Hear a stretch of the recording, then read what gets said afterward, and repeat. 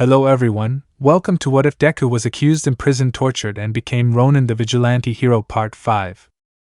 Before we start, please go support YehosuaHernandez for writing that awesome fanfic. This is the translated version I made. There will be some mistake in character's gender, but of course Deku is a male. Chapter 34, Fight as a Team. They will see our strength. Aizawa, you want to fight as a team? Fine, here are the rules. The team left standing wins. Mina, boo, but sensei they are. The pink-haired girl began to count her rivals with some regret because even her own boyfriend was on the opposite side. Mina, there are of them, there are of us, don't you think it's a bit unfair? Ronin, usually you guys would be happy to fight with a numerical difference, it gives you a better chance of winning. Ida, do you think that because you claim to be a weapon, you will scare us? Ronin, no, I know they're not that stupid. Uraraka, Aizawa-sensei, I'll take your sword from you. Winning is a goal you can't achieve. The freckled man at that moment moved his hand, thus unfolding his bow. Ronin, you said? Without my sword it only made his defeat slower. Aizawa, prepare yourselves. The freckled one went with his team and got into position. Ronin, you all remember your position, right? Shinso, you should have let me hit Ida. Ronin, he's mine, maybe next time. Yaoyorozu, are you ready? Ronin, come on Momo, it will be a standard exercise. The brunette just smiled and got ready.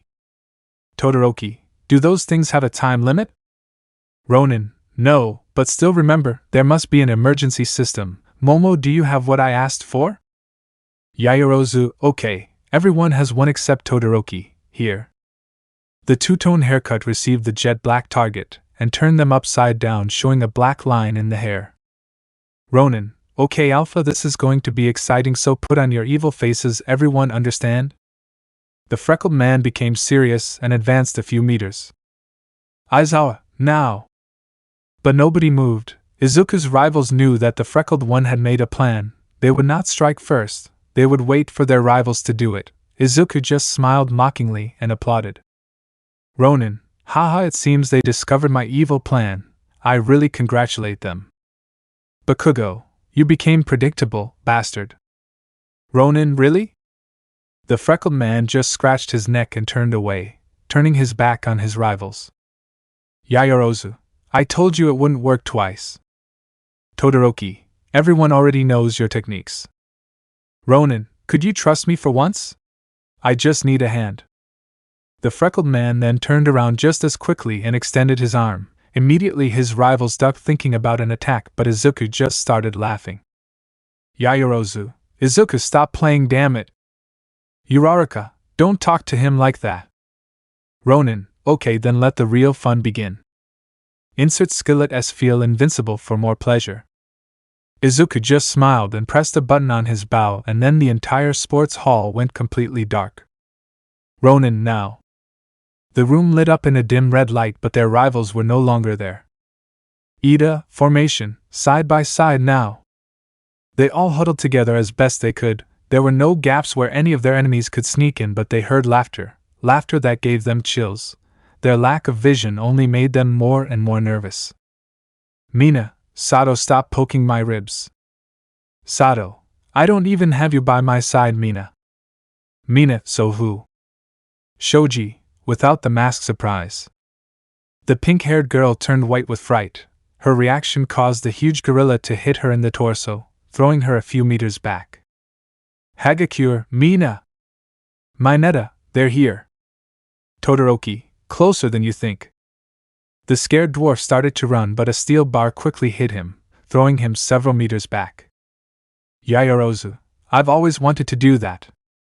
Ojiro quickly received it, and with a flick of his tail slammed it to the ground.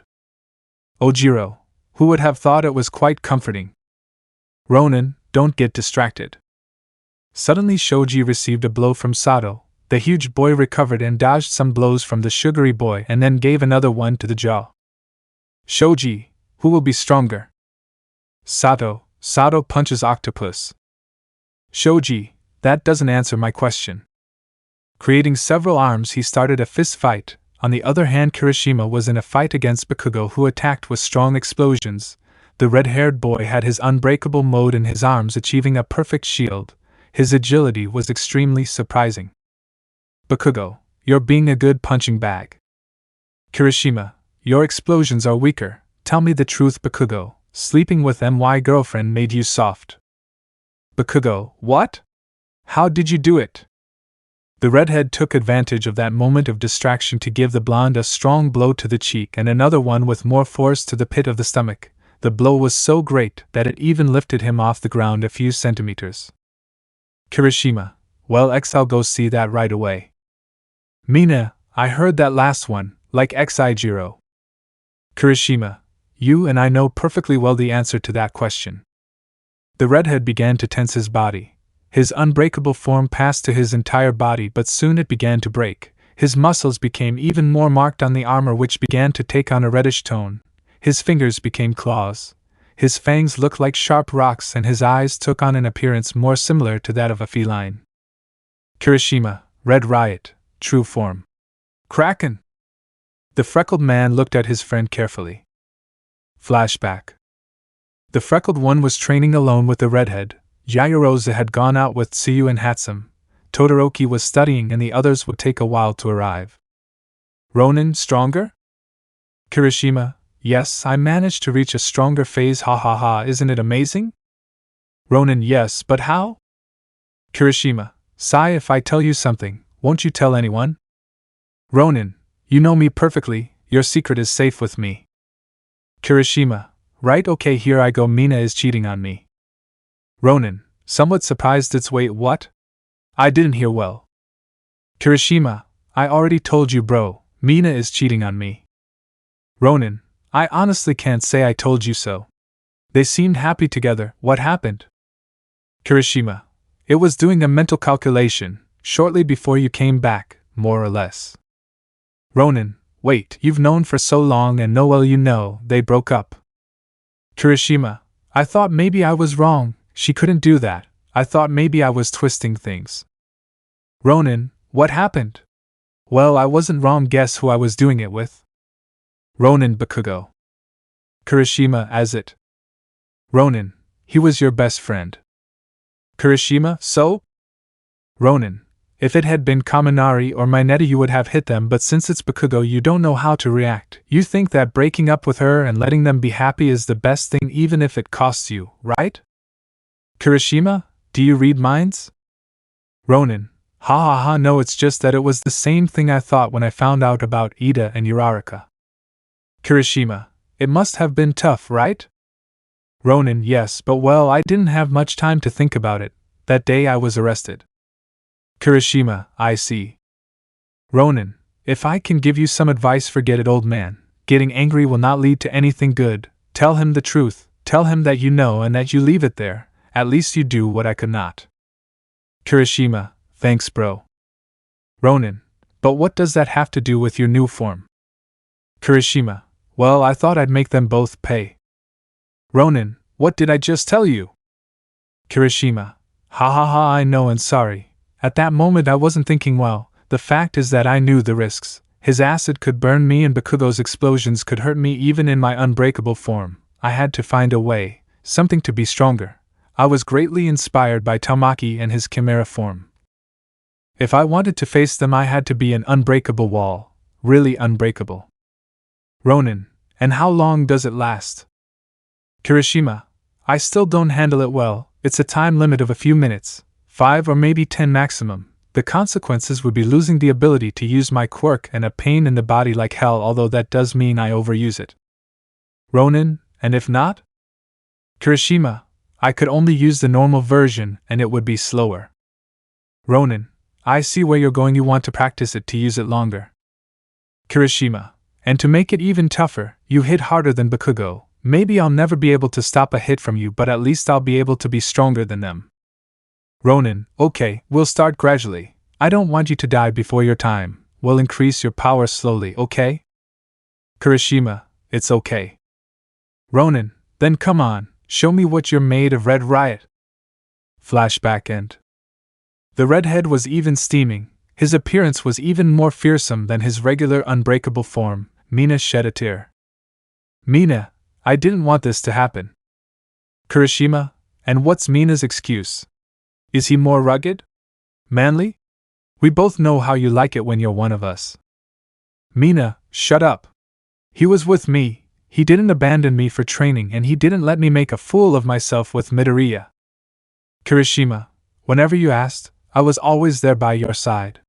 If you fancied something, I'd go and buy it for you even if I had to cross the entire city. I trained because I had to. My quirk isn't an attack quirk like yours. I have to work hard too, but you never saw that. Mina, Aijiro, really me. Kirishima, I don't want your fake apologies. The redhead decided he wouldn't cry. They had a mission and he had to fulfill it. Mina, acid sword. The pink-haired girl generated a lance of acid which hardened. Kirishima, I must ask what that is. Mina, I can control the viscosity of my acid. By keeping it to a minimum it solidifies quickly but can burn perfectly and also hits hard. Kirishima, then it's good that I use this form. Mina, I'll burn your armor. Kirishima, our quirks are natural enemies, come on. The redhead launched himself against the pinkhead. Izuku saw this from afar until he was almost hit by Oyuma's laser. The freckled boy threw his black whip and propelled himself down, hitting the effeminate blonde in the stomach. The boy jumped to grab Oyuma by the head and slam him on the ground, making him faint. Ronin, and after what we talked about a while ago, I won't say I enjoy this, Oyuma. The freckled boy dodged a punch from Ida and a slap from Uraraka, and quickly Sirio's tape was also burned. Uraraka, I don't want to do this, Dekukuin, but we are in training. Ronin, you don't want to? That's fine, I won't be your enemy then. The freckled man raised a wall of fire that made the brunette cover her eyes. When it disappeared, she only saw Yayorozu running towards her with her steel rod in her hand. Yayorozu, I only put you to sleep before, now I'll tear you to pieces. Uraraka, you'll pay for what you did to my Deku. Yayorozu, I wasn't the one who turned my back on him and my buttocks on Ida, was I? Uraraka furiously fought with the brunette until she managed to disarm her. The brunette just smiled and extended her hand with her palm opening Uraraka's face, who due to confusion did not react in time. The brunette created a flashlight that blinded Uraraka and with the same hand created a bar that approached the width of her hand, which hit her forehead. The brunette, not happy in handling the weapon, masterfully hit her in the stomach and back. Uraraka fell to the ground, but deactivating her gravity she pushed herself upwards, avoiding the final blow from the brunette. The girl deactivated her quirk and quickly approached, managing to hit Yayorozu in the stomach with her pads. The brunette knew that when the brunette began to float, Ida would finish her off with an axe kick, but nothing. The girl not only did not float but looked with a mocking gesture at Uraraka, who was annoyed. Yayorozu, you have to be careful. That's what the saying goes, isn't it? That way you won't be walking on clouds like you. Uraraka, weights on your feet. Yayorozu, well, Aizawa-sensei said that we could use what will help us use our quirks better, and I just need to eat so I don't wear out so quickly. The brunette threw herself and, given the lack of gravity, hit the girl hard. Uraraka didn't know where she had gotten the strength to hit that blow, but she didn't care. The girl quickly stood up and threw herself at the brunette, who received her with a right punch. Uraraka managed to take her rival's hand and, blocking her movements, turned her back on her. She held her hand tightly and pushed herself forward, taking the brunette with her and knocking her to the ground. Yayorozu quickly turned around on the ground and, taking advantage of the lack of gravity, she threw herself at the brunette like an arrow, stabbing into her torso. When she knocked down the girl, she jumped to her feet. Uraraka then deactivated her quirk. Yayorozu felt how now the weight she had put on her was playing against her, making her slower, something that Uraraka took advantage of to hit her until the girl got rid of the weight and gave a right punch that impacted Uraraka's nose, disorienting her. The brunette didn't waste any time. She grabbed Uraraka by the neck and let herself fall, taking her rival with her. Finally Yayorozu got up, and with a single blow she fainted her. Yayorozu. At least he leveled up.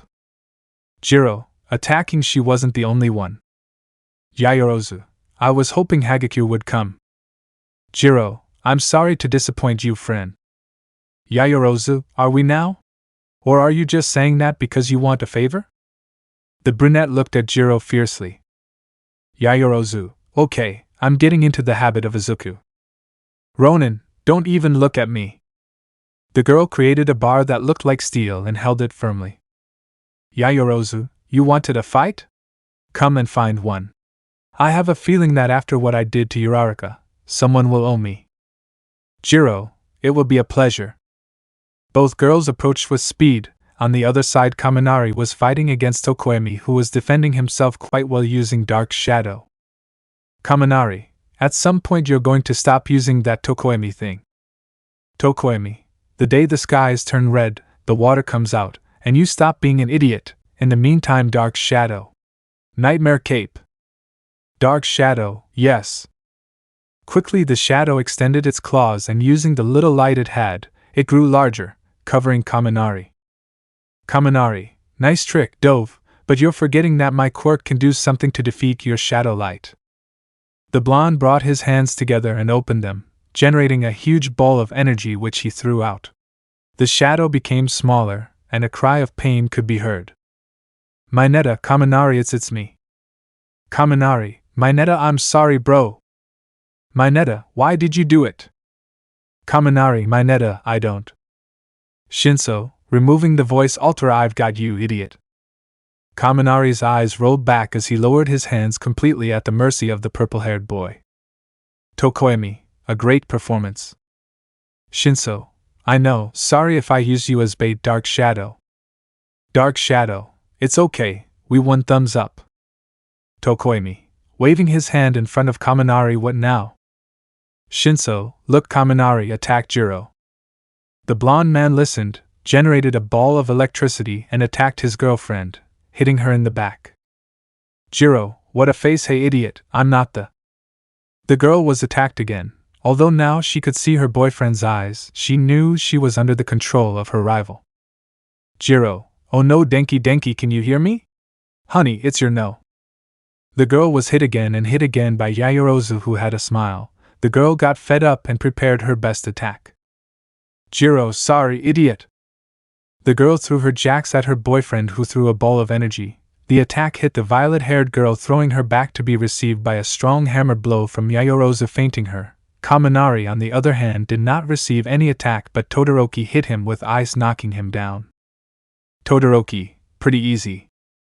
Aizawa just watched as his students fell defeated. Ojiro finally defeated Hagakure, Shoji defeated Sato, Kirishima Mina. But his hopes that his choice would win were not completely lost, because while everyone else was winning, Izuku fought against Zero, although it seemed that he could not defeat the boy. Things got complicated when the black-haired boy with the ribbons threw a sphere which released a ribbon that completely entangled the freckled boy. Zero, your idea to catch Lemillion was so good that I convinced the crazy invention lady to create these discs. They release a tape that can catch anything. The nickname made Shinso frown and take a few steps to hit the boy, but Yaoyorozu stopped him. Yaoyorozu, stop Romeo. Yes, I know it bothers you, but don't worry. I don't think Izuku will let it go so easily. Ronin has a name. Zero, what? Ronin, it's Mei Hatsum. Engrave it in your memory, because the next time you refer to her like that you won't have so much mercy. The black-haired boy just laughed. Izuku smiled and turned around. The freckled boy bent his knees ready to jump, but Zero caught him. Zero, where do you think you're going? The boy used all his strength and pulled him towards the unsuspecting man without knowing that it was part of Izuku's plan. When he saw himself so close, he released a strong amount of heat and one for all lightning. This burned the ribbons and hit the boy, throwing him away, but Izuku threw his black whip, managing to grab him by the neck to bring him closer, take him in the air and hit him in the stomach so hard that the boy even drew a few drops of blood. Seriously, he staggered. The boy got up and hit Izuku in the face, but the blow had no effect on the freckled boy. Ronin, I'll kill you if you touch me again. The boy ignored him and he got hit again. The freckled boy grabbed his hand tightly and bent it. The black-haired boy began to complain. Izuku used his free hand and hit the boy in the stomach. He let go, and taking advantage of the fact that Zero was trying to catch his breath, he took both hands and knocked him down with a hammer blow. Ronin, I told you. The freckled boy opened his eyes and moved in time to dodge Ida's attack. Ronin, too slow. Ida, I didn't mean to attack you, just distract you. Izuku opened his eyes again but didn't move. The freckled boy received an explosion from Bakugo that threw him far away. Bakugo, come here you bastard, fight. Ronin, so that's what you want, let's dance, clowns.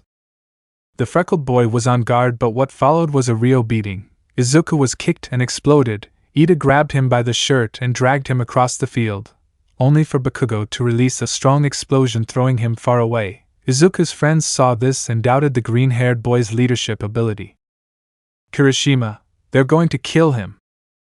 Todoroki, we have to do something now. Shinso, I'll use my quirk on Ida, I'll make him attack Bakugo. Tokoyami uses Dark Shadow and gets Izuku out of there. Shoji and Kirishima will stop Bakugo. Yayorozu creates a sedative. Yayorozu, calm down. Shoji, with all due respect, but they're going to kill him if we don't do anything. Yayorozu, he made this plan, he knew the risks, he is not stupid and you know it, trust him. Izuku got up, his wounds healing slowly. Ronin, at least you work as a team, Bakugo. Ida, the enemy of my enemy is my friend. Ronin, I'm sure that's not how it goes, but hey, who am I to judge? Bakugo, you're not such a loose mouth anymore, are you stupid? Ronin, depends. Will your mother come if I offend you again? I'm looking forward to seeing Mitsuki. She looks pretty young for her, how old is she? The blonde exploded but Ida grabbed him by the shirt. Ida, he's just provoking you, idiot, calm down already. Ronin, am I just teasing him? Am I Kami, Mina, or Uraraka? Ida, you won't achieve anything with me, Izuku. I know you and you know me, I don't fall that low. Ronin, maybe it all depends, if I throw you off a second floor you will do it. Ida, you won't achieve anything. Ronin, although hey, if I throw you off a second floor you could be just like your brother, ha ha ha. Ida, imbecile. Ronin, you know maybe if I accept your offer to stay at your house, I'd like to set up a camera and record the paranormal things that happen. Ida, keep talking, the punishment will be worse. The blue-haired man approached and hit him. Ida hit him in the face and on the sides. Izuku spat blood while smiling. Ronin, admit it, it's terrifying to see the chair move by itself, lol. Ida, son of a. The speedster using his quirk took Izuku towards the wall, fitting him into it. Bakugo just threw himself, seeing himself free from detentions. Ronin, ha ha ha, or hey, now I know, I just had an idea. What do you think if I gave him a pair of skates for Christmas? I just saw some that look impressive, just tell him to be careful, so he doesn't hurt his spine. The blue-haired boy sent everything to hell, hit Izuku hard in the face, and then gave a spinning kick. Bakugo made another explosion that embedded Izuku further. The freckled boy walked away. Ronin, didn't you say you weren't angry? Ida, I'll make you lick the floor. Ronin, for that you would have to do at least some damage to me. The freckled man tore off the shreds of fabric that hung from his shirt. Everyone saw how the wounds began to close slowly. Finally Izuku smiled and tilted his head. The smile was mocking, showing his fawn. Ronin, at least he's trying to pull out one of my teeth. Yayorozu, heh? Todoroki, what's wrong? Yayorozu, he's provoking them. Bakugo, son of a. Ronin, at least give me some fun, right? Ida, you asked for it, Recipro Jet Overdrive. Bakugo, Hypernova Killing Smash. The exhaust pipes spit out blue fire. In a single blink Ida was in front of Izuku, but the green-haired man was able to dodge him without problems, although this was only a trap. Bakugo attacked again. Izuku dodged him once more, but quickly his enemies approached him running in a zigzag. Ida slashed Bakugo, Fang Interpolation, Gasashi. Kicks and explosions. The boys tried to attack the freckled boy again, but Izuku once again dodged them. Ronin, seriously? They're copying names now? At least research the technique, damn it. Bakugo, we have your new techniques. We are going to kill you. Ida, you won't be able to escape. Ronin, test me, you fools. The green-haired boy was on guard. He would try a technique, but he needed time. Luckily Bakugo and Ida would give it to him. Both boys quickly headed towards Izuku, but he stopped them with his whips or with his own movements, but when the two got close enough it was their downfall. Ronin, Lesson 1, Learn well, you idiots. Fang interpolation. Gasashi. Both were hit by the true technique, the blows made them mentally retreat. Ronin, is that not clear? Okay, here's something else. Secret combination. Dragon Fang, Killing Fist, Renkei Oji, Koga Ryusatsuken. The freckled boy attacked with wild and bestial fury. The courage that both boys felt was shattered in just minutes, but then they saw their advantage. A window in Izuku's attack. Believing it was their chance, Bakugo let out a strong explosion. It had exhausted his forces, but he had defeated Izuku. The freckled boy rolled on the ground, falling like a dead dog. Bakugo, trash. Ida, it wasn't a big deal. Tokoyamo, Dark Shadow. Dark Shadow, I know. Ojiro, damn, it didn't have to end like this. Shoji, let's do Shinso's plan. Todoroki, on my signal. Yayorozu, let Izuku have fun first. Aizawa, Midoriya's team can't continue any longer, the winners. Kirishima, there are more of us than them, you can't do that. Yayorozu, being impartial would serve you well. Ronin didn't listen to the complaints. The freckled man moved frantically in his place. Ida and Bakugo approached to give the final blow, but then they saw how the black whips came out of the freckled man's back and wrapped him like a cocoon. Bakugo, what the buck?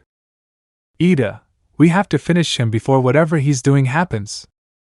Bakugo, yes. The blonde was about to shoot when they saw how the black mass began to take shape. Strong and powerful legs were seen, both rear and front. Slowly this rose, revealing a more animal appearance. Izuku's head, surrounded by the black mass, became that of a dog but began to move, turning into that of a wolf. The freckled one had become a wolf with his black whips. The claws appeared in fire. The elbows of the legs showed a tip of fire. An arc of flames was formed on the spine. The tail was a burning flame, and finally the green-haired man opened his eyes. 2 balls of fire as hot as hell itself. Finally the huge animal had come out of the cocoon. The flames shone. Steam came out of the beast's body, but there was no doubt Izuku was ready. Change the scenario. Become the monster everyone thinks you are, and don't lose to anyone. Izuku growled. The lone wolf, the alpha, was ready for the fight. Bakugo, bah! You just turned into a stupid animal. Do you think I'm scared of you? The freckled boy quickly threw himself with his snout open, ready to attack the blonde, who took him with both hands, trying to prevent him from biting him, although Izuku was not stupid. The green-haired boy dragged him on the ground until he made his head back, causing Bakugo to let him go, although at an impressive speed. The boy headbutted the blonde, who was stunned. Izuku grabbed him by the torso with his neck and threw him to the side. Ida remained. Ida, you're just a man. Izuku, control yourself or I'll have to hurt you, friend. The green-haired boy only growled in response, flexed his legs and threw himself at the speedster, who was about to run, when he realized something. He had used up his reciprocal jet. Now he could only use his first speed, so there was no chance of beating the freckled boy in a race. Yayorozu, you are a genius. Tokoyami, what happened? Yayorozu, I know why he did it. Todoroki, explain everything you know. Yayorozu, that is the beast mode of his quirk, difficult to control. It requires great concentration. Now he uses it with his black whips, but in the entire fight he had against them, did you see him use any of his quirks? Shinso, now that you mention it, no. Yayorozu, that's why she let herself be hit so much. She was concentrating, looking for a way to not get out of control. By not using her quirks she didn't waste energy, so she could heal her wounds and it wouldn't affect her. Shoji, he decided to use his strength to recover. Todoroki, and also to better use his power. Being able to cover himself with his whips makes it so that when he feels he's about to get out of control, he locks himself in the same cocoon as before until he calms down. Yayorozu, besides, they are tired. Izuku bothered them to the point that he forced them to use their strongest attacks. Now they do not have enough strength, but Izuku was just warming up. The freckled man landed and launched himself again against the speedster, who had barely managed to dodge the attack. Izuku was about to arrive when an explosion forced him to retreat. Bakugo had blood on his head and had a face that denoted the fury he felt. Bakugo, you're just a rabid dog, and the best way to treat a dog like that is to put it to sleep. The blonde threw himself with force, and that was when everyone saw that he had his grenades on his wrists. the explosions were stronger. Izuku just growled in response and threw himself at the blonde, who also did the same and received the green-haired boy with a blow to the snout. Izuku just turned his head back and was about to bite Bakugo, but the blonde made an explosion that pushed the green-haired boy away. Bakugo, did you like that, buddy? Ronin, you're an idiot. Bakugo, so you know how to talk. The freckled boy ran with force while Bakugo released the safety pins on his grenades. Internally, the green-haired boy smiled, the flames in his eyes, tail and back grew bigger. He had managed to leave Bakugo without his explosions and now without his best weapons. Yaoyorozu saw how the grenades lit up red. Instinctively, she created a shield that covered everyone, although she couldn't help but feel worried for her boyfriend. Uraraka was just waking up and felt scared when she saw the imposing animal. Bakugo's explosion hit hard.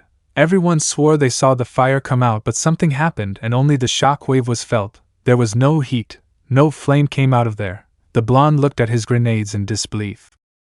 Bakugo, what happened? Damn it, what happened? Ronin, thanks for that. The blonde looked at the green-haired boy. The flames grew even bigger, and the eyes burned in an intense orange with tints of red. Izuku had absorbed the fire of the explosion. Bakugo was surprised and scared. His reload time was slower and his normal explosions would not do much damage. Without realizing it, the freckled boy threw himself at him, knocking him down. Bakugo hit him, but nothing did him. Even the boy managed to take them with his snout, and using more force he burst them. Finally, Izuku then put his front paws on the blonde's chest. The green-haired boy raised his head and opened his snout. A fireball began to form. Bakugo closed his eyes, scared because even the heat was unbearable. Immediately his dream came to mind and the torture was worse. Izuku was about to shoot, but at the last minute he stopped. The fireball disappeared. The boy got off his rival's chest and turned his back on him. Bakugo, furious, huh? What's up, you bag of fleas? Are you ignoring me? Me? Come here, damn it, I'll tear you to pieces. Aizawa, Bakugo, what do you have on your chest? Bakugo, what? What the buck? The blonde had the tip of an arrow buried in his torso. Immediately it began to release electric shocks, causing the blonde to become paralyzed and fall back to the ground, and then fall unconscious. Yaoyorozu. That's why she didn't attack him. She just wanted to intimidate him so he wouldn't feel like she was sticking the arrow in his head. The freckled man had his sights fixed on his next prey. The blue-haired man was barely recovering. He could already reach a speed that would be enough to get away from his rival, but he looked very slow. Izuku jumped towards him. The freckled man opened his snout and shot his wave of fire at Ida's torso, destroying his armor, whipping him at the other end. The freckled man approached while Ida got up. The huge wolf stood on two legs and gave several scratches on Ida's body and face. Ida, so this is what you are now, you became a monster. Izuku put his paw on the blue-haired boy's neck and standing on two legs lifted him up. Ronin, to fight monsters you have to look like one, don't you think? Slowly the whips disappeared, revealing the freckled man. Ida, what have you become, friend? Ronin, you mean what they turned me into? The freckled man lowered the blue-haired man and placed his hand on his rival's chest. Using one for all at percent, he pushed him to take him in the air with his whips. Ronin, come here. The boy slammed Ida to the ground and pulled him towards him to hit him in the face. Ida fell to the ground, but not happy, Izuku lifted him up with both arms. Ronin, say hello to your brother. Ida, wait, are you going to? The freckled one lowered him with force. Aizawa, Midoriya, stop. The freckled man threw the speedster to the ground. Ida didn't get up anymore. Izuku and his team had won. The freckled man approached his friends. Ronin, I hope that teaches you to be more impartial, sensei. Izuku took out his revolver and shot Ida. The bullet soon began to release a foam that became hard, covering the runner. But it did not stay there. The boy shot the same against Uraraka, Bakugo, Jiro, and Kaminari. Again the same foam surrounded them, hardening. Ronin, it will take them a while to come out. Aizawa, you can't do that. Ronin, you said the team that stayed standing won. Everyone was allowed to use items that made them use their quirks better, and I have this showing his revolver, and his Bowie stayed standing. I just made sure of that. The freckled one arrived with his friends. Shinso, thanks for me. Ronin, Don't thank Caterpillar Jr. Yaoyorozu, are you okay? Ronin, I stopped in time. I was close to losing control. Yaoyorozu, be more careful, darling. Ronin, calm down. At least I didn't do anything outside the rules. Shoji, good technique. Todoroki, wouldn't it have been cooler to do it with fire? Ronin, you're asking too much, Todoroki. Yaoyorozu, your beast mode already wastes energy. Ronin, I had to stay focused for a long time. Yaoyorozu, and the expense for the Makiri? I'm surprised you're still able to make progress. Ronin, what can I say, princess? I'm really impressive. Shinso, tell me the truth, I saw you in the fight, are you guys dating? The boys stared at each other, and then responded calmly. Yaoyorozu/Ronin, yes. Ojiro, ha! I knew it! Kirishima pays. Kirishima, buck you Ojiro tomorrow without fail. Shoji, it's a bit surprising, I thought you would deny it. Ronin, it's not that surprising. If you want to be impressed, then you better find out that Shinso and Hatsum are also a couple. Tokoemi, I saw it coming. Tsuyu, Kero, how cute. Todoroki, ah, so that's what you meant. Shinso, I hate you, man. Ronin, why do you open your mouth? Tsuyu, I say it's cute, Kero. Shinso, she's the only one who understands. Yaoyorozu, hey, Mei is my friend. It's nice that you are together. Shinso, well, at least they understand. Shoji, welcome to the circle of mockery, friend.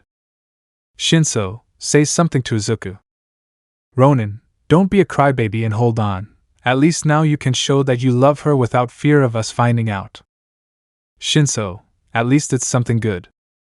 Ronin, I told you, there is always time for everything or not, Tokoemi. Tokoemi, as it. Ronin, you're confident enough, don't you think? Tokoemi only breathed in defeat. Tokoemi, Kanoko and I are dating. Tsuyu, Kero, okay, I didn't expect that. Kirishima, haha, finally my brother becomes a man. Tokoemi, shut up. Ronin, haha, damn, it's fun. Shoji, well, now that means I'm the only one alone. Kirishima, well, make room in the group, hehe. Yaoyorozu, but I thought that you and Mina.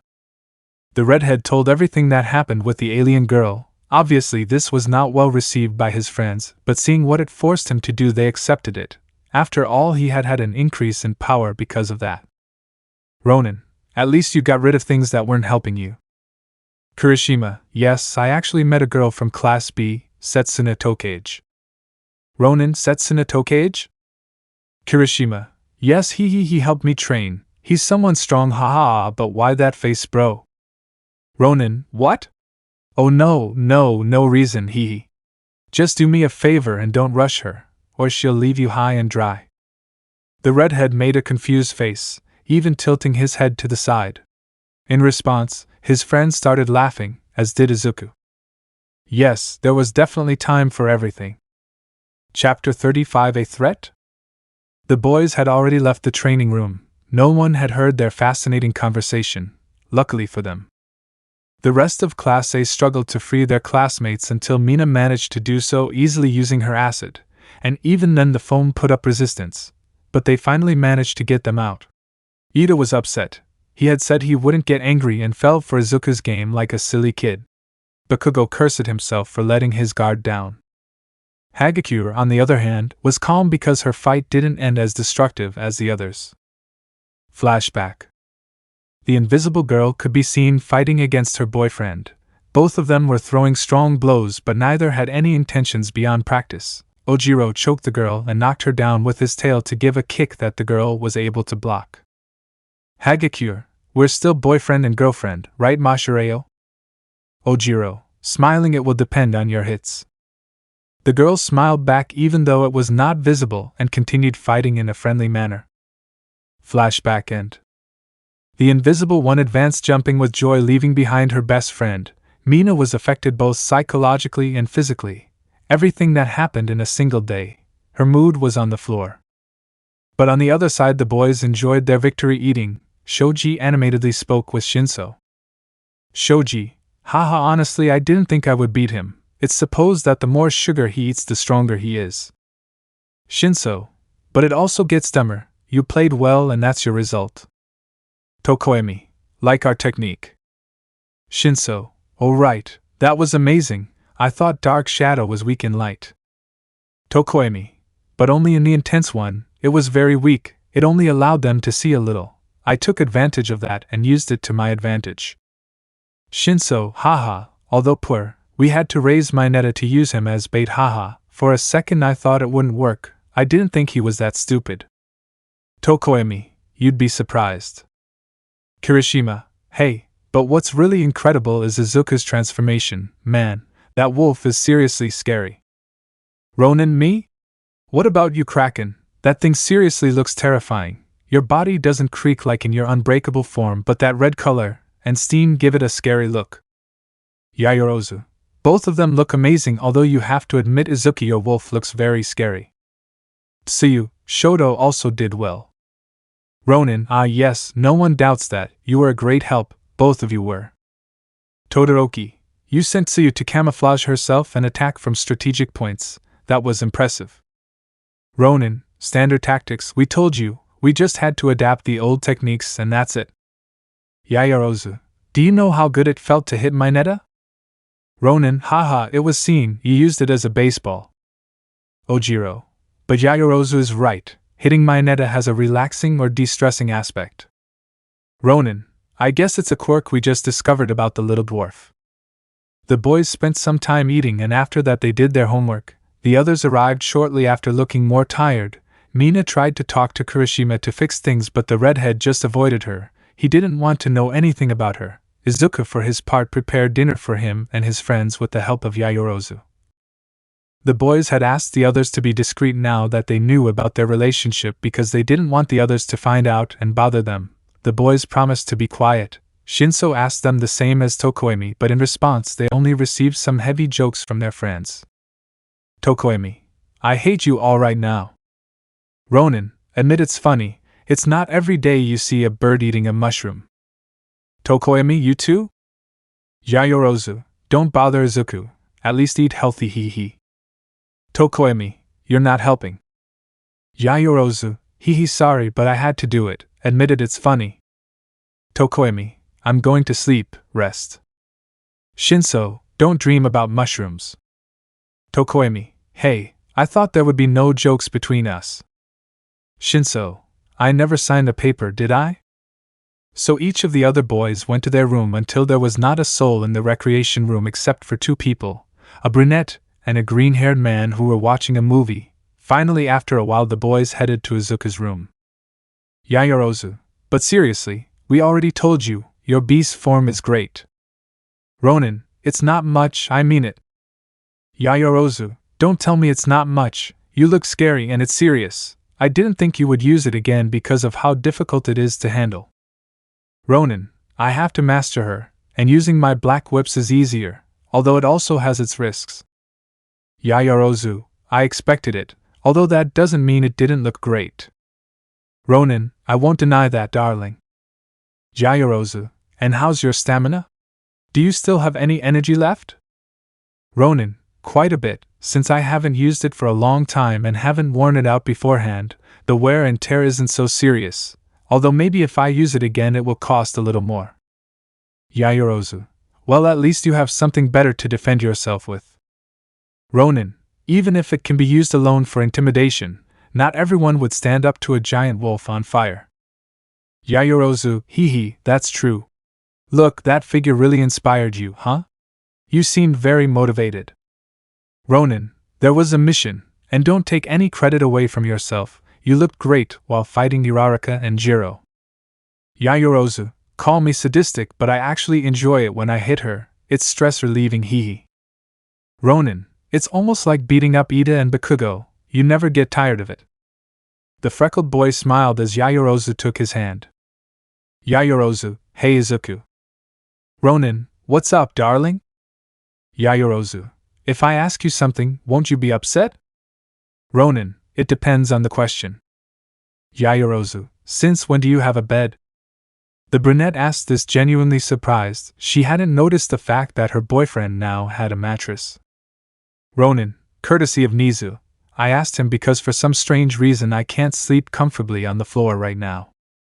Yayorozu, you became human. Ronin, no, that would make me equal to them and I'm better. Yayorozu, oh yeah, I remember the time when you could take out the whole class in seconds. Ronin, you talk like it's been years. I can still do that, but now I have a team. We all support each other. Yayorozu, before you didn't receive any blows and today even the rest doubted your plan. Ronin, I had to let myself get hit a little, I admit it, but I had to do it. I wanted to tire them out and make them feel confident. I don't like being hit like a punching bag, but it was necessary. I sent enough energy to heal myself and left the rest to be able to use my strength. I only used my Makiri, I didn't even use my quirk. Yayorozu, you're getting old now. Ronin, okay, you win. Next time I'll finish them quickly. Yayorozu, a beating like the day you came back wouldn't be bad. Ronin, you just want me to hit them, right? Yayorozu, after what they did to you, Shinso and Kirishima? I honestly wish the three of them would beat them up, but you do it first. Ronin, okay, that's a promise. Yayorozu, it will be a good opportunity to show the alpha wolf. Ronin, I considered myself more of a stray. Yayorozu, now you have a pack. Ronin, and a kitten. The freckled man gave a tender kiss on the cheek to his girlfriend who blushed. Yayorozu, cute puppy. The green-haired man looked annoyed at his girlfriend. Ronin, first of all, I'm not cute, and secondly, I'm not a puppy. Yayorozu, if you are, you like me doing you like this, look. The girl stroked her boyfriend's hair. Izuku didn't deny it, he liked the gesture, it calmed him down a little but he wasn't going to agree with the brunette so easily. Ronin, really? Are you quite sure? Yayorozu, quite a lot. The freckled man now kissed her on the lips. Yayorozu smiled and did not refuse the display of affection, but Izuku slowly laid her down on the bed while gently grabbing her waist. Yayorozu, Izuku! Surprised. Ronin, would a puppy do this precious? The brunette turned red but didn't break the kiss. Slowly she put her hands on her boyfriend's neck. The freckled man had only done this to annoy her, but now it felt really good too much. The freckled man wasn't going to stop. Slowly now it was he who put his hands up his girlfriend's stomach as he stopped kissing the brunette's lips to move on to his next target, the girl's neck. The poor brunette shivered as she felt her lover's lips rest on her neck. The brunette let out a slight sigh. Izuku's hands were close to the girl's breasts, still covered by her blouse, but Yayorozu for her part had already taken Izuku's shirt and had begun to lift it up. There was a line they were about to cross, their blank minds focused on their partner's pleasure. Nothing could break the beautiful moment. Or yes? The green-haired man raised his head quickly, showing a serious expression. The abrupt change in attitude surprised the brunette, who was catching her breath. Yayorozu, Izuku, what's going on? Ronin, sniffing something's not right. Yayorozu, you mean us? But well, we were going pretty fast, but I think we're both pretty sure. Ronin, no, I mean the smell, it smells like.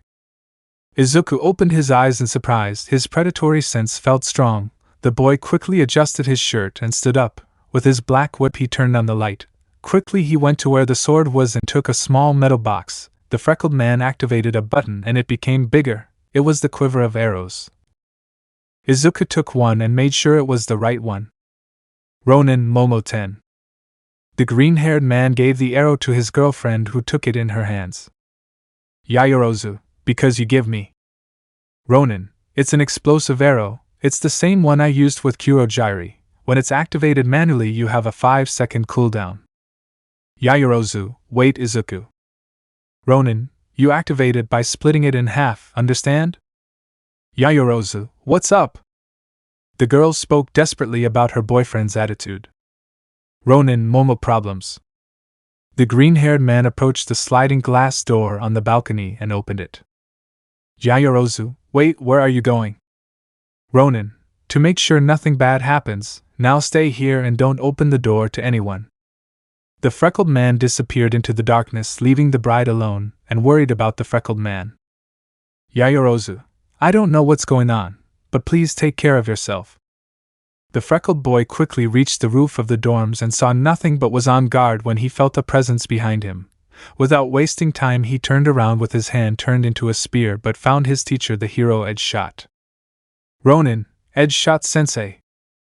Edge Shot, calm down Izuku, I was assigned to watch tonight, and you know that high ground is better, but if I must ask what you are doing outside. Ronin, I could smell something. Edge Shot, you left your room just because of a smell? Ronin, it was the same one that Kurogiri fires when he makes his portals. Edge Shot, are you sure? Ronin, too confident. Edge Shot, then be ready, if someone infiltrated the alarm, they'll. At that moment, the UE alarm started to sound loud and powerful, so loud that all the students in the High Alliance woke up. Ronin, I knew it. Edge Shot, and what are you waiting for, kid? It's time to move. The green-haired boy nodded and began to move through the academy's dormitories. Izuku used his black whip swinging through the middle of the buildings, but even using his pyrokinesis on his eyes he couldn't see anything. They both decided to go to the academy. The alarm bothered Izuku a little, but he was totally focused on his task, or at least until he managed to smell something that alerted him.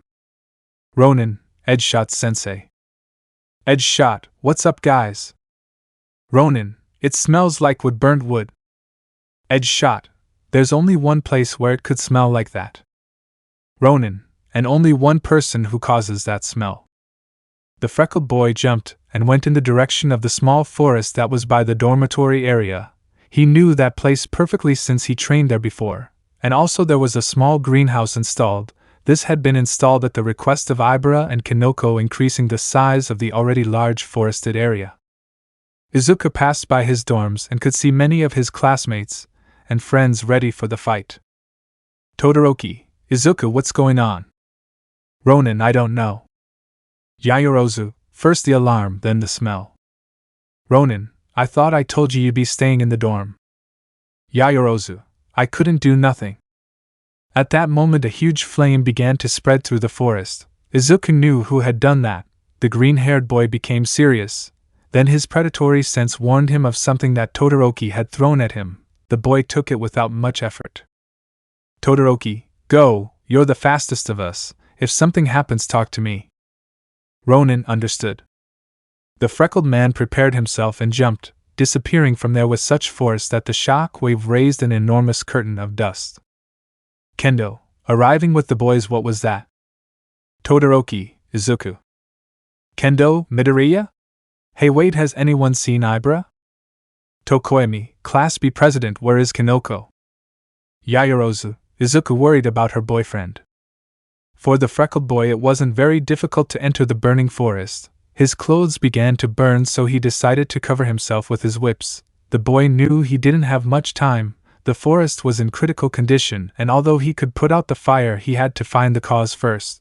Putting it out before would only alert of his presence. On the other side, Dabi was quite amused burning the trees. The black-haired man had a sadistic smile on his face. Dabi, I'm already in position, Shigaraki. If everything is burning, I wonder who will arrive this time. The black-haired man's response was not long in coming. A blow to his face was his enemy's greeting. Dabi, how curious. I was expecting a teacher, although I don't feel bad. With you as an enemy I can fight without problems. Ronin, it's never a pleasure to see you, Dabi. But this ends today. Dabi, oh really? Ronin, I'm going to make you pay for everything you did. Dabi, oh really? Then command.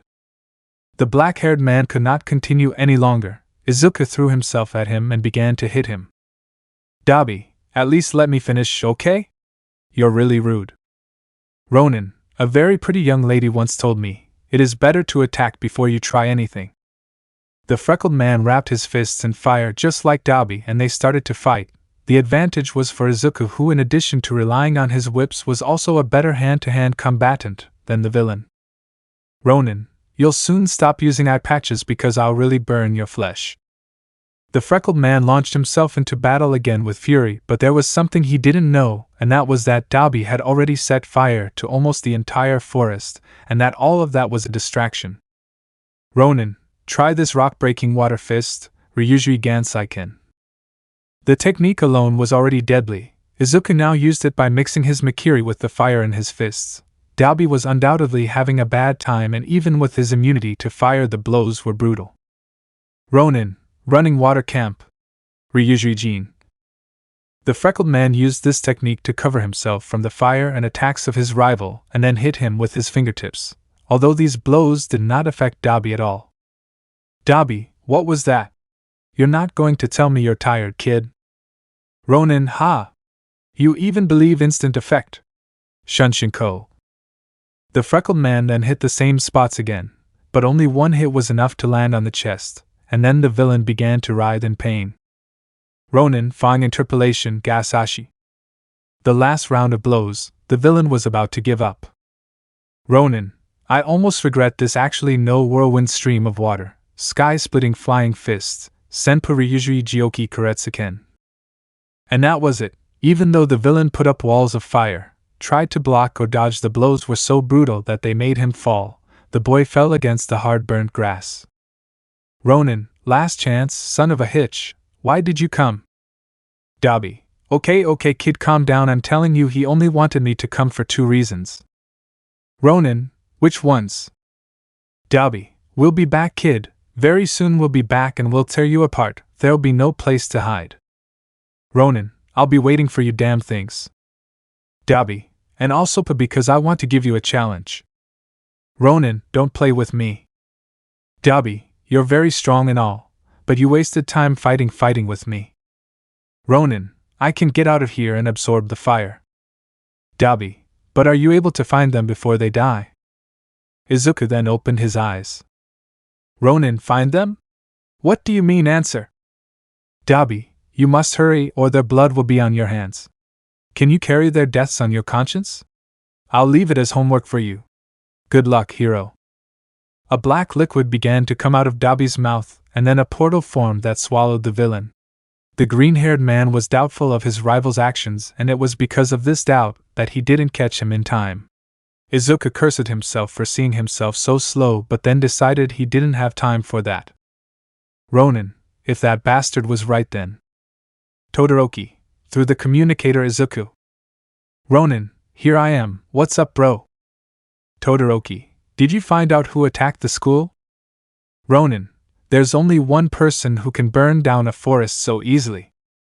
Todoroki, so it wasn't a clone. Ronin, no, flesh and blood, I saw him bleed, I made him bleed. Todoroki, so if it was him, you arrested him? Ronin, I couldn't. Starting to advance through the fire, the bastard only distracted me, or so it seemed. It burned more while fighting, but apart. Kendo, in the background, they're not there. They disappeared. Izuku stopped. Ronin, Shoto who disappeared? Todoroki, calm down, it wasn't her, but girls from Class B. Ronin, who? Less stressed. The freckled boy was not a fan of Class B. Something inside him told him that he had to feel more worried since they were his classmates in the end, but this did not bother him, although it was not until he heard the names that he really became alert. Todoroki, Ibara, Kinoko, Pony and Yui. Ronin had to admit it, girls weren't in his top favorites, but there was his friend's girlfriend and his friend too. Ibara was a good person, naive but good. Pony too, and Yui admitted that she made a mistake. She had even asked for forgiveness. The freckled man took a deep breath. Ronin, how long will it take Backdraft to come and put out the fire?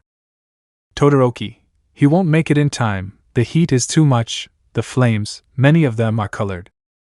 Ronin, blues I know, so we have little time and 4 lost girls. Todoroki, you can absorb fire, right? Ronin, yes, but we don't know where they are. The more time we waste, the less chance there is of finding them alive. Todoroki, so what do you suggest? Ronin, I must be quick, faster. The freckled man concentrated. His whips began to look like they were melting. His eyes turned orange. His body began to release steam as a sign of using his Makiri. Green rays surrounded his body with intensity. 1 for all had reached %. Ronin, Alpha! The freckled boy was covered by his whips, and once again the wolf was seen and seconds later disappeared in a black blur. The boy ran at full speed through the forest, using his one for all to increase his speed and his senses. The boy saw through the fire, heard and smelled as much as he could. He could hear his companions, but he did not stop. Using his quirk as a voice amplifier, the boy began to call his companions. Ronin, Mushroom Girl, where are you? Tokoimi will kill me if I don't find you. The boy paid attention but didn't hear a response. He tried again. Ronin, Apple! Vine Whip! Yui! Sorry, I can't think of anything clever with you, but where are they? The freckled boy kept running until he managed to see a small bundle in the distance. Jumping and running at full speed, the boy arrived and found Yui, so without wasting time he used his whips and put her on his back. Ronin, I know I have to think of a clever nickname, but while holding on. The freckled man wrapped her in his whips and covered her a little so that nothing would happen to her. The freckled man started running again. It hadn't been long, but the energy drain was beginning to be noticeable. Izuku ran with an impressive speed. The freckled man felt like hours had passed. After a while he managed to find Ibara and Pony. Kinoko was the last. The green-haired man ran at full speed but felt like his stamina was falling, but he had a mission. He would never fail. Outside, everyone saw the forest burning. Todoroki cursed himself for not being able to help his best friend. The students watched the flames show with intrigue because they didn't know if anyone would get out of there alive. Kendo just stood there. He felt the helplessness of not being able to do anything. Her friends were inside and she couldn't get them out. Yaoyorozu watched the fire carefully. She was worried about her boyfriend and her classmates. Suddenly something was heard. They were footsteps. They were heard fast, running. A figure was approaching. Everyone stepped aside while from the bowels of the burning forest came out that strange figure. Everyone was on guard when they saw the imposing wolf, but as soon as it appeared it collapsed on the ground. The whips began to retract, revealing the green-haired man and the girls. Kendo, seeing her friends, ran towards them. Yaoyorozu immediately began to create things to help them, and once done the girl approached her boyfriend, who was breathing with difficulty. Ronin, I told you. Yaoyorozu, and I heard you. Look how you're doing, Izuku. What am I going to do with you? Ronin, letting me rest and not hitting me would be a good idea. Yaoyorozu, you'll be fine, you're hard to kill. Ronin, it's difficult but not impossible. Yaoyorozu, who was it? Who caused this? Ronin, Dabi, the member of the villainous group, can also use fire. Nizu, getting closer, Dabi? The League of Villains will want to try something? Ronin, definitely. The green-haired man stood up and stretched. The whips disappeared, revealing his lack of shirt, and the already advanced disappearance of his pants, since the burns had already managed to advance to part of his knees. Nizu, I thought you were immune to fire. Ronin, I am, but my clothes don't. Nizu, did he say anything to you? Ronin, it's obvious that the fire was to attract attention, but I don't know if it was yours or mine. We fought for a while, it wasn't difficult, but a portal swallowed him up. In the end, he told me two things, one of which you already know, that there were people in the forest, and that. Nizu, and the second one? Ronin, that the League would return soon. You know, the typical threat of the villain, I'll be back and all that. Nizu, well, now let's take care of the fire or it will spread all over the place. Ronin, I can do it. Yaoyorozu, Izuku, but. Ronin, don't worry, that was a good break, and it will be fun too. The green-haired man stood up. His eyes lit up and he opened his arms, the flames moving more slowly. Ronin, it's a lot, this will cost a little. The freckled man closed his fists, and the flames began to gather until they formed a ball of fire. Ronin, okay, the complicated part will be. The boy opened his palms and in an explosion the fire opened and quickly disappeared, the flames looking like wings. Finally, the fire disappeared. Ronin, and that's it, it wasn't as difficult as I thought. The green-haired boy took a few steps forward when he was hit by a huge explosion.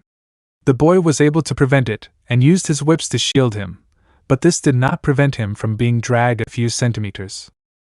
Ronin, hey, that's enough. I already defeated you once, do you want to make a fool of yourself here?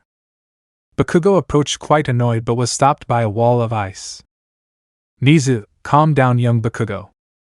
Bakugo, and shit, how do you know that that bucking son of a hitch wasn't the one who caused all this? Ronin, maybe because I was with you when the fire was already lit? Bakugo, oh yeah? And what about before? You came swinging like a hero, where you were before? Surely you kidnapped them and put them there to burn. Ronin, and then I saved them because I'm bad, right? Bakugo, you're most likely in cahoots with that shitty league and they planned this to make their next move. Ronin, wow, what's really surprising about all this is that pieces can take up more than one sentence without saying, die, and it still sounds coherent. I think there's a bit of brain in that big Muslim head. Bakugo, do you think you're funny? Ronin, just enough to distract you. The green-haired man had sent his whips which slowly tangled themselves in the blonde's legs without him realizing it. With a single movement the green-haired man made Bakugo stand upside down. Ronin, you know I thought I told you to talk to me like that when you could beat me and so far you've only disappointed me. The blonde was about to attack his rival. Shinso, Bakugo, can you calm down?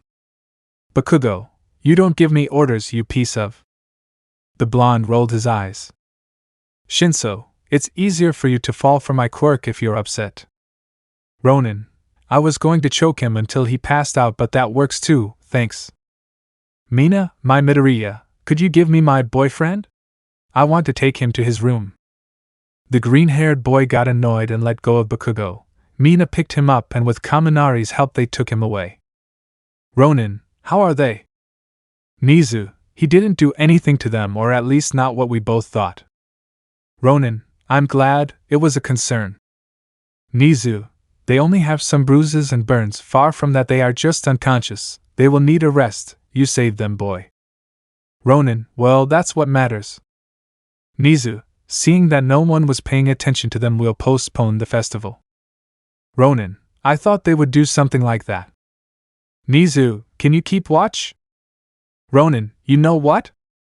Nizu, you and Edgeshot are the only ones who can move stealthily. I don't want this to ever happen again. Ronin understood. Yaoyorozu, promise you'll take care of yourself? Ronin, calm down. If something bad happens, I'll either make them run away or turn them into ashes. Yaoyorozu, come on, let's go back to the dormitory. You have to get some sleep. Ronin, thank you. Nizu, the teachers will stay here with me. We will investigate what we can, and tomorrow I will organize an inspection of the dormitories. Yaoyorozu, that's why you left me the arrow, right? Ronin, I couldn't let anything bad happen to you. Tokoyami, friend. Ronin, what's up? Tokoyami, thank you for saving Kinoko. Ronin, it was nothing. Nizu, raising his voice, well, seeing that everything is over, I can say that despite the damage we are all fine. I would appreciate it if the students would retire to their rooms and let us work. The police commanded by Agents Kachi Neomesa will help us with this. Everyone obeyed and went to their rooms. Some teachers helped take the girls to the infirmary so Recovery Girl could treat them. Ronin and Yaoyorozu arrived at the freckled boy's room. Both sat on the edge. Yaoyorozu, so when you felt good smelling the presents, the first thing you thought was? Ronin, I must protect her. Yaoyorozu, you know Izuku, such maybe you can't always help me. There will be times when I'll be far away. Will it hurt? I don't know, but I know I'll be able to defend myself. Ronin, I know you can, I know you, maybe not in depth, but I know you are strong in part because I trained you. Yaoyorozu, fool. The girl smiled and wanted to hit her boyfriend on the head, but he held her hand and gently pushed her away. Ronin, but it's just that you are Sai, you became someone so special to me that just thinking about a world where you are not by my side makes me afraid. Wow, that was difficult. Yaoyorozu, I don't think so, you just couldn't find the right words. For someone so smart you seemed a bit slow. Ronin, shut up. Yaoyorozu, when I met you I didn't think of you as much, just another student. Honestly, you were even a little scary. The way you mumbled and broke your bones, I thought you were a masochist or suicidal, hee, but over time I learned that you didn't care about the consequences. If you could save others you would do it no matter what. You did it with Todoroki, Ida and Uraraka. Come on, I had to admire you in one way or another, hee. Ronin, that's a pretty weird compliment. Yaoyorozu, You also became someone important to me, Izuku. Thinking about losing you makes me tremble, and that's why the plan makes me doubt, but I know I can trust you because you have shown me that I can do it. Ronin, I trust you. The couple gave each other a tender kiss and put their foreheads together. Ronin, I know that sometimes I can't be with you, but I can promise you something. Yaoyorozu, what? Ronin, no matter where you are, no matter the bucking distance, Momo, if you need me, even if I have to cross the whole world, I will do it, and I will get to you as fast as I can, and you know it wouldn't take me long. Yaoyorozu Izuku. Ronin, sometimes I wish what happened to me could be erased. Maybe I wouldn't be the way I am now. Believe me, I really wish I could show off our relationship to the world, and I wish I could do something with all of this. The freckled man pointed at his face, making the brunette smile. Ronin, but I can't, so I can only accept it and see the positive side. If it weren't for them, I wouldn't be like this with you. Yaoyorozu, the only thing I'm grateful for to that silly Uraraka. Ronin, hey, you know? I'll always be this handsome. The brunette smiled at this and snuggled into her boyfriend's shoulder. Ronin, do you want to sleep here? Yaoyorozu, I'm surprised you say that so naturally. Ronin, we'll just sleep, you exaggerated pervert. What's next? We go to bed, I hug you, you hug me, I wake up and see a wall in front of me. The brunette hit her boyfriend hard on the shoulder.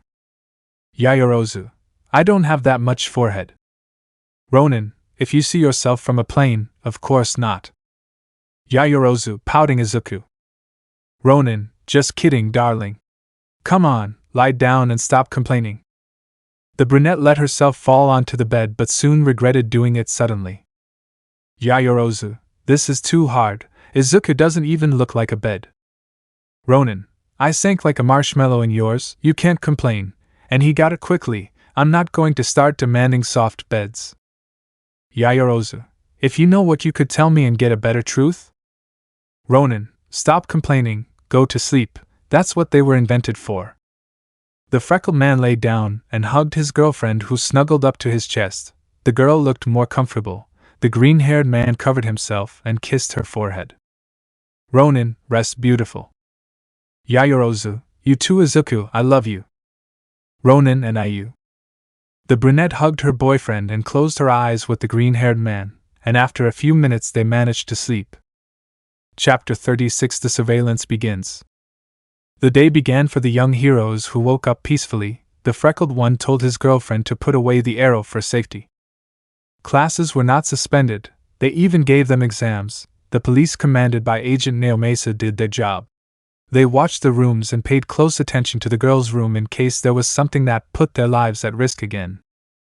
Nizu went to visit the girls in the infirmary to make sure they were okay. The Class B group was scared and upset but grateful to Izuku. On the other hand, Tokoemi never separated from Kinoko, thanking his friend for having saved her. Also true to his word, Izuku accepted the position of guarding the academy and the dorms along with Ed Shot. The adult and experienced hero taught Izuku many shortcuts that he learned during his time as a student. Izuku could now move much faster around the academy and dorms. He could go out both at night and during the day, although he preferred the night shift because he could wear his hero suit, which gave him greater discretion. The green-haired man will never forget the first time he had to go out. Flashback. Yaoyorozu, promise you'll take care of yourself, darling. Ronin, and when haven't I done it? Yaoyorozu, if you're going to fight, do it seriously. Don't give them a chance at anything. Don't let them escape. Don't hit you. Don't do anything. Ronin, you take the fun out of a fight, but it's okay. Nothing bad will happen. I'll break his legs if necessary. Ed shot Izuku. You're not going to war. The hero made a movement that meant to hurry up. Ronin, I'll be back at dawn. Yaoyorozu, it will be difficult. Not to spend the night by your side. Ronin, you're not going to die, hee. Don't worry, it will also be a good help for my insomnia. Yaoyorozu, at least I know I'll see you again. Ronin, you know me, Momo, I'll always be around. The green-haired man placed his forehead against Momo's. Yaoyorozu, here, at least you can eat something. The girl gave him an onigiri along with 3 takoyakis. Izuku didn't know what to say. Yaoyorozu smiled and taking the initiative opened Izuku's food compartment and put the food in. Yaoyorozu, now go and be a great hero, you know? Ronin, that's the precious mission. The green-haired man kissed his girlfriend and with a smile on his face, he disappeared in a simple blink. Flashback end. The green-haired boy loved the night watches. No one saw him and bothered him. He could move forward without any problem. The boy only had to report what he saw. The night was calm and serene, unlike the afternoons, because in addition to separating from Momo, Uraraka's attempts to talk to him when she saw him alone were horrible. The green-haired boy was forced to be almost a ghost. He advanced without stopping until his shift ended and he could see Momo. The freckled boy was not cheesy, but he had to admit that there were moments where he missed his girlfriend. And the brunette always gave him something to eat before he left. Current time. Ronin, again nothing, it's difficult. Yaoyorozu, hey, calm down, you'll get it, or veil this point of view, maybe you scared them away. Ronin, as if it were that easy. Yaoyorozu, at least it was from the academy, you beat Dabi up, you probably took away his desire to come back. Ronin, I don't know, darling, we just have to wait. The freckled man seemed quite thoughtful, which made his girlfriend miss him. Yaoyorozu, Izuku, is everything okay, honey? Ronin, I don't know, they were kidnapped. I want to think it's a coincidence, but… Yaoyorozu, you don't think so? Ronin, their quirks are good, but as villains they would also be lethal. Yaoyorozu, Izuku, you and I know perfectly well that they don't want to be villains. Their ideals are almost as strong as ours. Ronin, I know, but what if they force them? Yaoyorozu, what do you mean? Ronin, call me crazy, but I just think, where did they get so many nomas? Yaoyorozu, I don't know, prisoners, murderers, people with empty hopes, bums, etc. I guess we don't know, but why do you mention that? Ronin, I don't know, after seeing the Noma that Endeavor fought years ago, and even Gigantomachia, I can't stop thinking that. Yaoyorozu, what about Izuku? Ronin, if they find someone with a good quirk but with good intentions? Yaoyorozu, there are many people with good intentions. Ronin, yes, and there are people who, even with threats, wouldn't go to the dark side, but what if they kidnap them and turn them back, that's it? Yaoyorozu, Izuku. Ronin, maybe it sounds silly, but… Yaoyorozu, look, maybe I sound cruel, but okay, maybe yes, maybe you're right and they are innocent people.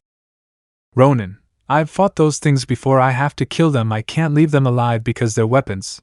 They're no good for interrogation, it's too dangerous. Yaoyorozu, Izuku, what are you? Ronin, I've killed innocent people, Momo.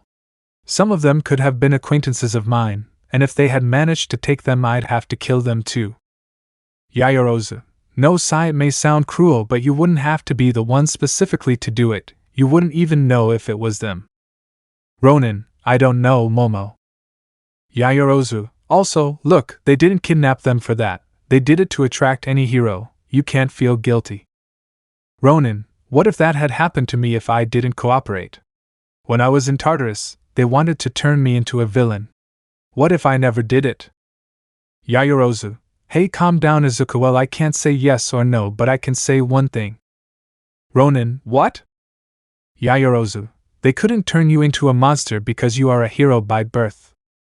Ronin, what came out of Tartaros was not Deku. Yaoyorozu, and I'm glad. Deku was good and had good intentions, but he was too innocent. The world has changed and he had to change. Maybe Ronin is what the world needs. Ronin, a lot of people called me a monster, you know? Yaoyorozu, you believed it? Ronin, honestly, I didn't care. Yaoyorozu, well, now you're a wolf. You're the alpha, and long ago wolves were the stuff of legend and horror stories. An example of that are werewolves and the movies that were made. Ronin, so I'm a monster? Yaoyorozu, you are a great person, and since the quirks appeared, it can be said that we all became monsters. Ronin, Momo. Yaoyorozu, okay, if it makes you feel better, you're my favorite monster, hee hee. The brunette kissed him on the forehead and stroked her boyfriend's hair, who smiled a little. Ronin, fate really wants to compensate me for what happened in Tartarus. Look at giving me a girl as perfect as you. Yaoyorozu, hee hee, someone has to motivate you, right, champ? Ronin, thank you, darling. The boys gave each other a tender kiss and continued studying. The night passed like that until they had to go to bed. For the brunette, it was already normal to sleep with her boyfriend, so she simply went to her room to put on her pajamas. When she came back, Izuku was sitting leaning against the wall again in a clear meditation pose. Yayorozu, let's see what's happening to you now. Izuku, I see you're pensive more than usual. Ronin, hee, calm down, it's nothing, I've just been thinking. Yayorozu, in what? Ronin, it's been a while since we became boyfriend and girlfriend, hee. The brunette looked up and did a mental calculation. It was true, a little more than a month had passed. Time was passing very quickly and they hadn't even realized it. Ronin, ha, it seems like neither of them noticed that. Yayorozu, yes, I think you're right, hee. Ronin, but it doesn't matter. A month, a year, the important thing is that you are by my side. Yayorozu, oh my god, there's an attack of cuteness. Ronin, you're worse. The freckled man threw a pillow at her face, which the brunette couldn't cover. Yayorozu, so that's how you want to play. Ronin, attracting all the pillows with his whips, it's a fight you won't win, princess. Yayorozu, are you sure? Creating a pillow. Ronin, and what are you waiting for? Thus began a pillow fight between the two, which Izuku won by stealing Momo's pillows. Ronin, are you giving up? Yayorozu, it's a pillow fight, Izuku, relax. Ronin, you were the one who said not to hold back. Yayorozu, standing up with them, not with your girlfriend. Ronin, don't get angry anymore. Yayorozu, hee, okay. Ronin, now we can sleep. Yayorozu, are you sleepy yet? You've become so old. Ronin, you don't have to be running around dodging your crazy ex and patrolling the academy. Yayorozu, you make it look like a titanic task. Ronin, maybe not titanic but tired. Yayorozu, come here, now I'll be the one to hug you. Ronin, it's Friday and I'm tired, hee, tomorrow I'll have plenty of energy. Yayorozu, can you rest tomorrow? Ronin, yes, Nizu gave me permission for the weekend. I think he's relaxing a little, it's been a few days. Yayorozu, yes, well, it occurred to me that, do you remember when we left your adoptive parents' house in Todoroki, Tsuyu, you and I came back to UA? Ronin, yes, but what about that?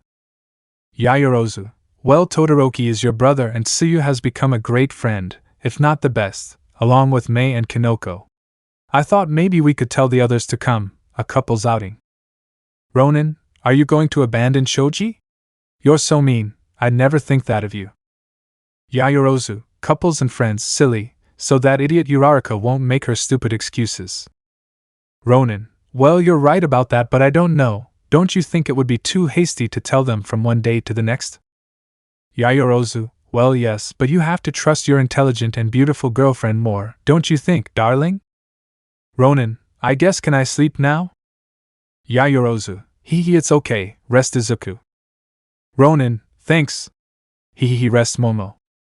The green-haired boy hugged his girlfriend who settled down and snuggled into Izuku's chest. The girl liked to sleep like that, she felt comfortable and protected. The girl also knew that this way she had her boyfriend's back. They both protected each other, and she liked that. He didn't see her as weak. He knew that if he had to trust someone, it would be her. The next day the boys talked with their friends. They all agreed on one thing. That same day it wouldn't be possible for them to go out since some of them already had plans. Ronin, I told you so. Todoroki, but hey, that doesn't mean we can't go out tomorrow, or at least Tsuyu and I think we can, don't you think, my little frog? Tsuyu, Kero happy yes. Ronin, tell me you're just doing it to annoy me. Todoroki, partly smiling. Ronin, what a good brother I had. Tsuyu, we both want to go, Momo, thanks for inviting us. Yayorozu, it's nothing, Tsu, I'm glad you can come. Tokoemi, I think Kinoko will be happy to go, she is very lively. Kirishima, ha, unlike others, don't you think? Shinso, sigh, I guess it's a good idea, it helps to get Mei out of the workshop. Ronin, ha, I thought you liked being there, I mean no one could see them and they could have their love sessions. Shinso, you're a... Ronin, shut up, Romeo.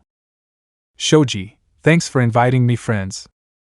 Ronin, honestly, you are an important part of the team, I couldn't make you old. The freckled man fist bumped the huge gray-haired guy. Ojiro, I'm glad to be able to accompany you. I hope you don't mind me bringing Hagakure.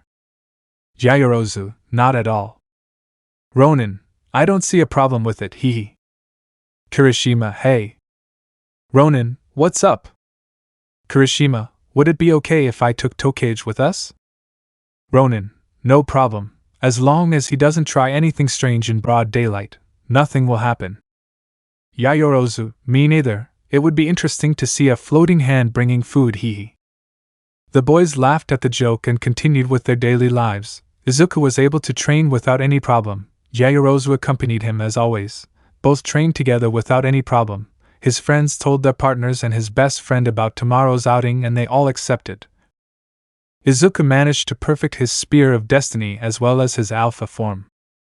Yaoyorozu, Izuku, I'm surprised you still have energy. Ronin, my spear only needs the rays of my quirk, and if I use % of a hit to take them it is easier. The difficult thing is the wolf. The energy and concentration needed is impressive, not thinking anything aggressive, guiding the beast etc. Relatively easy things. Yaoyorozu, when you fight against those idiots how can you not think of things like that? I would only think of beating them until I get tired. Ronin, that's why you don't use my whips. Yaoyorozu, that's true, but well, are you done? Ronin, releasing steam, yes, now yes, the Makiri is a great help. In case I run out of strength or something like that it can give me an extra push, very useful in battle. Yaoyorozu, if using the hero's comet leaves you too tired and unable to use your pyrokinesis. Ronin, this will help me get up. Yaoyorozu, you never give up, right? Ronin, I am the Momo cavalry. Yaoyorozu, that's arrogant. Ronin, someday I'll explain it to you. Yaoyorozu, you are a man of many mysteries. Ronin, I hope you can figure them out, Mississippi Lane. The freckled man took his girlfriend's chin and pulled her towards him. Yaoyorozu, did you really name me after a comic book character? Ronin, you're just like her, well, add the powers, the age difference, the different build, the difference in chest and... Yaoyorozu, well, shut up about that, okay. At least be a little more discreet. Ronin, the thing is that both are similar, fierce, brave, strong. I don't know anyone like you, Momo. Well, my mother was and so was Shoto's mother. Yaoyorozu, I told you once, darling, you're surrounded by intelligent women. Ronin, I think so. Do you want to eat something? Yaoyorozu, you pay. Ronin, I already prepared it ahead, it's in the backpack. I hope it hasn't gotten cold.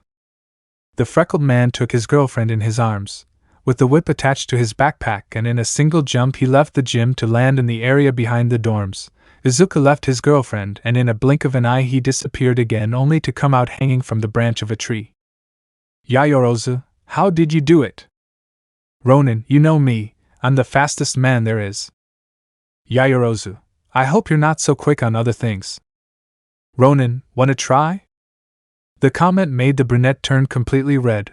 Izuku realized what she said. The green-haired man turned a little red. Ronin, no, well, I didn't mean that you were the one who started it. Yaoyorozu, me? I just told you not to eat so fast, you might choke, you're a pervert. Izuku, Midoriya? Ronin, you're not that far behind, darling. Come on. The green-haired man took his girlfriend with the whips and lifted her to the branch where he was sitting. The green-haired man opened his backpack, taking out portions of okonomiyaki, onigiri, takoyakis and a thermos with tea. Yaoyorozu, I have a boyfriend who is a hero and a cook at the same time, how lucky I am.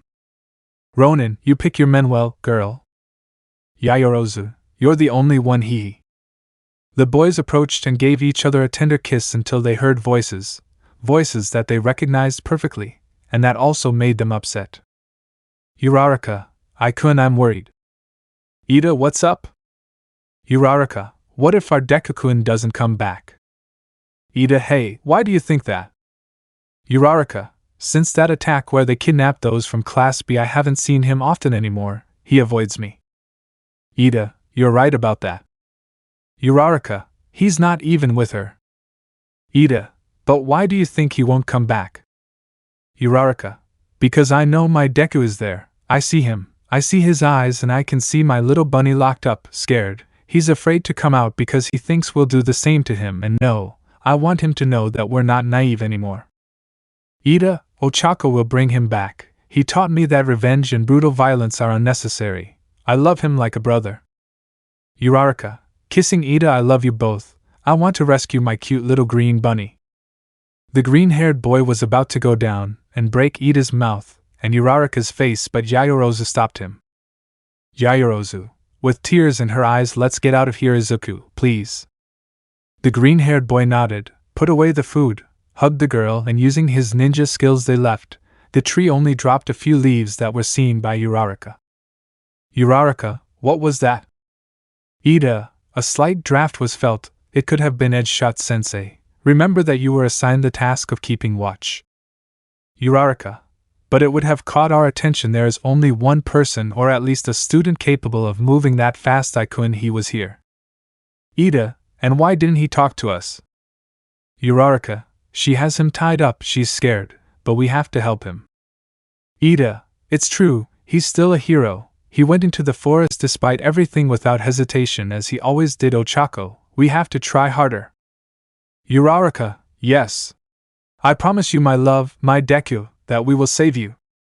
Meanwhile, Izuku had taken the brunette to the highest point in all of UA's grounds. The sunset was incredible, definitely a picture worthy of a postcard, but for our heroes this didn't matter. Both were silent. Ronin, with your permission, there are a couple of things I would like to discuss with them. Yaoyorozu. Izuku, no, don't go. Ronin, it's time for you to shut up. Can't you understand that Deku won't come back? He stayed in Tartaros, he died there. I buried him. Izuku. Midoriya was the one who left, and Ronin is the mantle he adopted to defend others. Yaoyorozu. Someday we will make them understand, we all will, but in the meantime, stay with me please. Ronin, if you make those kitten eyes, it's cheating. Yaoyorozu. Which ones? These? The brunette looked up, seeing her boyfriend with tender eyes. Ronin, that's unfair. Yaoyorozu. I know what your weak point is. Ronin, Yaoyorozu. I seriously can't see what you saw in Uraraka. Ronin, I was an idiot before. Yaoyorozu. Hey, at least you admit it was a mistake. Ronin, in my defense, I didn't know I was crazy, not that much XD. Yaoyorozu. When the time comes, because I know it will come and we can tell him, believe me, I will enjoy it. Ronin, you sounded like him. Yaoyorozu. Like who? Ronin, as Garu. Yaoyorozu. Are you calling me a villain? Ronin, what? No. Well, you don't understand. Yaoyorozu. I don't understand what? You told me about him, he was a hero hunter. Ronin. Sigh, here comes the difficult part, Momo, I have to confess something to you. Yaoyorozu. Okay, this is going to get interesting. Do I have to get a pen and paper to interview you, Smallville? Ronin. This is serious, Momo. You once said that it didn't matter where my techniques came from but how I used them. Yaoyorozu. Yes, I remember it well. It doesn't matter where they come from as long as you use them to do what you do best, be a hero. But what's all that for? Ronin. I'll be completely honest with you, in my time in Tartaros I met him. I came face to face with Garu, also with Stain, and even with Muscular. Yaoyorozu. Both of them? Izuku. They were the ones who tortured you. Ronin. They trained me. The green-haired man looked into his girlfriend's eyes. Yaoyorozu was surprised. Had they really trained her boyfriend? Did they give him the techniques he needed to fight like he did now? Yaoyorozu. Izuku, tell me you're joking. Ronin. No, princess, I don't want to lie to you anymore, not to you. Yaoyorozu. Who else knows? Ronin. Just Nizu, and you. Momo hadn't told him before because she already knew what would happen, but you have to understand that despite everything they did well, they're not that bad. Yaoyorozu. Izuku. Ronin. Well, Garu is a bit off the rails, but they follow a code. Unlike Muscular, who is killing for the sake of killing, they have rules. Oh, Momo, I don't know. Honestly, I didn't say anything because if everyone already thought I was a monster, what would have happened if I told them who trained me? Yaoyorozu. I understand. Ronin, they may be villains, but there's something I respect about them. I can even say it. Both of them had the makings of heroes. I'm not trying to justify them because I know the bad things they've done. They deserve their punishment, but I'm just trying to make you understand. It may sound silly, but originally they weren't bad. They just had bad luck. Yaoyorozu just threw herself into her boyfriend's arms, hugging him. Yaoyorozu, I don't care who trained you, Izuku. You had your reasons to keep the secret, and now I know I won't try to blindly believe in them, but I believe and trust in you. Ronin, if I'm honest, I thought you'd break up with me and tell everyone. Yaoyorozu, tell them what? That my boyfriend is a superhero? I'll do that someday. In the meantime, I love you just the way you are loved. You're the best thing I have, darling, and that will never change. Ronin, I truly adore you. Yaoyorozu, if I were really a reporter, I'd have an exclusive with the new Man of Steel. Ronin, if you were really a reporter, I would only give interviews to you, precious. Yaoyorozu, hey, the sunset passed very quickly. Ronin, damn, and I wanted to show it to you. It looks beautiful from this point. That's why I brought you here specifically. Yaoyorozu, calm down, boy. The good thing is that we live here, right? We can come another day. Ronin, it would have taken less time if I went down and hit them. Yaoyorozu, calm down, strongman. The sun is setting. Well, it's already set. What do you think if we eat what you prepared?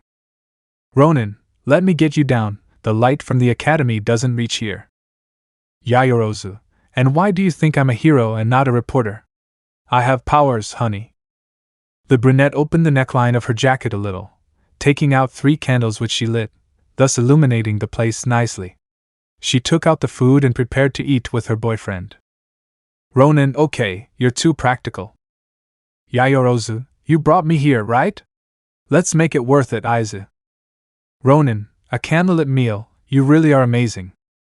Yaoyorozu, you have to take advantage of bad things, don't you think, Izuku? The freckled boy just nodded as he started to eat. After a while, the boys had finished, put their things away, and were leaning on each other, watching the stars and the moon as well as the city. Ronin, it's a beautiful landscape, don't you think? Yaoyorozu, only if you know who to appreciate it with. Ronin, you are amazing. Yaoyorozu, I know. Ronin, and a little vain, but hey, that's none of my business, Yaoyorozu, and what is it then? Ronin, look, right now I only have 2 goals in mind. Yaoyorozu, but which ones? Ronin, the first one is this. The green-haired man approached his girlfriend and kissed her slowly, enjoying every moment. Yaoyorozu, wow, and the second one? Ronin, I think I'll repeat the first one, Yaoyorozu, I have no objection. So the couple finished their night, and after that they met up with their other friends. As always, there were silly questions from Uraraka, but Izuku didn't answer anything. The freckled boy simply ignored her and focused more on beating Shoji in the video game, which he finally achieved. The freckled boy finally went to his room. Yaoyorozu would sleep in her own room that night. Izuku simply fell asleep. The next morning the green-haired boy was still asleep. The boy couldn't hear his girlfriend knocking on the door. Yaoyorozu, Izuku! Hey, you can't be asleep. Remember, we have to go out with our friends Izuku Midoriya. That's right. The brunette took the door handle and put her thumb on the reader so that seconds later she heard the door open. The girl opened the door completely and entered the room only to see her boyfriend with his pants half on and no shirt. Yaoyorozu, Izuku! Ronin, hello? Yaoyorozu, why didn't you tell me you were already awake? Ronin, your last blow woke me up. When they call me by my full name, I know it means danger. Now if it doesn't bother you, get out of my room, you little pervert. The totally blushing brunette could only nod and turn around to head for the exit. Yaoyorozu, hurry up, will you? We'll have some lunch here and then we'll leave when everyone is here. Ronin, if you already yawning, hey. The green-haired boy put on his pants but decided that he would rather check out, so he quickly undressed and took a quick shower. The freckled boy quickly left the room and went to the recreation room. Arriving there, he found his friends. Yaoyorozu, at least you took a bath. Ronin, good morning at least. Kirishima, afternoon bro, it's already. Todoroki, you slept a lot, brother. Shoji, brother? Ronin, he adopted me spiritually, I can't get used to it. Tsuyu, are you going to eat? I made some beef stew. Ronin, I'll take a little, thanks. Yaoyorozu, sit down, I'll serve you. Ronin, I can do it. Yaoyorozu, I know, but let me do it at least this time. Ronin, he understood. The brunette served 2 plates for both herself and her boyfriend. The others also served themselves and began to eat. They discussed some things and agreed to meet outside the academy. Shinso went for Mei, Tokoimi and Kirishima went for their partner and friend. Todoroki and Tsuyu stayed with Shoji and Hagakure in the kitchen. Yaoyorozu and Izuku went to the green-haired boy's room and then to the brunette's for a jacket for the girl. Izuku for his part only took the jacket that his girlfriend had given him. The boys went out, but their friends were no longer there, so they assumed they were already waiting for them. The boys went out and found them where they agreed. Ronin, look what good friends they are who abandoned us. Shoji, you can catch up with us in seconds, you can't complain too much. Tokoimi, we also left you a note. Ronin, your note is so poorly written that I didn't even take it seriously. The green-haired man took out a crumpled piece of paper that said, Goodbye. Tokoimi, the drawing was done by Dark Shadow. Yaoyorozu, thank you so much for waiting for us, friends. Kirishima, admit it, the butterfly looked good on him. Ronin, wait, is it a butterfly? It's a good thing it doesn't fight like it draws. Kinoko, hey, don't insult Darke. The mushroom girl stuck her tongue out at Izuku and took Dark Shadow to pet his back. Ronin, wow, a bird shadow that behaves like a dog, now I've seen it all. Yaoyorozu, okay, let's go now. Ronin, come on, it's hot. Tokage, hey Midoriya. Ronin, let's go get some food. The green-haired man smiled and moved forward. Kirishima, calm down, that's him. Yaoyorozu, so where exactly are we going? The freckled man turned to look at his girlfriend. Ronin, wait, you don't know? Yaoyorozu, you wanted to go get food, I'm following you. Ronin, you were the one who organized this, I'm following you. Todoroki, and we to you. Yaoyorozu/Ronin, couples argument, don't get involved. Ronin, you can't do that, Momo. If you go out with your friends, you can at least clarify that you don't know where you're going. Yaoyorozu, it works for us. Ronin, when we're alone, but it just so happens we didn't come alone, we brought the whole damn cast of Swan Lake with us. Tokage, are you too? Kirishima, it may not seem like it. Tokage, and they always fight? Tokoimi, I guess among all the light there must be some darkness. Ronin, you are foolish, stubborn, and headstrong. Yaoyorozu, well, what did you expect? I'm your girlfriend. Something had to come out of this. Todoroki, okay, both of you. Ronin, you don't? Tsuyu, they calm down and keep quiet, Kero. Yaoyorozu, but. Todoroki, you both have valid points, but before you start with your things, why don't we advocate for democracy and ask our friends what they want to do? We just ate, we can wait a little longer. Yaoyorozu, that's right, I'm sorry Izuku. Ronin, sigh, there is no other choice, I didn't think well, it's my fault. Tsuyu, it worked better than I expected, Kero. Yaoyorozu, and what do you want to do? I guess we have all afternoon to meet. Kinoko, we can walk around, it's not dark yet but they've already decorated the center, and it looks nice. Hagakure, as long as it doesn't rain, everything's fine. Tokage, I'm new to this whole hanging out thing with you guys, so I don't know where you want to go. Tsuyu, well, I don't know, does anyone want to watch a movie? Nobody answered. Shoji, honestly, I don't really feel like it, and the billboard doesn't really catch my attention, so to speak. Ronin, I think the same, I would fall asleep without hesitation. Kirishima, what do you think of the zoo? The nearby area has a small park where we can rest a bit, and both inside and outside they sell food and candy in case we crave something. Ronin, to that I say use your head, great idea Kirishima. Anyone against Kirishima's opinion? Nobody said anything. Ronin, To the zoo then. They all moved forward following the freckled boy while the green-haired girl from Class B smiled at the redhead. Tokage, great idea Kiri. Kirishima, it just occurred to me he. Yaoyorozu, well at least not everything is going so badly. Ronin, no, actually no. Yaoyorozu, I'm sorry if I didn't know how to guide you, it's just that I was so excited to go out with all our friends that I didn't think of anything else. Ronin, no, forgive me, I acted like an idiot, the good thing is that we are already going to the zoo, right? Yaoyorozu, it was never you and me. Ronin, we have to thank the little shark.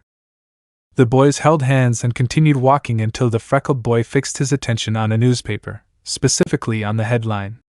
His girlfriend also noticed, as did the others, who looked at the copy with some annoyance. The Ronin hero, the hero everyone is waiting for, or a Trojan horse. Ronin retches. Yaoyorozu, Trojan horse? What right does someone who doesn't even know you have to call you that? Kirishima, accusing someone of something they aren't is not manly. Todoroki also looked somewhat annoyed, the green-haired boy just sighed. Ronin, forget them, what can you do? I'm a free and innocent person. If I really were a Trojan horse, I would have been seen at the festival. I think someone at that newspaper has a lot of free time. Kirishima, I don't understand why you're not angry. Ronin, I don't care, honestly it's a newspaper, they'll always do this crap to discredit whoever they want. Come on, it's a bit early and if we're lucky there won't be many people at the zoo. Ojiro, that's right, come on, there's no point in stopping for nonsense. They all moved forward again without stopping. They finally arrived at the zoo and had fun. Yaoyorozu bought cotton candy. The girl then got scared by a squirrel which ran behind her, making her startle, causing Izuku to burst out laughing to the annoyance of the brunette. They all continued walking and advanced by several animals. The boys arrived at the aquarium where Izuku bought an order of takoyakis. Yaoyorozu, hey, isn't that in bad taste? Ronin, what? With his mouth full. Yaoyorozu, from the beginning, eat with your mouth full. Ronin exaggerated. Yaoyorozu, and secondly eating takoyakis in front of an octopus. Ronin, I don't think there is one. The green-haired boy turned his gaze and found an octopus which was in front of him stuck to the display case of the enormous fish tank. The green-haired boy had a surprised face. Ronin, wow, this is weird. The green-haired man said this as he went back to eating. Shinso, so this is where the name comes from. Shoji, exactly. Shinso, it suits you. Tokoemi, I feel a chill on my back being here. Ronin, perfectly understandable. Half the things here can eat you, my feathery friend. Yaoyorozu, Izuku. Ronin, it's the truth. Tokage, Kiri, look. Hee, that shark has our teeth. The redhead turned his gaze in the direction the greenhead indicated, finding the shark eating. Kirishima, haha, that's true. They both smiled, showing their pointed teeth. Ronin, a little disturbing that they compare themselves to sharks, no? Yaoyorozu, at least Kirishima looks happy, Izuku. Ronin, right, that matters a lot. The boys moved forward naturally while taking pictures. They entered into a dynamic with the seals, where Yaoyorozu had to feed them. The girl looked adorable. Izuku couldn't help but discreetly take a picture of his girlfriend with one of the little seals. The other girls participated. The boys abstained from this and more shogi, who was used as a game by the children who were swinging in his arms. Everyone was amused and more the green-haired, jet-black couple because they enjoyed spending time with their friends. Izuku felt comfortable. He liked the feeling of being able to be in the company of his friends again. Every animal they saw was worthy of being observed by the boys. The reptiles and felines posed for the boys. They could hear the noise of the lions, tigers and pumas. There was a part where you could see the sizes of the animals' paws and compare them with yours. The closest to the immense size of the lion's limbs were both Shoji and Izuku. The fangs of the felines as well as the reptiles were also observed by Kirishima and Tokage with great curiosity and attention. Laughter was also caused when they went to the insectarium because there was an activity to hold various types of arachnids. Izuku participated without hesitation. Soon his arms were covered by various types of spiders and even tarantulas. The green-haired man did not seem scared in the least, but his girlfriend was another story.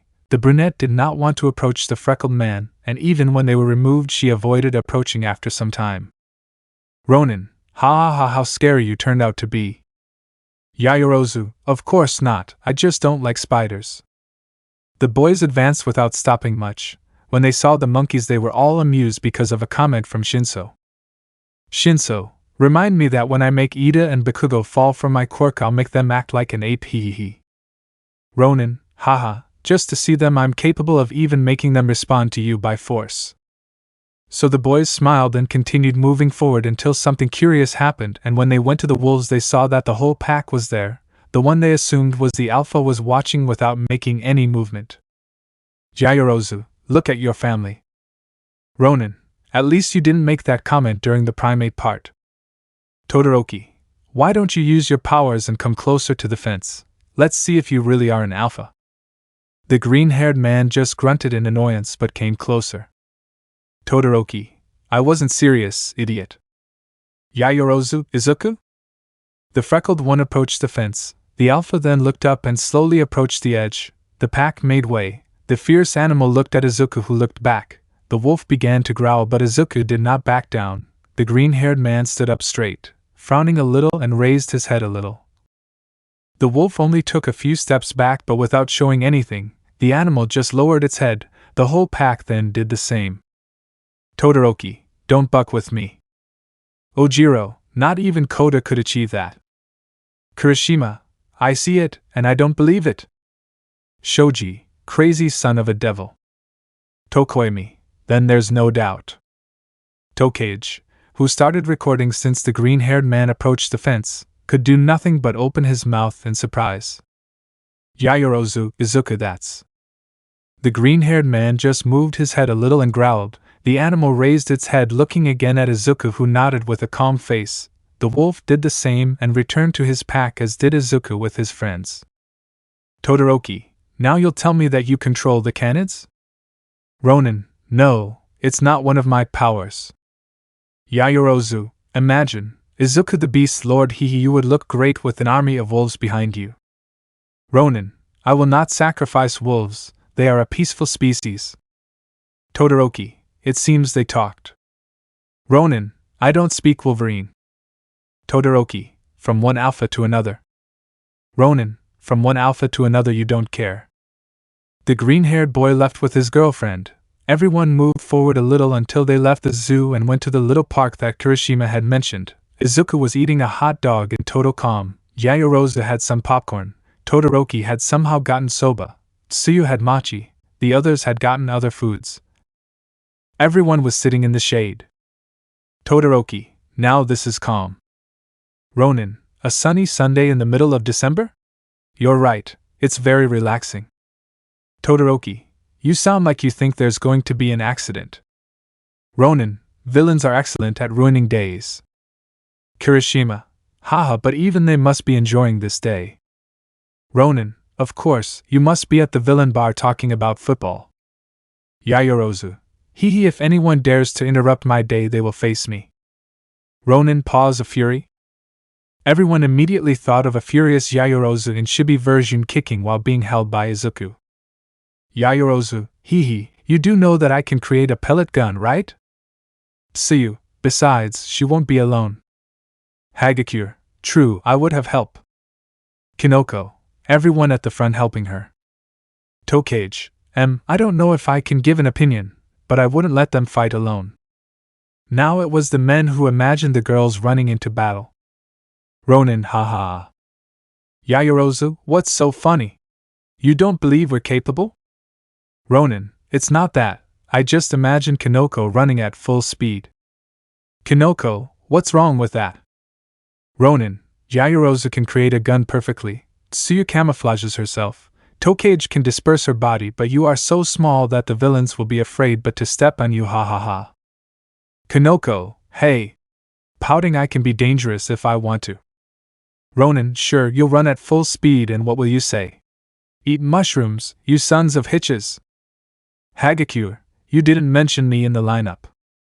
Ronin, you are invisible, that already gives you a point in your favor to fight. Tokage, hey yo. Ronin, and Tokage can apply the technique he used on me, only this time it would work, I think. Kirishima, you see, he may be good at annoying people, but he's a good person. Tokage, yes. Kirishima, just get used to his jokes. Ronin, well, I assumed that it would be quite interesting. You have great strength. If you fight together, you would be able to do damage. Yaoyorozu, are you just saying that because I have a knife in your side?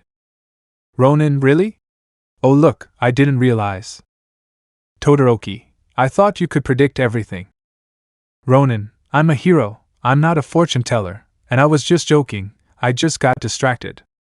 The evening continued for the boys. After a while it began to get dark and they wanted to see how they lit the tree in the center. Everyone was running without using their quirks until they arrived. It didn't take long for the Christmas lights to turn on. It was impressive. Kinoko was excited and showed it by hugging Tokoimi. Tsuyu had her head leaning on Todoroki. Yaoyorozu was hugging Izuku's arm. Tokage was leaning on Kirishima. Hagakure was hugging Tokoimi. Shoji was just enjoying the view. He wasn't bothered by not having a partner. The huge boy felt good that his friends had someone special. Yaoyorozu, now how do you feel? Ronin, well, I think it can't get any better than this. Yaoyorozu, I do know that there can be better.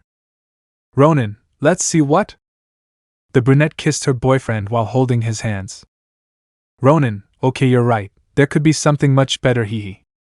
So the boys, after a couple more hours, returned to the academy. The brunette went back to bed in her boyfriend's room while thanking him for the day they had had. It wasn't long before they both fell asleep. Chapter 37, The Cultural Festival. The days passed, the surveillance ended. Finally, after some time, the festival arrived, although this time it would be quite different from how the green-haired man remembered it. Flashback. Nizu disguise. All costumes. Ronin, now what a crazy idea you came up with. The director of the academy had informed that the festival would be held with one difference, and that was that everyone would wear costumes. At first, Izuku was surprised as well as Momo, but the green-haired boy decided to take it easy and analyze the situation, so when they met to train, he explained his idea to his girlfriend. Ronin, I think I got him. Dodging a blow. Yaoyorozu, my fist in your face? Almost. Ronin, no, never hee, but I think I know why it's with a disguise. Yaoyorozu, why? Kicking. Ronin, the surveillance is over and next week is the festival. The director is doing the same move I do when fighting those fools. Yaoyorozu, which one? Ronin, if there is still a traitor, which I highly doubt, but well, the fact that the surveillance is over makes him trust, and if we add that he is now in disguise, it's a silver platter. Yaoyorozu gives her the opportunity to do whatever she wants. Ronin, but that makes him overconfident, it gives him the opportunity to fail. That's my opportunity, well, ours. Yaoyorozu, yes, but then we shouldn't let him see us. Ronin, we are students, we would have to skip classes this week, hee. Yaoyorozu, I mean we must have excellent costumes. Ronin, sorry, we are in Japan, not America, where we could go to Hollywood and get perfect costumes. Yaoyorozu, excited, did you forget who I am? The freckled boy looked at his girlfriend and remembered the time they went to rescue Bakugo. The brunette seemed excited. Now that energy and emotion that overflowed made her look tender. Ronin, well, this is going to be exciting. Yaoyorozu, honey, you wouldn't mind showing your arm just for a day, right? Ronin, and now it's dangerous. Flashback end. The days passed. The rest of Class A had started rehearsing their dance to decorate Jiro's concert. The advantage of this was that they had less opportunities to make their stupid apologies. Less opportunities for Uraraka to try to talk to Izuku, to the green-haired boy's advantage. On the other hand, the brunette had explained her plan to her boyfriend, who, although at first put resistance, only had to listen to his girlfriend to accept. It was a good idea after all. Nobody would know anything. The boys talked to their friends. They told them part of their plan because Izuku did not want them to know some things. They agreed with the idea of the brunette that their costumes had to be very precise to hide their identity, so they all got to work. Class A was going to put on a musical again, but B, on the other hand, had decided to cover more ground and put different stands with different things. Mei had a lot of work, but thanks to Power Loader, Shinso and Izuku, who when he could help it was easier, even the inventor's boyfriend got Shoji to help them. The huge boy was a great help to everyone. Yaoyorozu talked to her mother about the costumes she wanted and with Melissa, who sent her some things for the freckled man's prosthesis. After a week that seemed eternal, the festival was only one night away. Yaoyorozu didn't want to show what she got to Izuku, although he did his best to persuade his girlfriend. Finally, they both went to bed after dinner with their friends. Yaoyorozu, I can't believe Shoji was in so much pain. Ronin, Mei used him as a tool bridge as well as a test subject. It was a week of hell for him. The good thing is that he's going to get even with Shinso. Yaoyorozu, will he charge you? Ronin, Shinso took his money in the cards. It's a fair deal that now he takes it back. Yaoyorozu, ah, that's right, the cards. Ronin, at least he doesn't give up. Yaoyorozu, are you ready? Ronin, I don't feel comfortable showing my prosthesis in a non-violent way. Yaoyorozu, no one will know it's a prosthesis, don't worry, Melissa sent me some things to make sure of that. Ronin, the fact that you guys are such good friends is a little scary. Yaoyorozu, shut up.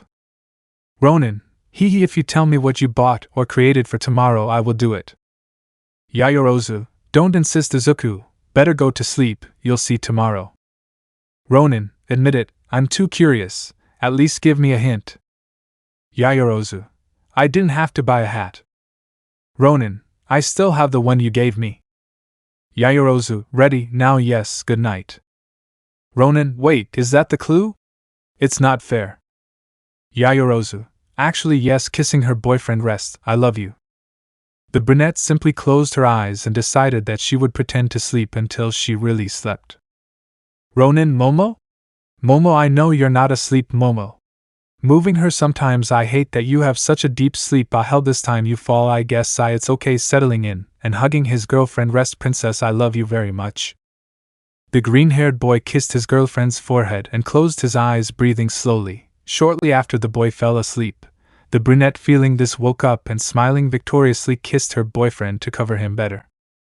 Yaoyorozu, Izuku, you are amazing. The black-haired girl fell asleep again, hugged by her boyfriend, who didn't wake up until the next morning. The green-haired boy opened his eyes as he saw his girlfriend looking at him with those onyx-colored eyes that he loved so much. Ronin, yawning, since when are you awake? Yaoyorozu, good morning, at least no. Ronin, good morning, since when are you awake? Yaoyorozu, it doesn't take long, a couple of minutes maybe, you're really comfortable. Ronin, well, you're the only one who has slept with me, so this is the first time someone has told me that. Yaoyorozu, I have to get up. Ronin, I know. Yaoyorozu, Izuku, let me go. Ronin, no. Yaoyorozu then attacked her boyfriend with kisses on his neck, but he didn't let go. Ronin, are you trying to use my moves against me? Not so much.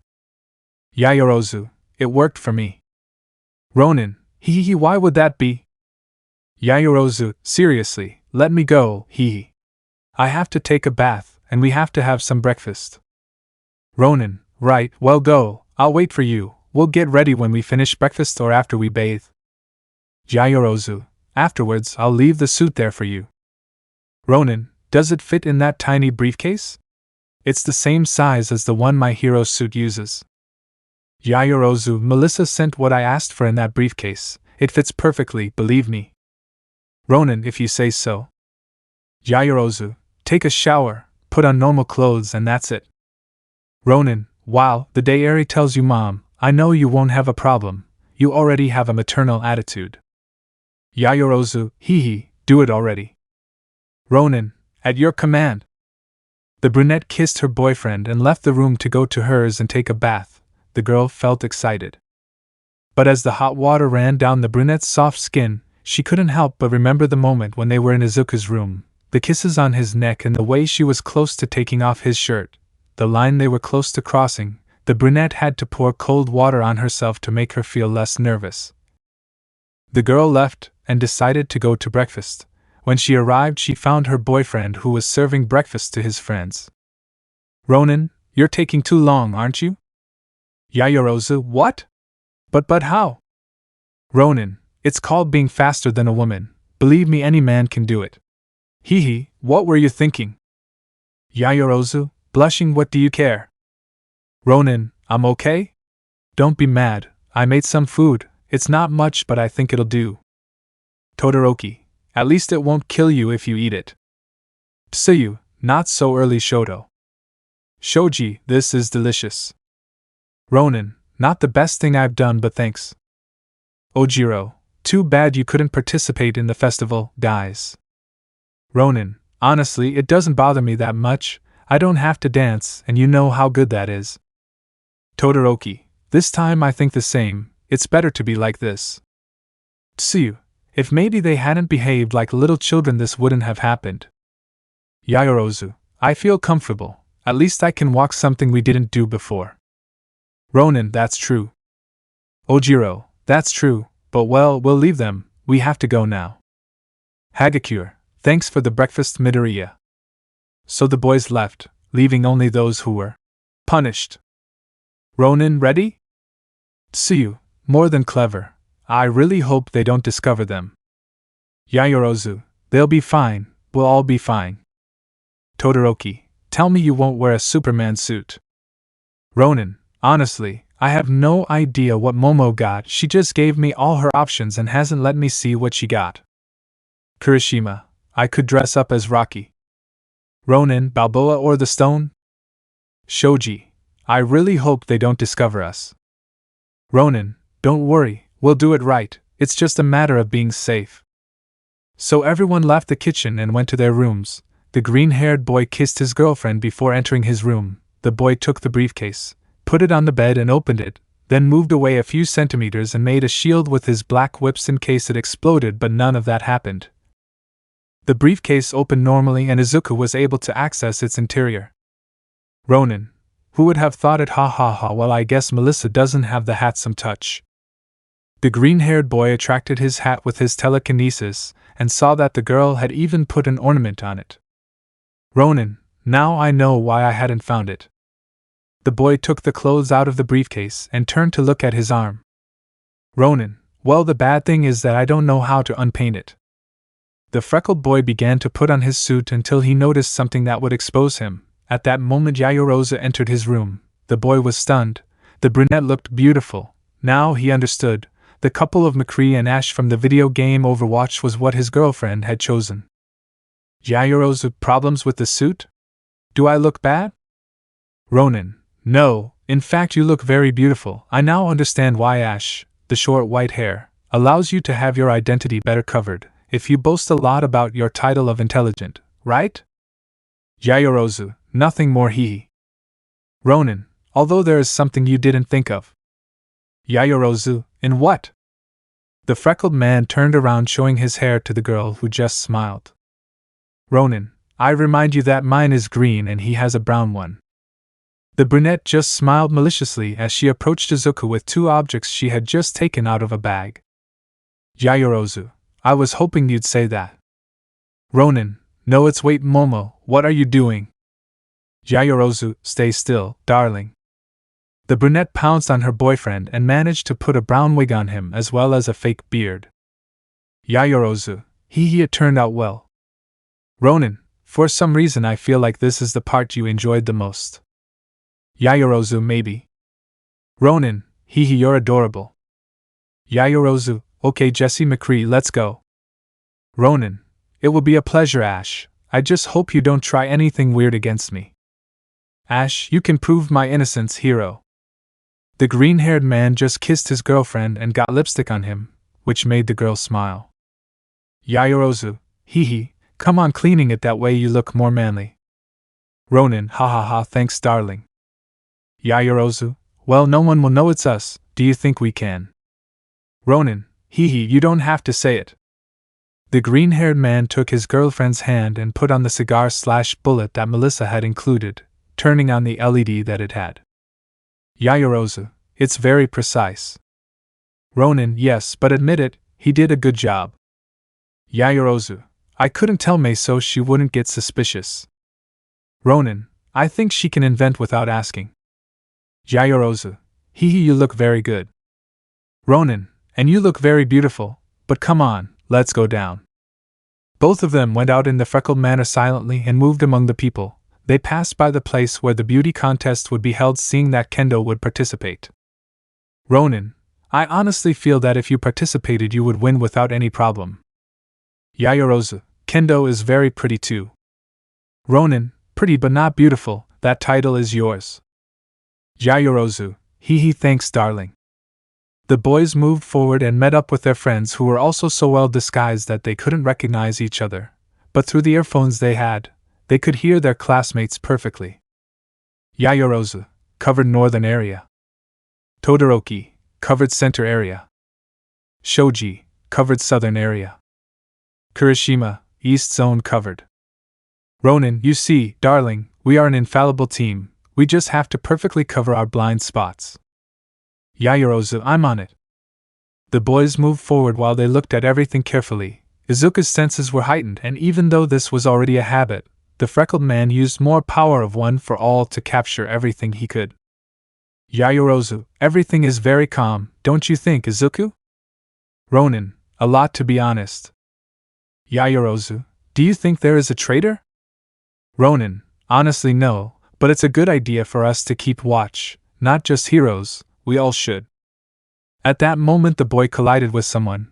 Looking down he could see a small black-haired boy wearing red tennis shoes, a cap of the same color with horns, little Kota Izumi. Ronin, sorry little one, I didn't see you. Note, it's nothing, hey, what a nice suit. Ronin, hee thanks kid. Mandalay, Kota, I told you not to go away, what a nice suit. Yaoyorozu, thank you very much. Mandalay, could you just turn that off? There are children here, and we don't want the smell of tobacco to reach them. Ronin, this? Taking out the cigar, it's fake, miss, it complements the suit. The green-haired boy tried to imitate the cowboy's nod, making Yaoyorozu smile. Mandalay, hee, thank you very much for the miss thing. Yaoyorozu, well, we're leaving, we have to see the rest of the festival, right? Ronin, you're right, it was a pleasure, Miss Mandalay. Mandalay, the pleasure was mine. The green-haired boy advanced with his girlfriend without any setbacks. They saw the stands of the first-year boys as well as those of other classes. They were not going to deny that they all did excellently. The boys passed by one of the stands of Class B. There were Tetsu and Monoma who, upon recognizing the cowboy, caught his attention. Tetsu, look, just Star came to visit us. Monoma, what a nice costume. Ronin, thank you. Tetsu, and look, he comes with the beautiful Ash. Monoma, a girl as beautiful as you with an old man like him? Don't you think it's better for you to come with someone like? Yaoyorozu, honestly, I don't care about spoiled children, so you better shut up now. Ronin, we don't want any brat trouble, we're just here for the party. Monoma, look how curious it is. Ronin, what? Monoma, for a former hero, you act a bit, how do I put it? Cowardly. Ronin, if you want to stay alive, you better not talk anymore. Tetsu, I propose you a deal. Ronin, I don't make deals with people like you, I'm not a bounty hunter.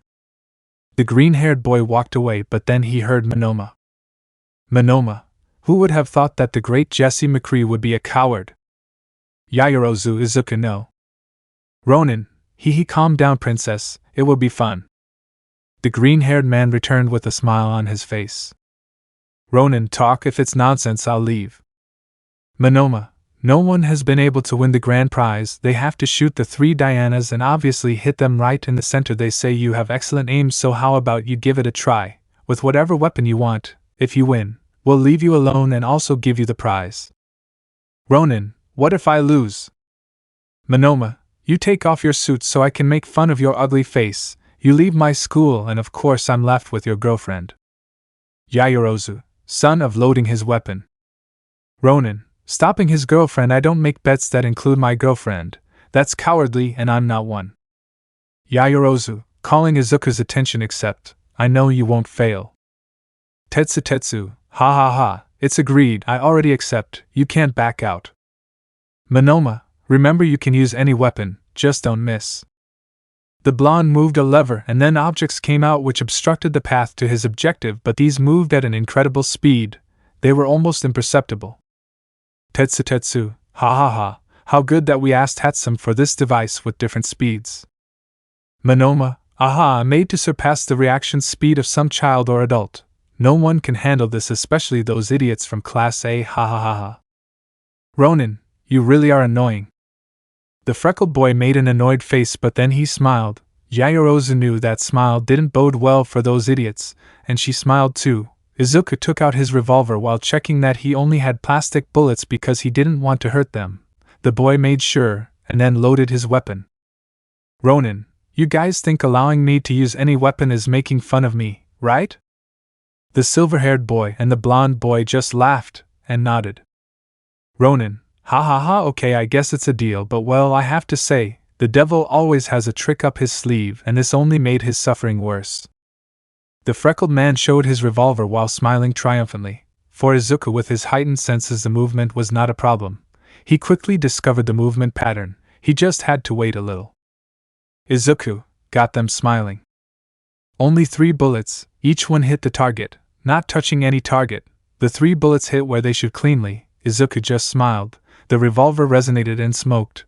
The green-haired man turned his weapon and holstered it. Ronin, it was a pleasure doing business with you. The freckled man turned around but looked back, and with his black whip he took the stuffed gray wolf that was displayed at the top. Ronin, I guess I'll take it, it's the big prize, right? Tetsu, why yes, you can take it. Ronin, see you, Aluminum Boy by Minion. Monoma, it's Monoma. Ronin, oh yeah? I don't mind, it's always a pleasure to make deals with you mortals. The green-haired boy walked and his girlfriend followed him. The girl felt so sure of herself. She knew that it wasn't Momo Yaoyorozu and Izuku Midoriya who were walking, but 2 people who came to the Academy Festival. That made her feel so confident that she even moved her hips, sensually calling her boyfriend's attention. Ronin, I see you're excited to win, right? Yaoyorozu, a little maybe, that wolf is very cute. The green-haired man looked at it for a while, and after a few seconds he gave it to his girlfriend, who took it in surprise. Yaoyorozu, Izuku? Why? Ronin, I don't like stuffed animals. The green-haired man walked forward with a serious face. Yaoyorozu smiled, and that act of sensuality changed to a childish smile. Izuku turned his gaze, finding this and smiling happily. Ronin, do you want something to eat? Yaoyorozu, it's my treat, champion. Ronin, no need.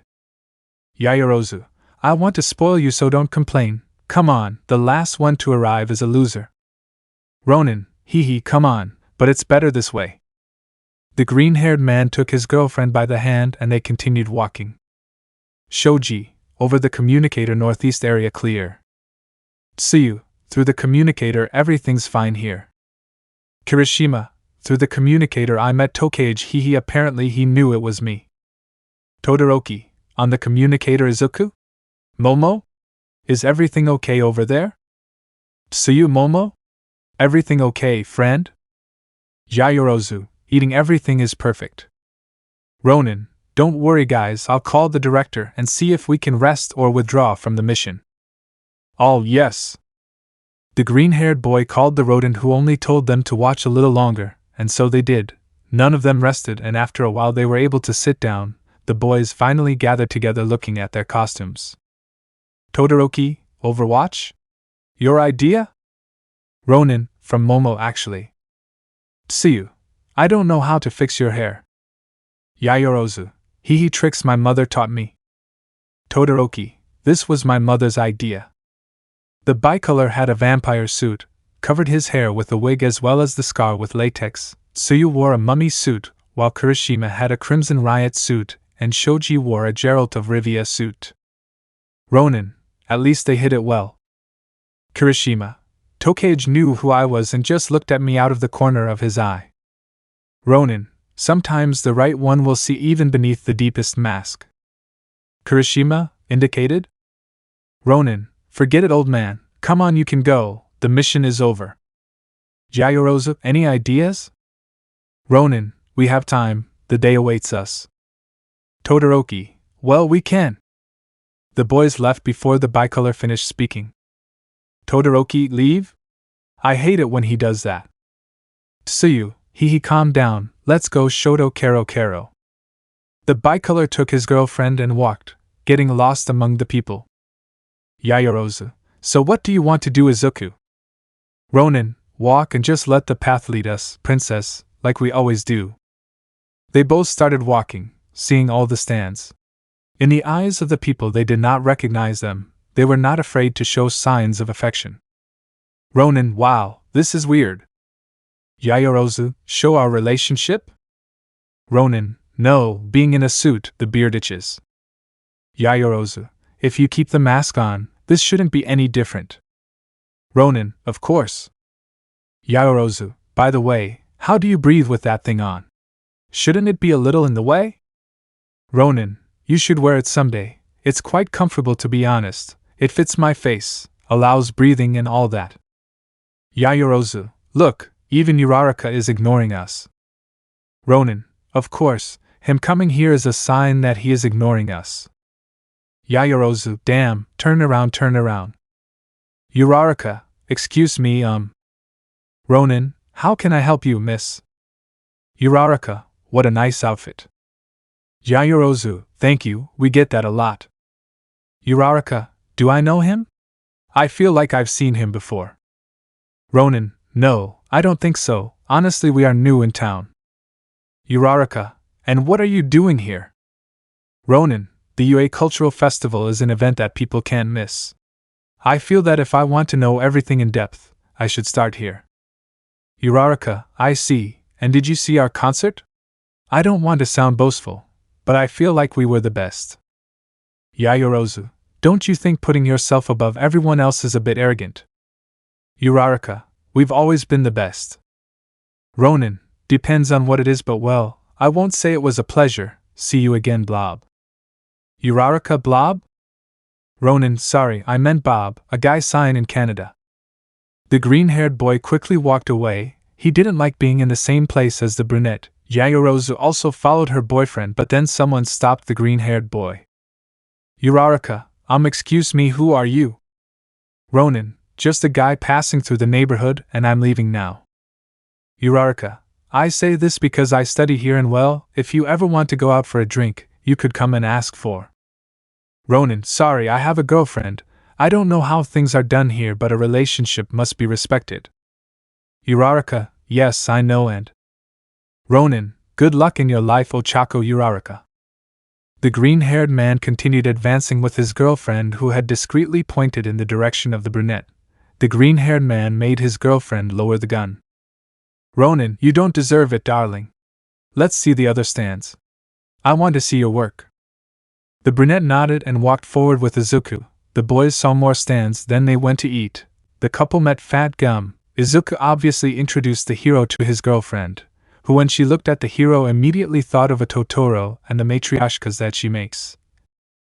The girl elegantly introduced herself to Fat Gum, who didn't know who the girl who didn't greet was. From that point on, the boys met more pro heroes like Edge Shot or Snipe, who recognized the boy by the revolver. The couple even met the rest of the Hussycats. But everything has an end. The festival came to an end. Izuku as well as his friends offered to help mate to carry all the inventions of the pink-haired girl, and finally when it was later, Izuku with Yaoyorozu went to the room of the freckled boy, where Izuku, without caring about anything, decided that he had spent too much time using the suit, so without warning his girlfriend, he began to remove the upper part of it. Yaoyorozu soon met her boyfriend, who was missing the torso armor, the shirt, the hat, and was painting the prosthesis to make it look normal. Yaoyorozu, don't you have any shame? Ronin, yes, but we've seen me shirtless so many times that I feel like it's normal now, haha. Yaoyorozu, you're an idiot, come on, let's fix your arm. Ronin, you will do it? Yaoyorozu, yes, now spread it. The green-haired man nodded and extended his arm. The brunette quickly finished, and the green-haired man used his pyrokinesis to fix the painting. The green-haired man stood up to remove his wig and beard, but suddenly he felt his girlfriend hug him. Yaoyorozu, thanks for this day, Izuku, everything was nice.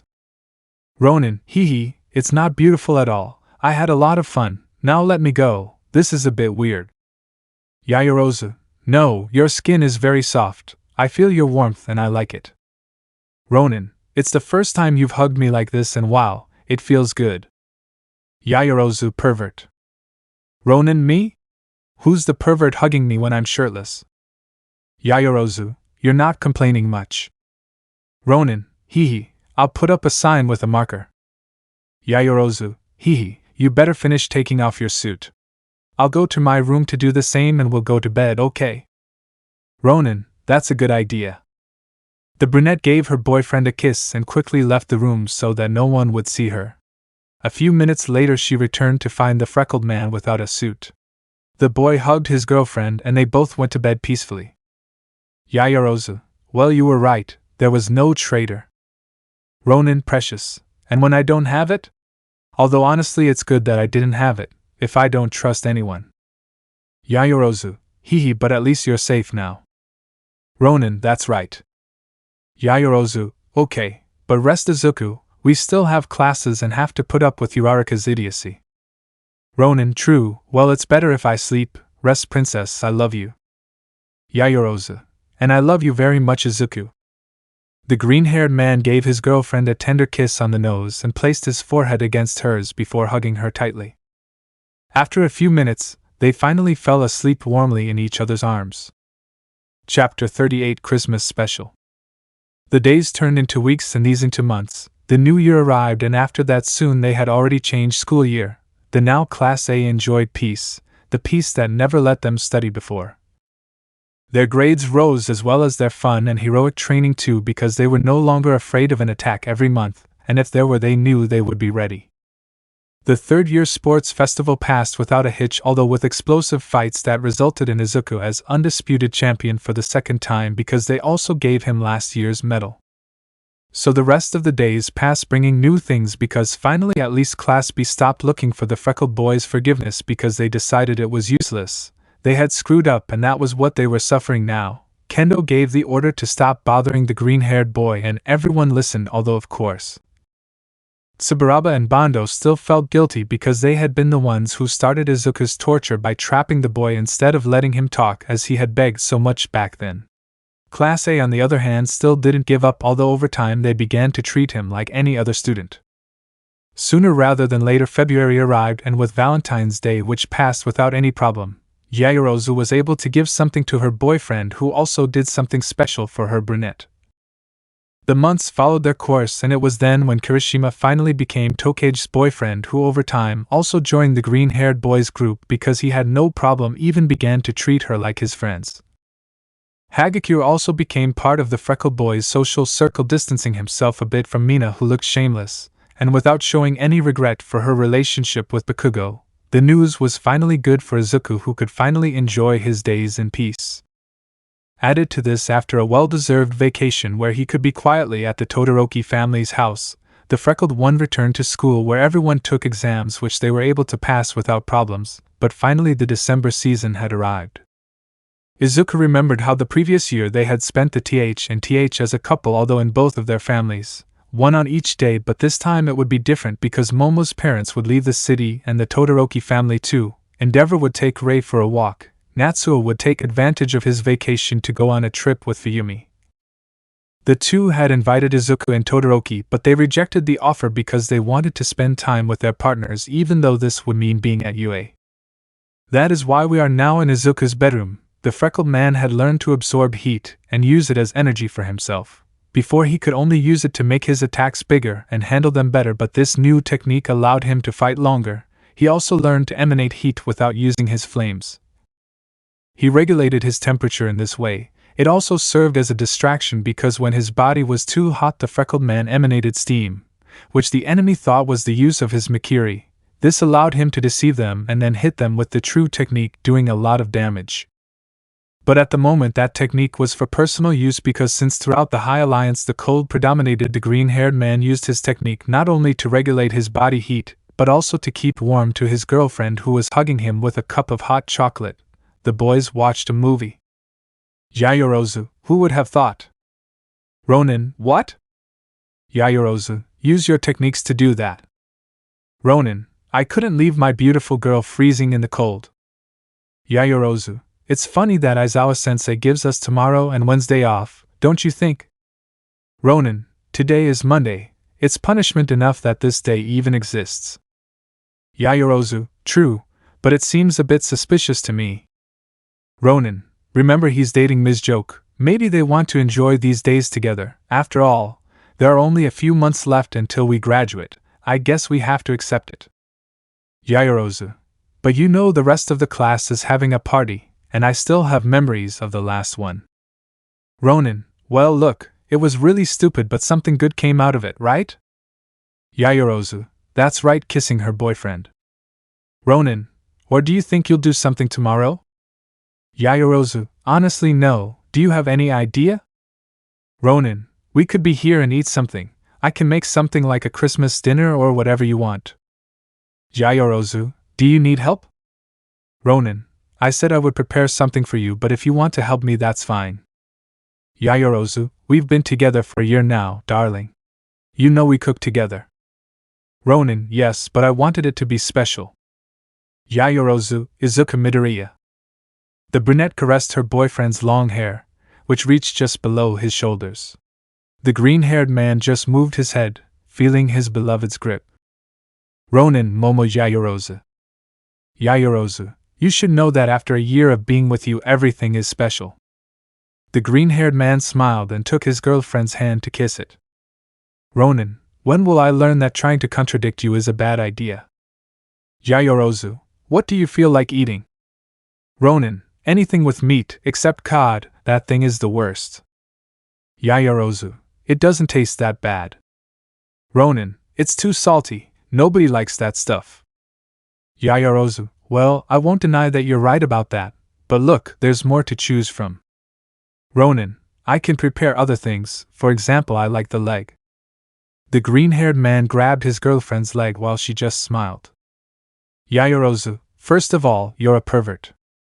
Ronin, first of all, you were cold, your leg was shaking. Yaoyorozu, second thank you. Ronin, we can do loin, leg, there are many things. Yaoyorozu, I remember my mother making an excellent apple salad. Ronin, we'll need more hands. Yaoyorozu, can you believe Todoroki knows how to cook? Ronin, I believe it from Tsuyu, not from him, he only knows how to make soba. Yaoyorozu, look, we'll see tomorrow, maybe we won't do something for ourselves but for others, if not, they'll have a stupid party. Ronin, I don't think they'll have a party, at least not a stupid party. Momo, let's leave them, they left me, if you and I can be together then they can do whatever they want. Yaoyorozu, what if they have a party? Ronin, let's go and steal their food, what's the worst that can happen? If they want to fight then you create a sleeping pill and that's it, Class A asleep. Yaoyorozu, Plan A. Ronin, it's foolproof. Yaoyorozu, you know we never made you lose your memory.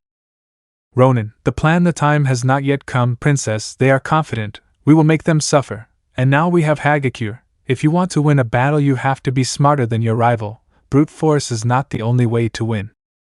Yaoyorozu, and that's why you're the alpha. Ronin, yes, but my kitty is second in command. Yaoyorozu, you're a puppy. Ronin, I already told you what happens when you call me puppy. Yaoyorozu, can we watch the movie in peace, Izuku?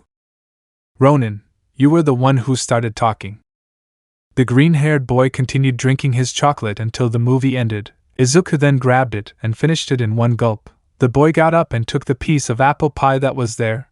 The boy finished it quickly and turned everything off, leaving the room in darkness. Yaoyorozu, can I sleep here? It's too cold outside.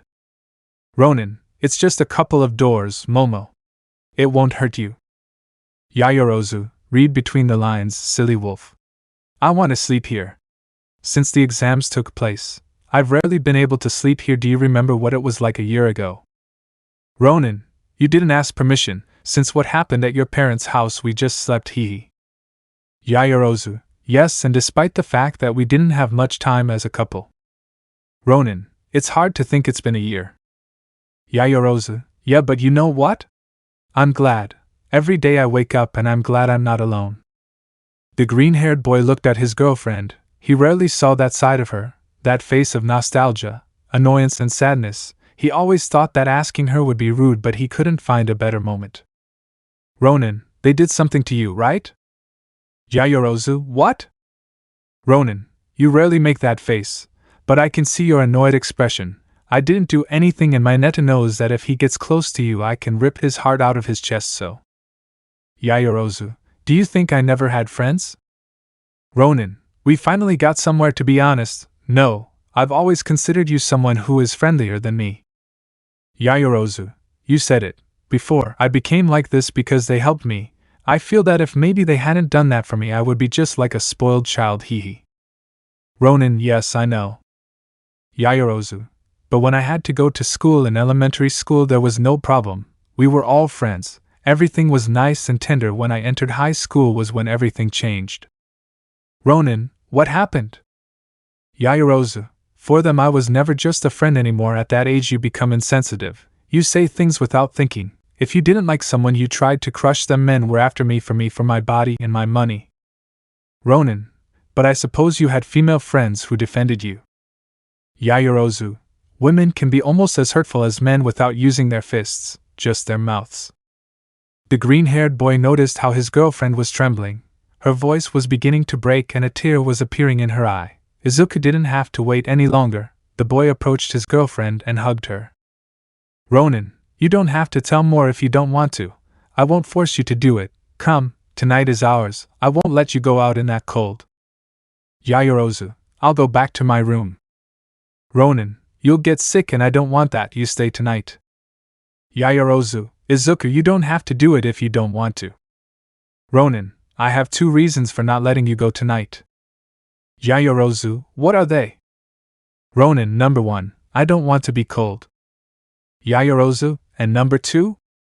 Ronin, I love you Momo Yayorozu and I don't want to lose you. The brunette opened her eyes and looked at her boyfriend. Ronin, I've been meaning to say this for a while, you know? Hehehe, I never found the opportunity. There are so many feelings inside me after the peace I was able to enjoy. I finally understand. I don't want to lose you, Momo. I lost a family.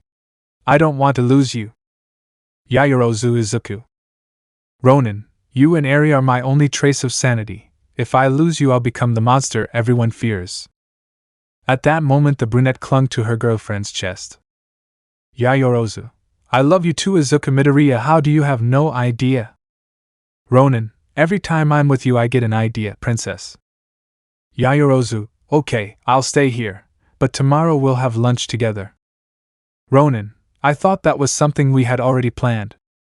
Yayorozu, you'll eat whatever I cook. Ronin, as long as it's not cod, I promise. Yayorozu, okay, everything except that stinky salted fish for my cute puppy. The brunette caressed her boyfriend's hair. Ronin, I already told you not to call me that again, kitty. Yayorozu, but can you tell me that without me getting upset? Ronin, hehe, it's a trick, darling. Yayorozu, hehe, cheater. Ronin, can we sleep now? Remember I use fire as energy? Yayorozu, I know it's late but can we go get more chocolate? Ronin, this has to be a joke, Momo. Yayorozu, please. Ronin, damn okay, let's go. The freckled man put on his aviator jacket and gave the brunette the one he gave him as a gift. He lit a small flame and prepared to go with his girlfriend. They slowly approached the dining room but before arriving they noticed that the light was on. Izuku quickly became alert. Ronin, stay behind me. The freckled man turned his hand into a spear with his whips. The jet-black woman created her trusty steel bar and they approached stealthily, and then forcefully opened the door. Ronin, who the buck is here? Todoroki, hey calm down, it's us. Tsuyu, Izuku put down the gun please Kero. Yayorozu, Tsuya? Todoroki? What are you doing here? Ronin, how am I sure it's you and not clones or Toga? Todoroki, you guys are dating. Tsuyu, you slammed me against a window when I tried to apologize. Todoroki, hey wait, did you choke my girlfriend? Ronin, it's okay, it's you. Yayorozu, what are you doing here? Todoroki, I assume for the same reason as you. Yayorozu, well? Ronin, she wanted chocolate. Tsuyu, me too. Remember that in the cold I get sleepier than usual, and I don't want to abuse Shoto's fireside. Ronin, look, you could learn something from her, don't you think? Yayorozu, shut up. Todoroki, I'll sit and watch. Tsuyu, do you think you can serve me a little more? Ronin, I'll keep an eye out too. Yayorozu, I'll pour you some. Tsuyu, come Momo Kero. Yayorozu, by the way, we have to talk. Tsu, do you know how to cook? Tsuyu, it depends, what do you need? Yayorozu, a Christmas recipe. So both girls went straight to the kitchen while the two friends/brothers stayed talking in the dining room. Todoroki, plans for tomorrow? Ronin, none, and you? Todoroki, we're in the same boat. Ronin, aren't you spending these holidays with Tsuyu's parents? Todoroki, we did it last year, this time he wanted to stay. Ronin, it would have been a good idea to accept Natsuo's offer. Traveling to who knows where would have been good for Momo. Todoroki, her family is very important, don't you think she's already been out of the country before? Ronin, right. Todoroki, we're both dead end, don't you think? Ronin, I think so. Todoroki, and have you already bought something for her? Ronin, yeah, how about you? Todoroki, also, it wasn't that difficult. Ronin, if you give him soba I'll hit you, understood? Todoroki, calm down bro. Ronin, hey, don't you think we should see mom after this? Todoroki, shall we both buy him something? Ronin, it would be a good idea. Todoroki, on the th we see that we bought it. Ronin, yes. At that moment the girls came in with the cups. Yayorozu clung to her boyfriend's arm and Tsuyu hugged Todoroki's chest. Ronin, cheers. Todoroki, why? Ronin, right now, you know? I never thought we'd be like this, you and I. Todoroki, how? Ronin, well, to start with me with Momo and you with Tsuyu, besides you already know like a family. Todoroki, that's true. Ronin, so here's to this life and being able to have a sip of hot chocolate with my girlfriend, my best friend and the only best friend I have in the world. At that moment we heard someone entering the dining room. Kirishima, hey, I thought I was your best friend bro. Ronin, you are Kiri, just go to your room and sleep. Kirishima, okay. Ronin, wait, where did you come from? Kirishima, see you tomorrow. The redhead's quick footsteps were heard moving away quickly. Ronin, you had a date with Tokage, right? Yayorozu, I think it just ended. Ronin, okay, enough information, let's all go to sleep now. Yayorozu, right, let's go, we'll take the cups and bring them back tomorrow. Tsuyu, yes, let's go Kero, tomorrow I'll send you what you asked for Momo. Yayorozu, thank you friend. So the boys went to their rooms. Izuku slept with Yayorozu as did Tsuyu with Todoroki. The next morning the green-haired boy was the first to get up. The boy broke free from his girlfriend's grip and began to train in his room. The boy had taken off his shirt and put on shorts while training. Soon the darkness of the dawn was covered by the rays of the sun. Izuku did push-ups without stopping. There were already some marks of sweat that it left. The boy had completely forgotten about his girlfriend. Being so sleepy she stopped giving it importance. Izuku finished his routine and put on a shirt that immediately stuck to his body because of the sweat.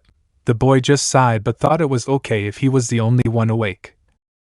He dried the sweat from his head with a towel and went to the kitchen where he began to prepare breakfast for himself and his girlfriend. After a while the boy brought the breakfast. When he opened the door the girl was already awake. Her soft blouse which she used as pajamas ran through her body softly and messily. The line of the brow was slightly peeking out. Her hair was messy. The girl was disheveled. And yet Izuku could swear that there was no woman in the world more beautiful than her. Ronin, I brought you breakfast, Momo. Yayorozu, I hope you washed your hands, you just finished your training. Ronin, could you at least say thank you? Wait, how do you know I just finished training? Yayorozu, I saw you in my dreams, thank you my love. Ronin, only the best for you. Yayorozu, it's still very early, what do you want to do? Ronin, my day has already begun. Yayorozu, did I forget to say I missed you too? I was cold, and that's why I woke up. Ronin, how cheesy you are. Yaoyorozu, I'm going to check my phone. I want to know if Tsuyu sent me anything I asked for. Ronin, what did you ask him? Yaoyorozu, cooking recipes or help us, and from what she said last night I think she will send me recipes. Ronin, he wants to spend the day with Shoto. A year ago they spent it with his family, or so the teapot told me, so you see. Yaoyorozu, I guess then yes, everyone has their own way of spending these holidays. Ronin, well, you and I are going to cook together. It's a way to be at Christmas, right? Yaoyorozu, aren't you going to have breakfast? Ronin, I'm not hungry, I'll take a bath. Yaoyorozu, then let me go to my room so you can. Ronin, stop that, stay here, you're comfortable, I won't be long. The green-haired boy gathered his clothes, took off his boots and grabbed a towel, then he went into the bathroom. Soon steam came out of the door. Yaoyorozu, noticing this, couldn't help but watch the door while she ate. Soon she remembered the few times she could see her boyfriend without the upper part of his clothes. The girl now remembered his muscles, the shape of each one of them. The brunette could feel his skin when she hugged him at night, his warmth. The brunette slowly turned red. The images were still in her head. The girl remembered that night when they kissed passionately in that same room. The way he gently caressed her waist and went up until almost reaching her breasts. The warm kisses that slowly went down her cheeks until they settled on her neck. The girl remembered how, seized by lust, she took her boyfriend's shirt and began to lift it with the clear intention of taking it off. Yaoyorozu Momo felt at that moment a small tingling in her belly and a shiver ran down her spine. The girl almost choked but managed to compose herself. At that moment she saw the door open and her boyfriend's arm came out taking her boots. The girl sighed in relief that the freckled man didn't see her in that state, or that he hadn't come out completely because his condition could get worse. She only heard a few things until she saw him come out. The boy was wearing a dark blue shirt. Apparently it was long-sleeved, but the boy had rolled it up.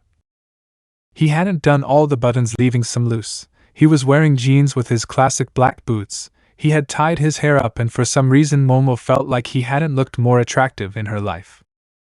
Ronin, what? Do I look weird? Yaoyorozu, what? No, it's not that. It's just that, but well, you look very good, and it didn't take you long. Ronin, oh well, you see, hee, I had to put something on and this is what I grabbed. Yaoyorozu, sorry if I haven't finished eating. Ronin, it's okay, in fact thanks for waiting for me. Yaoyorozu, wait for you? Ronin, yeah, hee, did you think the other plate was for you? It's my breakfast. The shower made me hungry, so please move over there. Yaoyorozu did as requested and the freckled boy sat with her. The boy hadn't tucked in his shirt and that helped him not to get too messy. The boy opened the plate and lifted it. He used his pyrokinesis and slowly the plate released steam. The boy smelled it and savored it. Ronin, I'm already getting better at that. Now the green-haired boy began to eat, accompanied by his girlfriend, who slowly made these thoughts go away from her. When finally even the feeling in her stomach left her calm was when she could breathe happily. The girl finished eating and went to take a bath. The green-haired boy meanwhile called his mother to ask for some advice. What he received was much more than that because the older Todoroki gave him more recipes than he could remember. The stunned boy thanked her and hung up the call. The freckled boy went out and met his girlfriend in the company of Tsuyu. Tsuyu, thank you and sorry for not being able to help you. Yaoyorozu, nothing's wrong, really, thanks for the help. Ronin, yes, after all we can't take you away from your boyfriend's warmth, you could sleep early. Tsuyu, my Midoriya. The green-haired girl saw the freckled man. The height still overwhelmed her, but at that moment she blushed slightly. The freckled man looked very good. Yaoyorozu, speaking to the green-haired girl's ear, I had the same reaction. Tsuyu, you are a very lucky woman. Yaoyorozu, I know. Todoroki, damn Izuku, didn't you get to choose other clothes? Ronin, no, shut up. Todoroki, we'll go out. Do you think you have dinner ready? I think they'll have a party, but we can go somewhere else. Ronin, I know the place. Todoroki, how did we get there? Ronin, can you jump as high as me? Yaoyorozu, it's a risky idea. Ronin, it's the place they showed me, it's good for this, I can talk to him and see if there's another way to get up. Yaoyorozu, another option would be to stay here. Ronin, we'd look pretty obvious if we passed food in front of their noses. Yaoyorozu, I mean spending time with them, making our food but distinguishing it from the others. Tsuyu, Todoroki, I don't know. Yaoyorozu, I also think like you. I don't like the idea very much, but we still have to get out.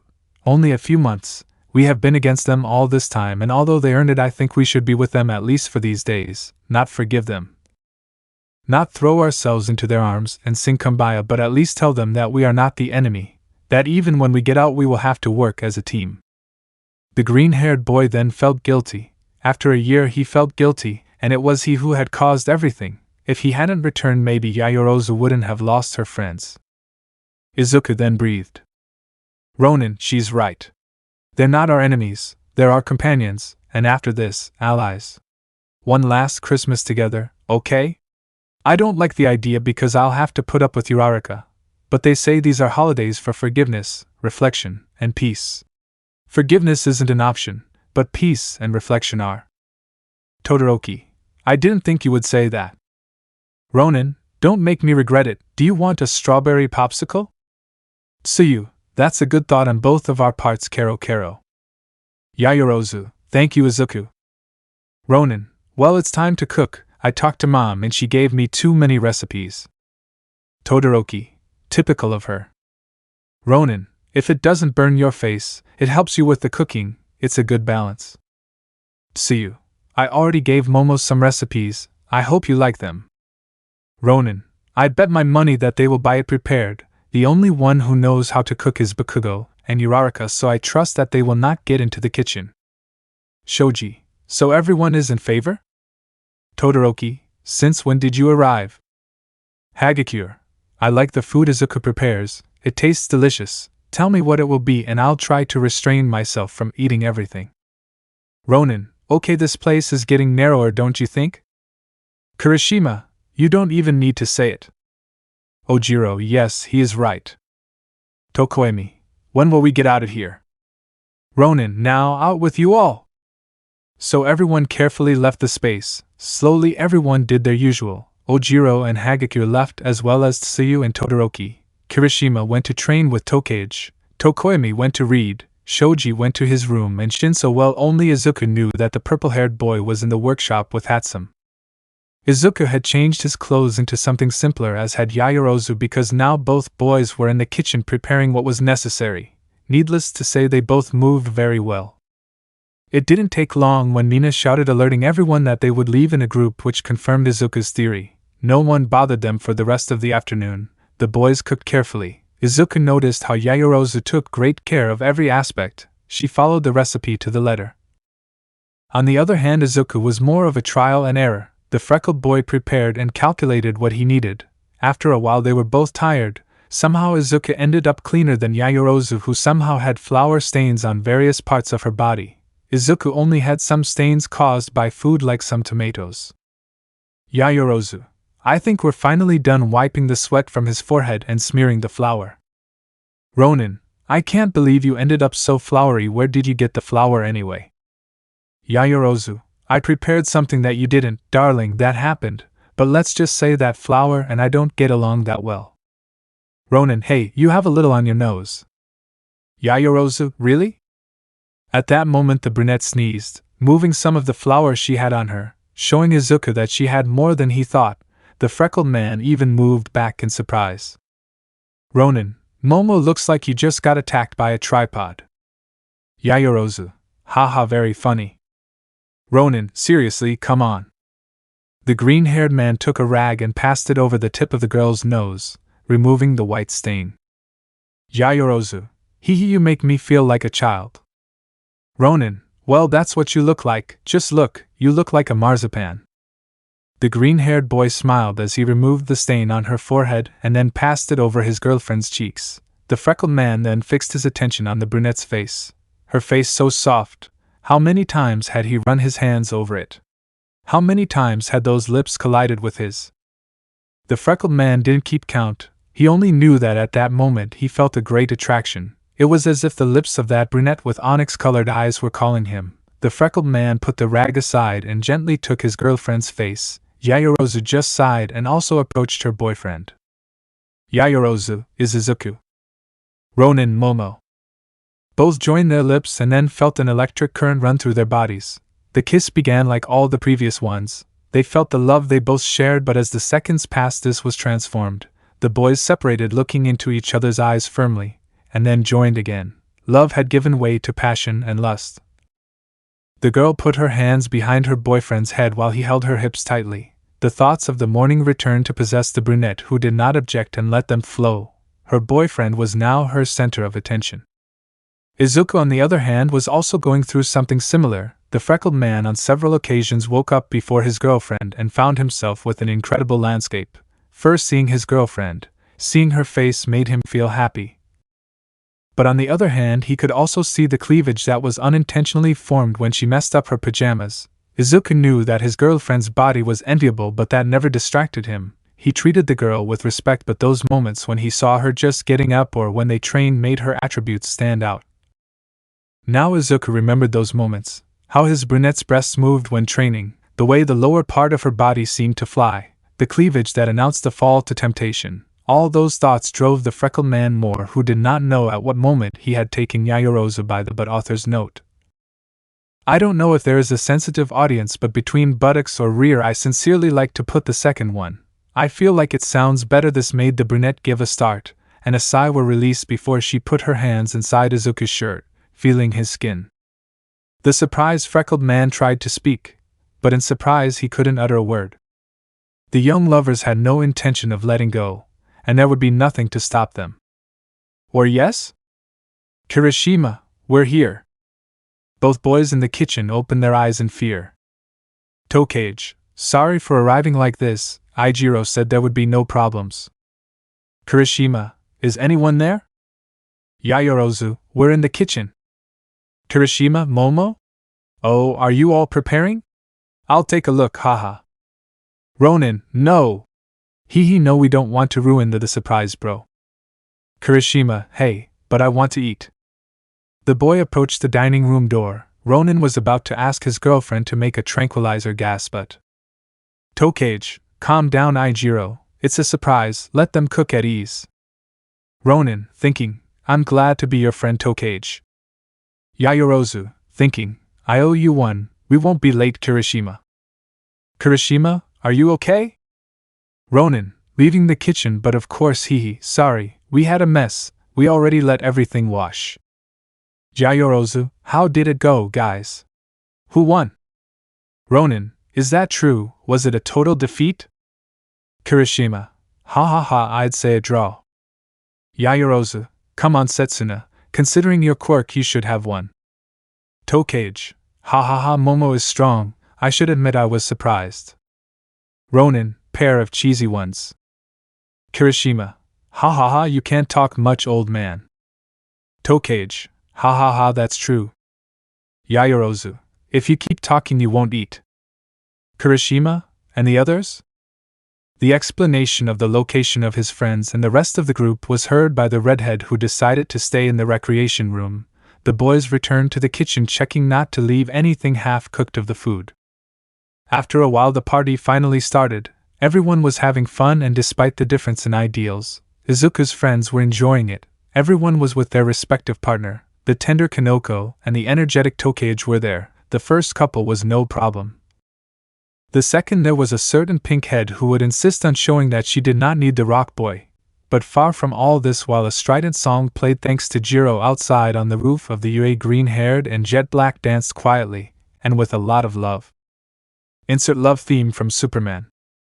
Yaoyorozu, who taught you to dance so well? Ronin, I had to learn. I couldn't leave my beautiful girl.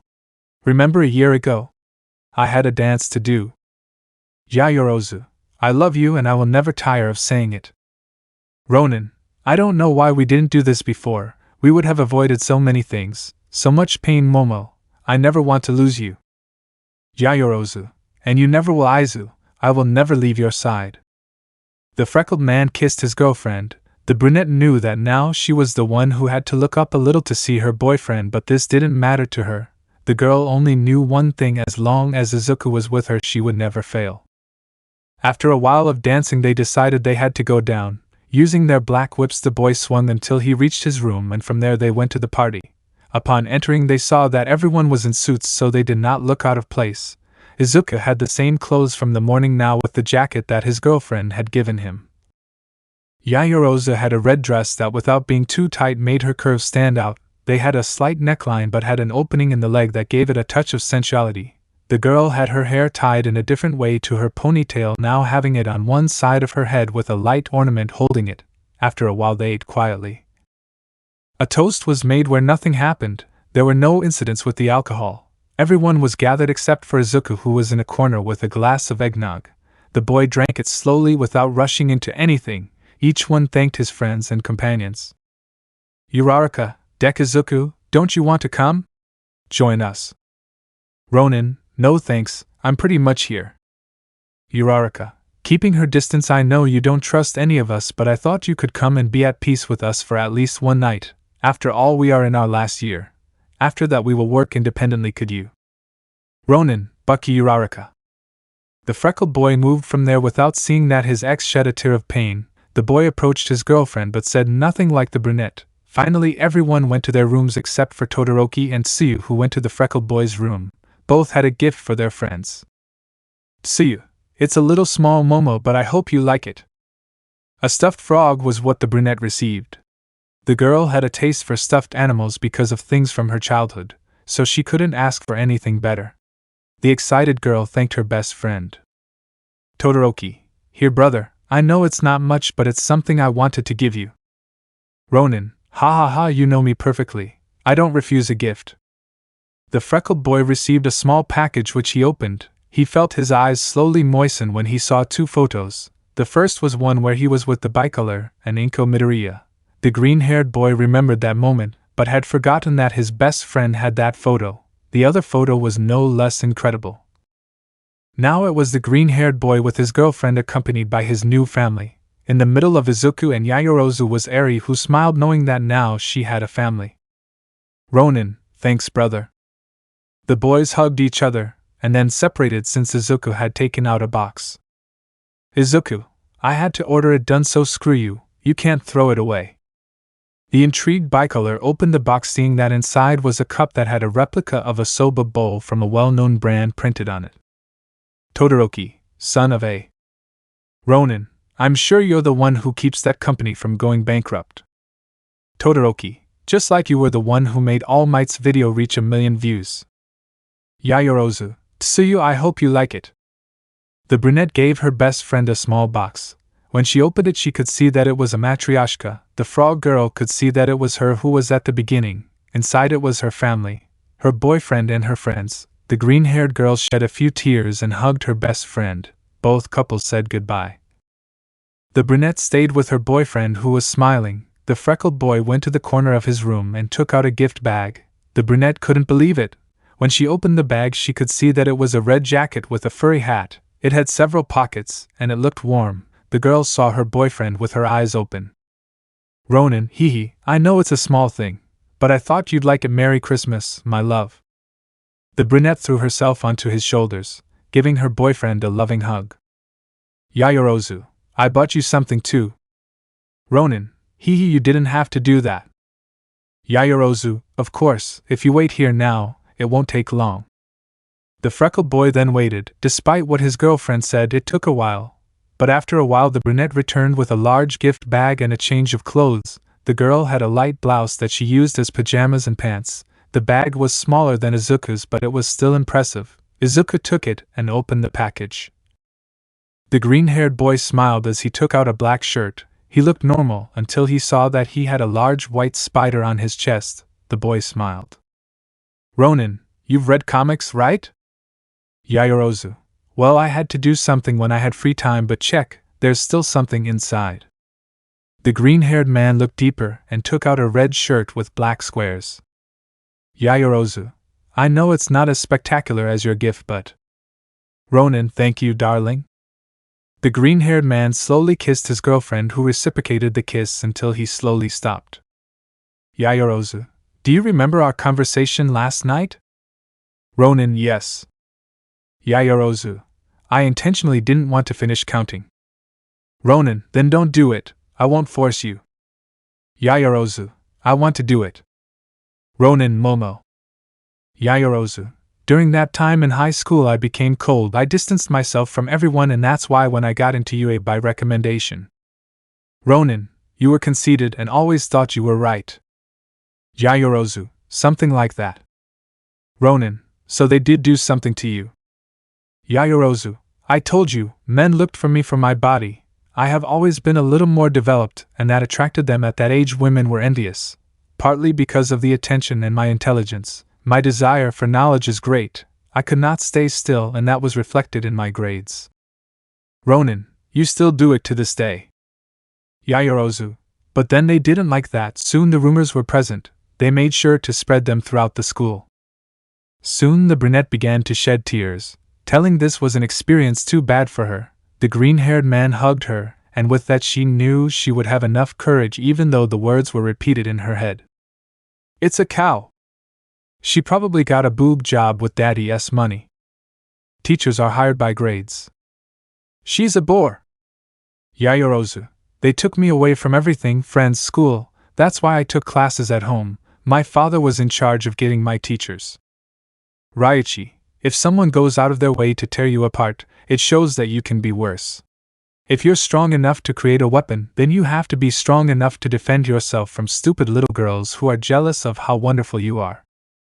Ronin, I'm sorry, Momo. Yaoyorozu, you don't have to do it. I became strong because of it, although also somewhat selfish and insecure, but... Ronin, I apologize for not being with you at that moment. Yaoyorozu, you were a cute bundle of nerves. You're very cute, Izuku, but... Ronin, but I would never have left you alone. No one deserves to be alone. That doesn't do anyone any good. The brunette smiled with love as she looked at her boyfriend. Yaoyorozu, for a long time I was so self-conscious about my body that I used bandages to cover my breasts. Ronin Momo. Yaoyorozu, I even thought about having my breasts reduced, but my parents refused. As time went by, I decided that becoming a hero would be my way of helping no one go through what I did. Ronin, nice thought. Maybe it's not the same, but I still suffered a lot of my life. Yaoyorozu, I know, my love, maybe it would have been better if I were with you. Ronin, hee cheater. Yaoyorozu, Izuku, you know perfectly well that my suit in its first design was to be able to use my quirk at its maximum level. I felt sorry for it, and I even designed an attachment so that my breasts looked smaller. It hurt, it was difficult to breathe, but that way I could feel normal. Ronin, normal? What nonsense. Yaoyorozu, Izuku? Ronin, nobody is normal. We live in the same place as a pink alien with horns and black eyes, a guy with arms, an anthropomorphic pigeon, a frog girl, an invisible girl, and we are students in a school where the principal is a mouse, dog, bear. That you would have developed before those damn envious ones is not your problem. You are like that and nothing could change you. The brunette watched her boyfriend very carefully. Ronin, you said it, since the quirks appeared we all became monsters. You are the most normal in the world, well, with the exception of your big forehead, hee. The brunette just smiled and hit her boyfriend on the shoulder. Ronin, hee hey. Yaoyorozu, you're normal too. Ronin, I have a metal arm, the strength to easily knock down a building and the flames necessary to burn down a forest. You are still the most normal person in the world. Yaoyorozu, you have all that and a weird green color in your hair. Ronin, yeah, the thing is, no matter how you look, to me you are the most beautiful woman in the world. Yaoyorozu, you say that because... Ronin, why nothing, I've seen you asleep, just woken up, sick, just bathed, in school clothes, hero costume, and as a civilian, no matter what you always look beautiful. Yaoyorozu, you're so cheesy. Ronin, at this moment I allow myself to be like this and for you to tell me that. Yaoyorozu, come here, puppy. The brunette took her boyfriend and kissed him again slowly. She felt happy that she could confess that to her boyfriend and that he could understand it. The girl slowly kissed the freckled boy, who returned the gesture with the same intention as his girlfriend. Slowly the green-haired boy held his girlfriend's hips, carefully trying to break her. He put more force on them. For her part, Yaoyorozu put her hands on her boyfriend's shoulders. Everything was perfect. nothing could ruin the moment because at the end of the day they both loved each other. Slowly, the kiss turned into something more intense. All it took was the brunette slowly opening her mouth for her boyfriend to slide his tongue in and ignite the spark in the brunette. Without losing the touch of love they shared, the kiss turned into a tongue fight that neither one seemed likely to win. Yayarosa didn't know when she was laid down on the bed, but she didn't complain much either. Now yes, without anyone being able to interrupt them, the brunette took the initiative and without knowing for sure where she got that side from, the girl took off her boyfriend's shirt. The buttons were slowly removed. Izuku, acting on his instincts, took off his shirt. The green-haired man kissed his girlfriend on the cheeks, making a path until reaching the girl's neck, who shudders while caressing the skin of her boyfriend, who feels every caress and motivates him to eat more. The green-haired man now kisses his girlfriend's collarbone, while now he was the one who lifted the girl's blouse. He could only give slight sighs while trying to say his boyfriend's name. Yayarozu, Izuku, it feels good. Ronin, really? After a couple of seconds the boy managed to strip his girlfriend of the garment and her bra, allowing the boy to see his girlfriend's breasts. At that moment, the shy Yayarozu took part again and covered herself. Izuku thought he had done something wrong and kissed the brunette's forehead. Ronin, everything okay, princess? Yayarozu, boo, sorry, it's just that. Izuku? Ronin, yes? Yayarozu, I'm really not weird. Do you like my breasts? The green-haired man tenderly took his girlfriend's hands and moved them away, revealing her breasts in their entirety. The brunette's nipples became hard with excitement. Izuku took one and caressed it gently. Ronin, you know me perfectly, I'm not a pervert who likes to look at girls' bodies. I love you, I've always admired you, I like all of you, there's nothing I would ever change, from head to toe. For me you're perfect, that includes your breasts. The freckled boy looked at his girlfriend, who was now blushing. The girl felt confident again. She slowly kissed her boyfriend and then let out a light moan because Izuku had squeezed the brunette's chest a little. Yayarozu, you are a pervert. Ronin, who took my shirt off before? The brunette smiled and then did something she never thought she would do in her life. She slowly took one of her breasts and lifted it, bringing it closer to Izuku, who timidly approached. The contact of her boyfriend's breath with the skin of that part made the girl shudder, but the climax came to her when she felt how slowly Izuku's tongue moved on her nipple. The girl was close to letting out a powerful moan which she managed to silence almost by miracle. Izuku, for his part, was feeling a whirlwind of emotions. A part of him told him that he was going too fast, that he should stop. The other was focused on making his partner feel good. He felt a shiver down his back every time he licked and sucked the brunette's nipple. Guided by instinct, the green-haired man filled the entire breast with kisses and went towards the other, but in that interval of a few seconds he could feel a strong pressure on his crotch. The freckled man blushed immediately when he felt that his virile member was completely erect. The boy decided to move away a little so as not to bother his girlfriend and continue with his work. But despite the heat of the moment, both did not lose their heads. They knew that protection was the most important thing and they could not cross the last line without it. Yayarosa tenderly caressed her boyfriend's hair while trying to silence her moans. The brunette breathed deeply. Her legs moved, letting her feel that her crotch was now getting wet. The brunette was ashamed of that side that let her see her boyfriend, but she could not silence her feelings. Suddenly, in one of her movements, she could feel her boyfriend's crotch. The brunette was surprised to feel the hard bulge. Yayarosa was with her mouth open. Izuku, on the other hand, had decided to forget thinking about whether or not it was right and would concentrate on both of them. The boy felt a sweet taste coming from the body of his beloved since he kissed her neck. Right now, the aroma that his girlfriend gave off, the fact of seeing her in that position and being able to do that with the person he loved motivated him more. Acting on instinct, the freckled boy guided one of his hands down. The green-haired boy made a path on his girlfriend's stomach which tickled her, but as soon as the freckled boy put his hand inside his pants, the brunette opened her eyes. A torrent of emotions exploded inside her. The brunette thought, will it be okay? Is it hygienic? But all this went down the drain when she felt the caress on her clitoris already swollen from the previous excitement, which was somewhat rough. The green-haired boy was totally inexperienced in all of this, causing the girl to feel some pain when the freckled boy did it quickly and roughly. The girl was not upset. On the contrary, smiling, she realized that her boyfriend was a novice like her. The girl sat up a little and took her breast away from the boy. Ronin, sorry, did I do it wrong? Yayorozu, love, you're a little rough, hee. That part is very sensitive, could you make it softer? The freckled man regretted a little what he was doing and was ready to leave everything, but the girl grabbed his face.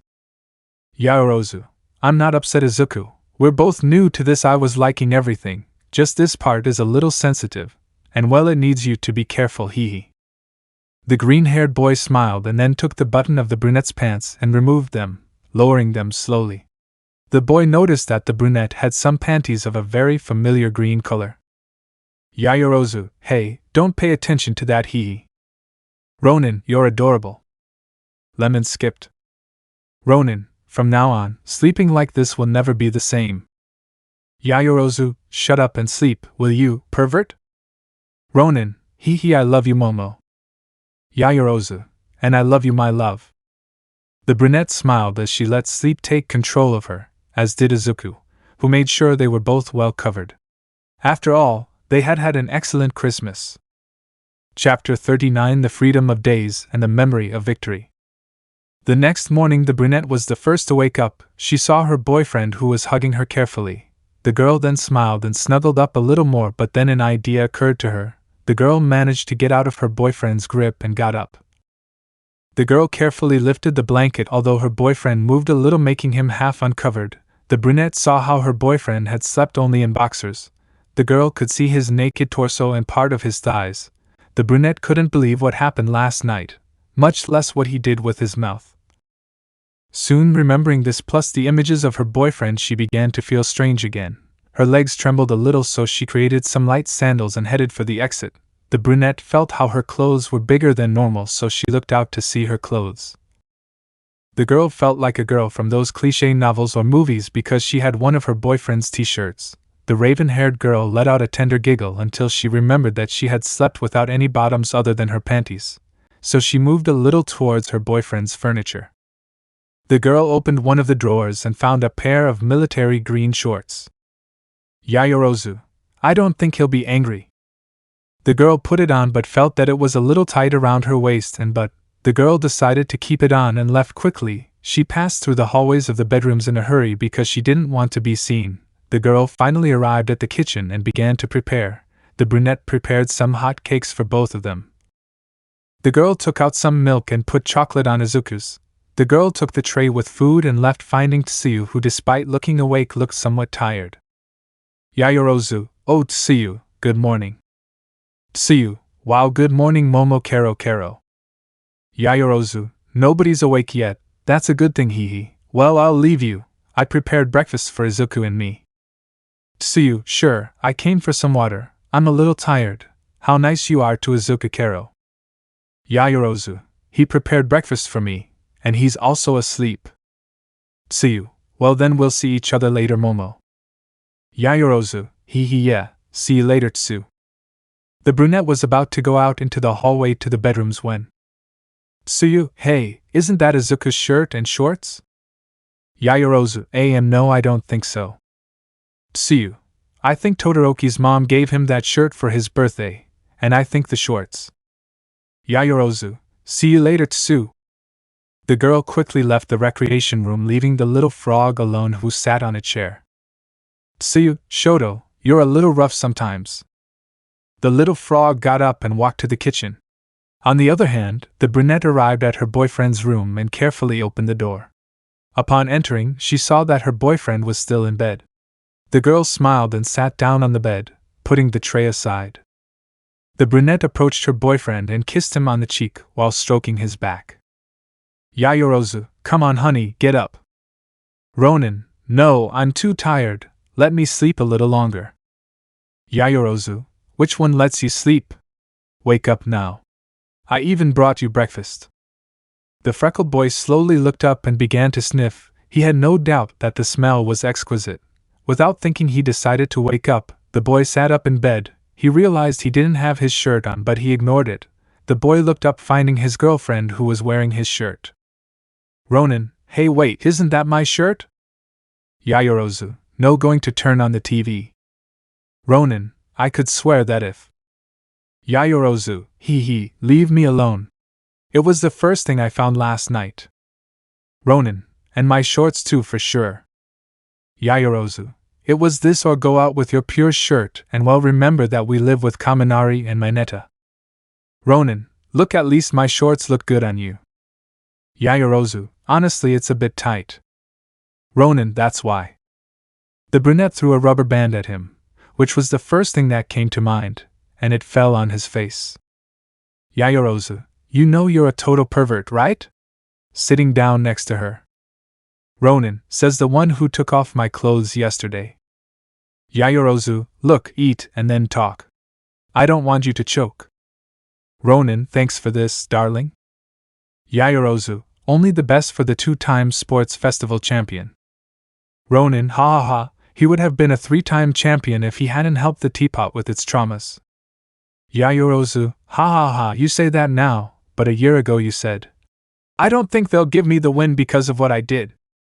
Ronin, but that's why I tried hard in the final fight. Besides you complaining, you were also a 2-time champion. Yaoyorozu, yes, but you did try hard. It was a versus and you still didn't give up.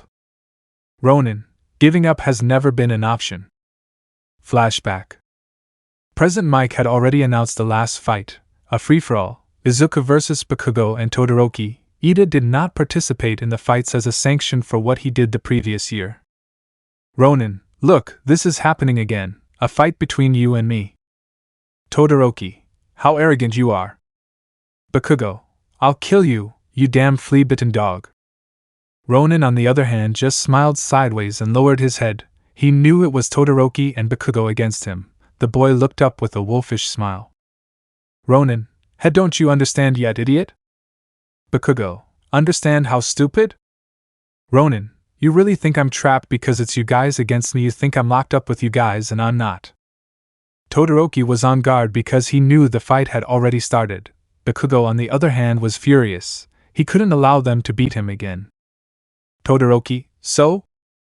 Ronin, you should have guessed it by now. Teapot, I'm not locked in with you, you're locked in with me. The freckled man opened his eyes, showing a scared smile. Both Bakugo and Todoroki didn't know when they had been hit, but they knew they shouldn't hold back because when they got back up they saw how Izuku was surrounded by green rays. His eyes had a flaming outline. Ronin, a very pretty lady, said I shouldn't be so merciful. So sorry, Todoroki. It's not personal. The freckled man just smiled and in a blink he disappeared. The bicolor barely had time to create an eye shield that, although useless because if he was hit at least it made it not so strong, the bicolor got up only to receive a kick from Izuku that slammed him to the ground.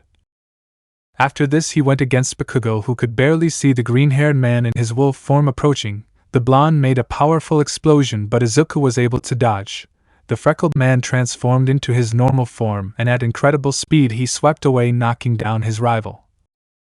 He raised his fist and formed a giant fist with his whips, but Bakugo managed to dodge it with an explosion, although what he could not avoid is that the black whip got tangled in his neck, preventing his escape. Ronin, did you really think I wouldn't know you were going to do that? The freckled man retracted his whip and took the blonde man, who shot at his rival's face, but he protected himself. The freckled man took the blonde man and slammed him against the ground.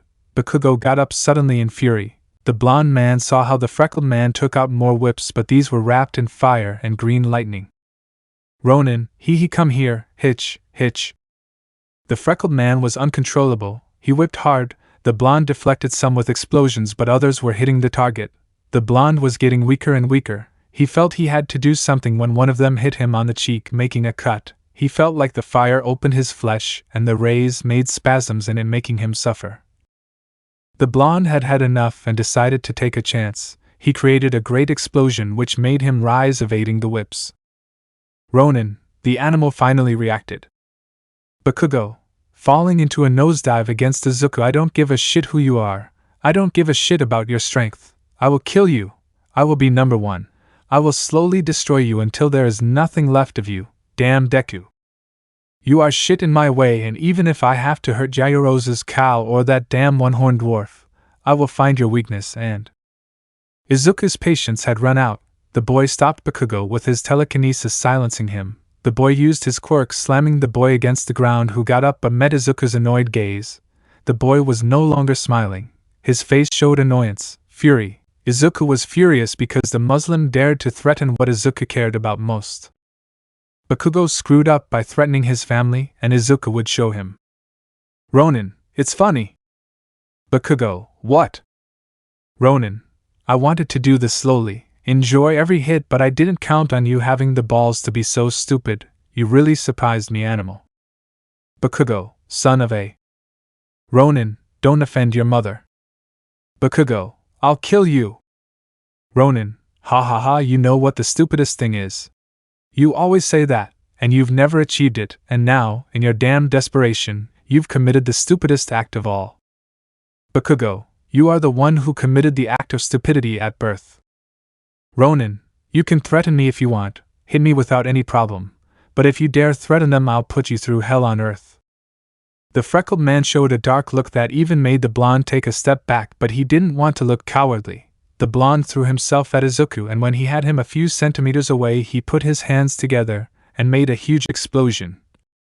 All the classes and students were scared, but the scare was more when they saw how the blonde put his hands together, but everything turned to confusion when only the shock wave occurred, which only pushed Izuku. In the stands, it goes without saying that a certain brunette was furious with the blonde as well as the Todoroki family. Endeavor wanted to burn the blonde's face with his fist for talking like that about Eri, but when he saw that the blonde's attack had no effect, he just smiled. Ronin, wow, I didn't know your quirk was to mess up my hair, and I had done it with so much care. The brunette smiled at the joke because she knew she had absorbed the fire. Now her revenge was coming. The brunette could afford to be sadistic. Yayorozu, do it, Izuku, finish him off. Ronin, okay, if that was your attack, then here's mine. The freckled boy got ready. Bakugo didn't let him and went against him, but he stopped when he saw how the freckled boy stretched his open hands, but nothing came out. The blonde just smiled and then laughed like a demon. Bakugo, ha ha ha, what are you going to do, you piece of shit? Attack me with your hands? With the air? Ha ha ha, you're stupid for this. When I'm done with you, she'll be next, pointing at Yayorozu. Ronin, get away from her, you son of a hitch. The freckled man closed his fists, and then the blonde's arm exploded, surprising him. Bakugo, what the buck? Ronin, ha ha ha, sorry, did that hurt you? Because I think it did. The freckled man opened his fists, and his rival's legs and torso exploded, making him scream. Ronin, now dance for me. The freckled man approached his rival as the explosions echoed through his body, his arms, his legs, his chest. The entire blonde was attacked by explosions until he fell to the ground. Izuku lifted him up, grabbing his face. Ronin, how does it feel to be attacked by your own quirk? Bakugo, what, how? Ronin, your sweat is nitroglycerin and I can create fire with my pyrokinesis. Guess what I did? Believe me, it's not that difficult. The blonde was furious but had no strength. Those explosions had finished him off. Izuku slammed him against the ground once more while everyone watched. Mina, enough please. The pink-haired girl shouted this with all the pain that it caused her to see her boyfriend like that. The freckled boy took him and hit him again, making the crying girl scream again while she fell on the grass of the field because she had jumped. She had to stop the freckled boy somehow. Mina, please, I'll set it on fire for you. Midoriya, please, for whatever you want most, I beg you, have mercy. Ronin, after everything you heard him say, after all that and even more of what you did to me and what you did to Momo with your indifference for the simple fact of talking to me, after all that, you still have the decency to ask for mercy? Oh, okay, I guess it's my duty to give you what you call a boyfriend. The freckled man took Bakugo, who spat blood in his face. The green-haired man picked him up and threw him up. Ronin, I just hope you know how to catch. The pink-haired girl didn't know what he was referring to until she saw how the boy stepped back a little, and when the blonde was about to touch the ground, Izuku kicked him out of the arena with a kick so strong that he hit the stands. Ronin, like a dog. The green-haired boy was about to leave the platform, believing himself to be the winner, but he opened his eyes in surprise. The boy turned around, seeing how his brother stood up, releasing steam. Todoroki, you're not done with me yet, you piece of... Ronin, don't get mad, I told you it wasn't personal. Todoroki, it felt very personal. Ronin, are you going to fight or get revenge? Todoroki, I've been training all this time to face you.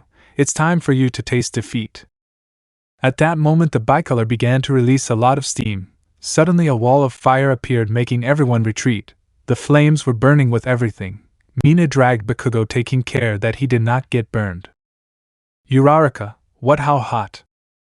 Ida, this is like the technique of Tsuyu, Shoto, you did it. Todoroki residence. Rei Enji, did you help him perfect it? Endeavor, I told him he had to learn it, but I never taught him how to use it. Rei, his desire to defeat Izuku motivated him so much. Endeavor, it's not just defeat for the sake of defeat, he wants to prove that he's strong enough to stand up to him despite the Rei, his flames against the concentrated force. Endeavor, they both want to be heroes, it's not a competition to see who's stronger, they're rivals. Back on the battlefield everyone was impressed by the heat that was felt. It was even hotter than the first time they faced each other. Izuku just smiled. Ronin, wow, you finally show your true power. Todoroki, I'm not going to hold back Izuku Midoriya. Ronin, then let's do the same. The freckled man let go of all his fire power. His flames rose in a blue color with green flames. His rays ran all over. Ronin, whispering, one for all % Tartars. The fire burned brighter than Todoroki's flames. No one could believe it. Todoroki, then come on, let's get this over with, bro. Ronin, gladly, brother. The freckled and the bicolor started a heated fight. Izuku was faster, but Todoroki was not far behind. His reflexes had increased considerably. People gave the fight as a draw, but there was a person who thought otherwise. Momo used it because she knew that despite what her boyfriend said, he was holding back. He did not want to seriously hurt the bicolor. Ronin, ha ha ha, you can finally say you're fighting. Todoroki, you're not going to start bragging, are you? Ronin, I'm more focused on figuring out how to beat you without breaking a bone. Todoroki, so much arrogance, but you're done. The bicolor was fast. Propelling himself with his fire, he took advantage of an opening in Izuku's guard. He kicked him, but before he could touch the ground he lifted him up, and with a flare he lifted him into the air. Todoroki, sorry bro, but I win prominence. At home Endeavor opened his eyes. He never taught his technique to his son. Eri was worried about her father, as was Yayorozu, who looked worriedly at Izuku in the air. Yayorozu, honey. Todoroki, burn. The huge fire blow headed to its target with speed. Soon an explosion of fire echoed in the place. Tsuyu was amazed but worried about the boy and her boyfriend. On the other hand, in the arena, Todoroki was trembling. He still did not fully control that technique, and using it like that was dangerous. He felt his flesh beginning to heat up. He had to use his ice side to level his temperature. The boy hoped to see his brother fall defeated to make an ice slide so he would not hurt himself when falling. Shoto knew that Izuku could not have withstood the blow, but what he received was a full power blow to the stomach. Seconds before the fire blow, Izuku used his speed to get away. He created a sphere of fire which caused the explosion to occur. The boy quickly visualized his target and charged speed for his last blow. Ronin, I know you wanted to win, brother, and I'm sorry because I will be the winner today. Hiro Kaido Fasuto. Hero's Comet Punch. Shoto Todoroki couldn't believe it. Just like the crowd, the boy fell to his knees while with his eyes open he looked at Izuku, who had a serious look. Todoroki accepted his defeat before falling unconscious. Todoroki, still you were still holding back. Ronin, I'm sorry, really, brother. The two-colored man said nothing, accepted his defeat and fainted, giving the freckled man victory once again. Flashback end. Yayorozu, you gave us all a terrible scare that time, you know? Ronin, sorry. Yayorozu, he didn't hold back on that attack.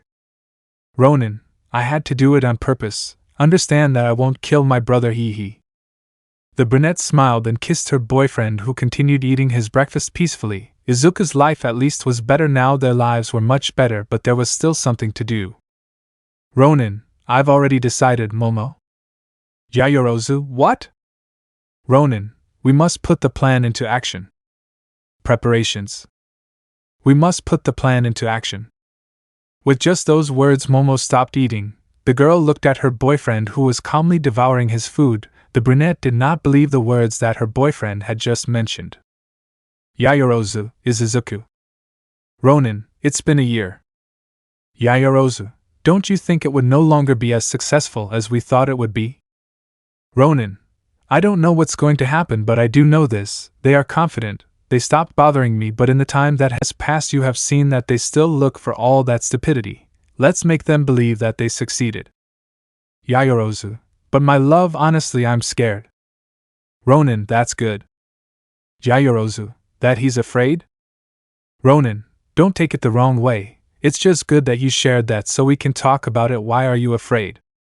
Yaoyorozu, blame me for overthinking things, but how are we going to do it? We need permission, and I highly doubt Aizawa will. Sensei will give it to us so quickly and easily. Besides, won't it be so obvious if we just hit you? They're not that stupid, they should know something's wrong, and my worst fear. Ronin, which one is it? Yaoyorozu, what if you really lose your memory? Ronin, that's the point. Yaoyorozu, we agree it can happen, right? You said it yourself once, one hit can leave you fried, losing your memory would depend on how hard you hit. Ronin, hey but. Yaoyorozu, I don't want to lose you Izuku, I love you and. The freckled man then took his girlfriend and gave her a passionate kiss that took the brunette by surprise, who did not resist much. Ronin, I know what I said, but I've also thought about it a lot. Momo, I want you to understand something. I won't do this on my own. I have you and the others to be able to do this perfectly. Losing my memory is just a plan. I can't really lose it for 3 reasons. Yaoyorozu, what's the first one? Ronin, losing my memory will bring me back to what they want, to deception, to weakness, and I won't go through that again. Yaoyorozu, the second one? Ronin, because I could never forget everything we've been through together. Yaoyorozu, blushing, and the third? Ronin, because it is simply impossible. Yaoyorozu, Izuku, that is not a valid reason and you know it. Ronin, of course, it's impossible to even think that I could so easily forget the woman I love.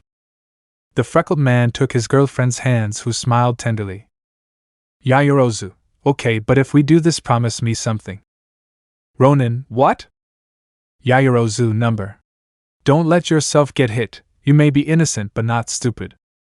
Ronin, understood. Yaoyorozu, number. Stay away from Uraraka. Ronin, the point of all this is.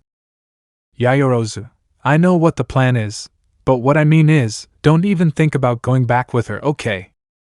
Ronin, I'm not that stupid, Momo. I know which is the line I shouldn't cross. Yaoyorozu, I'll hit you both if well you know. Ronin, calm down.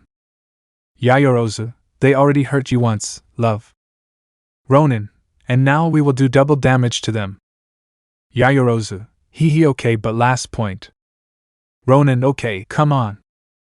Yaoyorozu, he's the most important Izuku, so pay attention. Ronin, I'm capable of taking pen and paper so I don't forget it, Yaoyorozu, point well before I say it. We agree that we can't be like this anymore and that I'll have to go to bed in my room, right? I say this so I don't look obvious. Ronin, yes Momo, I know. Yaoyorozu, so point. For the duration of the plan you are going to visit me in my room, understood? Ronin, I was planning to do it even if you didn't say so. Yaoyorozu, now if we both agree I think I can accept. Ronin, okay, then let's finish breakfast and tell the others. Yaoyorozu, okay. Kissing her boyfriend, by the way, I brought you chocolate milk. Ronin, you're perfect, you know that? Yaoyorozu, you are so cute sometimes. Ronin, this tastes delicious, thank you my love. Yaoyorozu, it's nothing Izuku, I love you. Ronin, I know. They both continued eating while the television continued tuning into the news channel. Finishing this, they went out. Many of their companions still had not woken up. Izuku and Yaoyorozu trained for a while. Izuku had to admit something, and that was that his girlfriend had considerably increased her performance. He could not keep up obviously because Izuku's routine was more aggressive, but compared to the Momo of a year ago he had to admit that her resistance had increased considerably. Even his quirk had become stronger because now he could create more things. He had become smarter to the point of no longer needing his book for some things and being more agile. Izuku had to get more serious with his girlfriend because the fact that she is the only person with whom his predatory sense does not work was more complicated for him.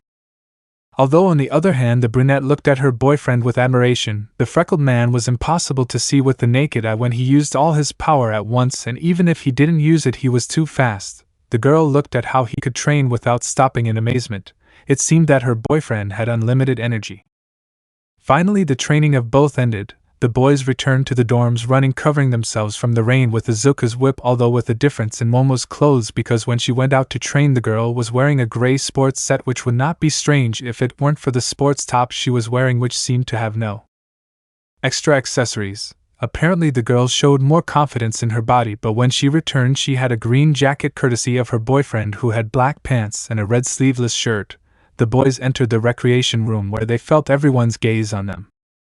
Ronin, unless you have an ape on your face, I would advise you to return your gaze to what you were watching on television. Ida, how is the rain? Ronin, I guess it's okay, right? It's cold, you know. If you want, you can go out and scold her or whatever stupid thing you do. Taking advantage of the distraction that her boyfriend made, the brunette caught the attention of Tsuyu and Todoroki, who in turn called Shoji, Kirishima, Ojiro, Hagakure, and Shinso. Slowly they all walked towards the exit, and after a while they were gathered in Izuku's room. Ronin, I think my room is getting smaller. Yaoyorozu, it's not that, the number of people is greater. Hagakure, your bed is too hard, don't you think, Izuku? Tsuyu, that's true, but at least he has a bed now. Kirishima, hey, hard beds are great, you sink into a soft one. Ronin, at least someone understands me. Todoroki, brother, what are we here for? Ronin, first of all, Hagakure, what we are going to talk about is something secret. I trust you and that you will not say anything? Ojiro, Izuku, I can. Hagakure, I can speak for myself, Mashireo. Ojiro, Turu. Ronin, I want to hear that. Hagakure, I made mistakes, I know. If I'm honest, I never thought you would accept me into your group of friends, at least not after what happened. We all treated you badly for no reason, and instead of believing you or talking to you, we hit you.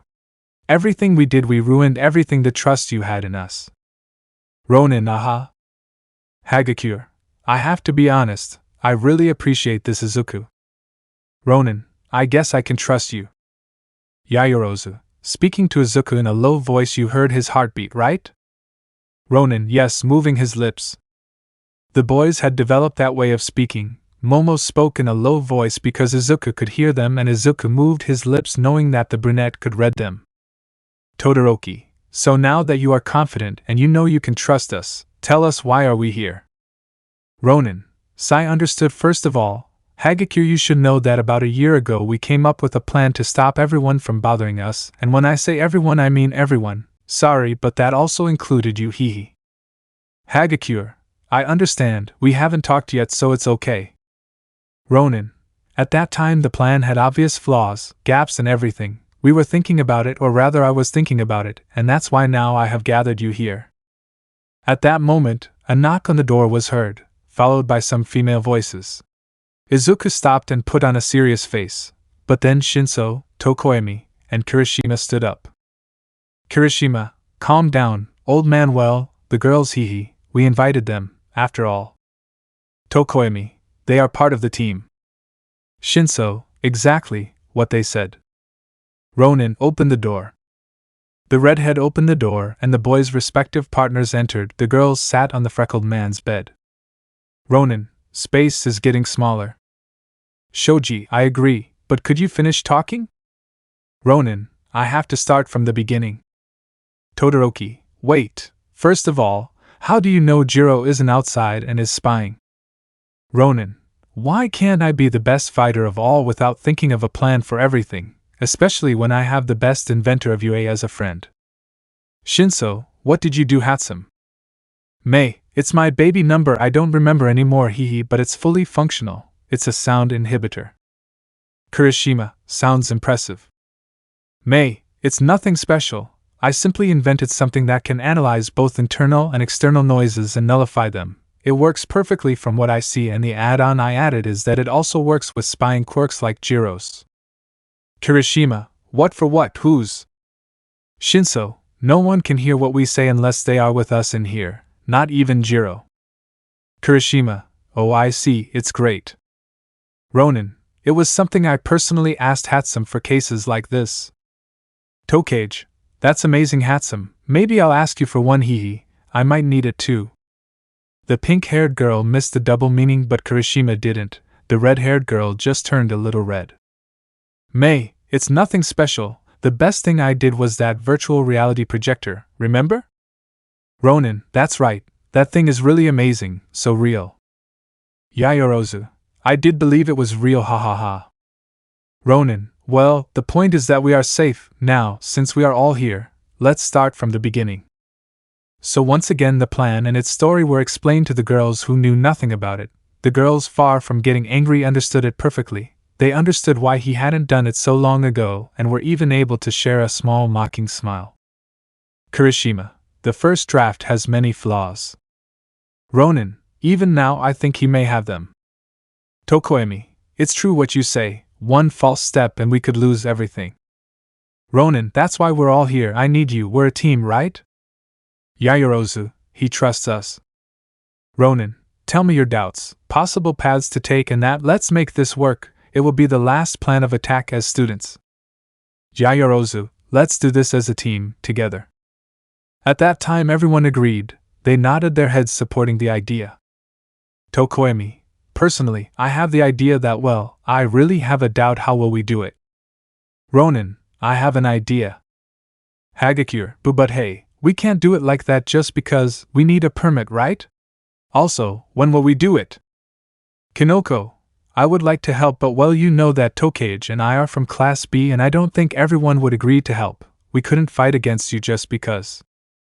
Ronin, I know how to solve this in fact. Kirishima, but don't you think that? Ronin, well there are more doubts than I expected, ha ha ha. Yayorozu, I think so well listen, I know what you're thinking and yes, there are at least superficial flaws but we'll explain them to you. Ronin, thank you princess.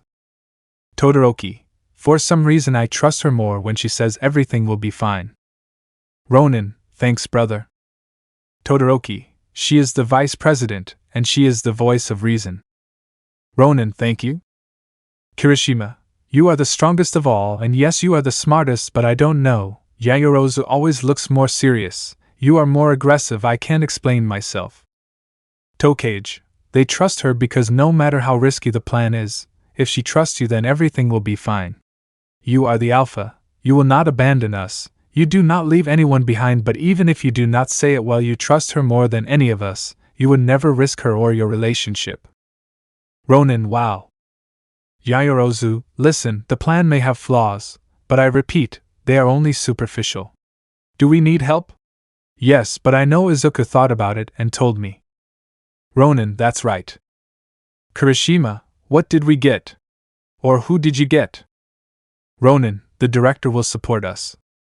Yayorozu, that's a great help. Ronin, Ectoplasm Sensei, Eshot Sensei and Snipe Sensei will also help. Todoroki, that's more than just help. Ronin, Ectoplasm Sensei was happy to help. Shoji, I don't understand why. Ojiro, besides, it doesn't solve the question, how will we do everything? Yayorozu, in training. Shinso, I guess that's where classes A and B come into play. Ronin, exactly. Tokage, A versus B, one last battle. Kinoko, Monoma would support the idea. Ronin, exactly, that's where you come in, you can say it, pull on Monoma's heartstrings, make him look weak. Kinoko, smiling sadly, we call him weak, that everyone can beat him, then he gets upset, not even Pony or Kendo would calm him down. Todoroki, and taking into account that Vlad Sensei would support him, well. Ronin, ready, we have the plan. Todoroki, you should tell the family, don't you think? Ronin, you will help me with that. See you, guys, everything sounds excellent, it's a good plan but. Hagakure, what will we do if you really lose your memory? Tokage, it will be a crossfire, everyone against everyone, the blow may not be from us and even. Tsuyu, it can be deadly. A simple word was enough for the brunette to wake up completely alerted. It was true. A bad blow could be fatal for anyone. The girl began to feel uncomfortable. She wanted to say something, but then she saw the face of her boyfriend, who was smiling. Ronin, I know, and yes, I've already seen your face, Momo, hehe, don't worry, I know that was at risk, that's why it took so long, right? I thought this through perfectly, and that is a risk that, despite being very potential, is true. Izuku, I understand that you can heal quickly, but… Ronin, Todoroki will be the one to hit me. At that moment, needless to say, the bicolor opened his eyes, just as he felt Yayorozu's annoyed gaze fall on him. Todoroki, me? Ronin, you're the only person I can trust who has an attack strong enough to be believable. Todoroki, feeling the brunette's annoyed gaze, we agree that Shoji, Kirishima, Kinoko, and Ojiro can do equal damage to you, right? Ronin, I said attack, brother, meaning you're the only one who can hit me and they would be alerted because it's an ice pillar. Shoji, you're right about that. Yayorozu, but that doesn't mean it has to be him. We agree that I could make a bomb and hit you in the face. Ronin, yes, but no one ignores a pillar of ice. Everyone agreed with the freckled man on that, although Yayorozu agreed on only one thing: she would have to talk seriously with Todoroki. Izuku's room was totally calm, and even after the talk they ordered pizza, and doing the same technique of throwing Kirishima out the window, they picked it up. They spent the afternoon there between jokes and anecdotes. After a while, late at night, everyone left except for Tsuyu and Todoroki. Ronin, it was a good day, wasn't it?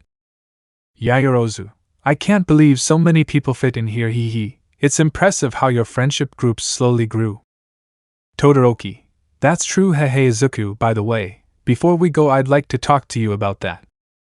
Ronin, hey, I know where this is going, brother, and I have to say it. I chose you for 2 reasons. Todoroki, which ones? Ronin, partly because, as I said, your attack is more impressive. It's even believable that you go a little overboard with it. Todoroki, well, yes, but… Ronin, also because you are my brother, the only person of the boys to whom I could trust this. Tokage was right a while ago. I trusted Momo. I don't want to lose her, and that's why I wouldn't do anything that would put her or our relationship at risk. Todoroki, that's clear. Ronin, but you and Tsuyu are also extremely trustworthy, and since we are the 4 of us, I want to tell you this. Todoroki, what? Ronin, I needed it to be you because it would be the most credible. You are my rival par excellence, the only person who could face me in case I lost control. Todoroki, you couldn't lose control. You're the calmest person, or well, the one who meditates the most that I've ever seen. That's supposedly why you controlled your wolf form. Ronin, and that's why it will look more realistic. I will pretend to lose control, and with that you will be able to attack with everything. The freckled man then looked at his girlfriend. Ronin, I need you to distract me, Momo.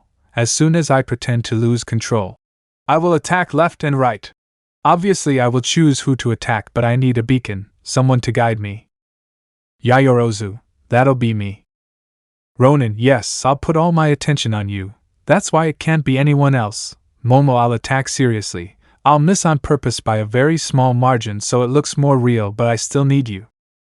Yayorozu, I'll dodge them. Izuku, don't worry.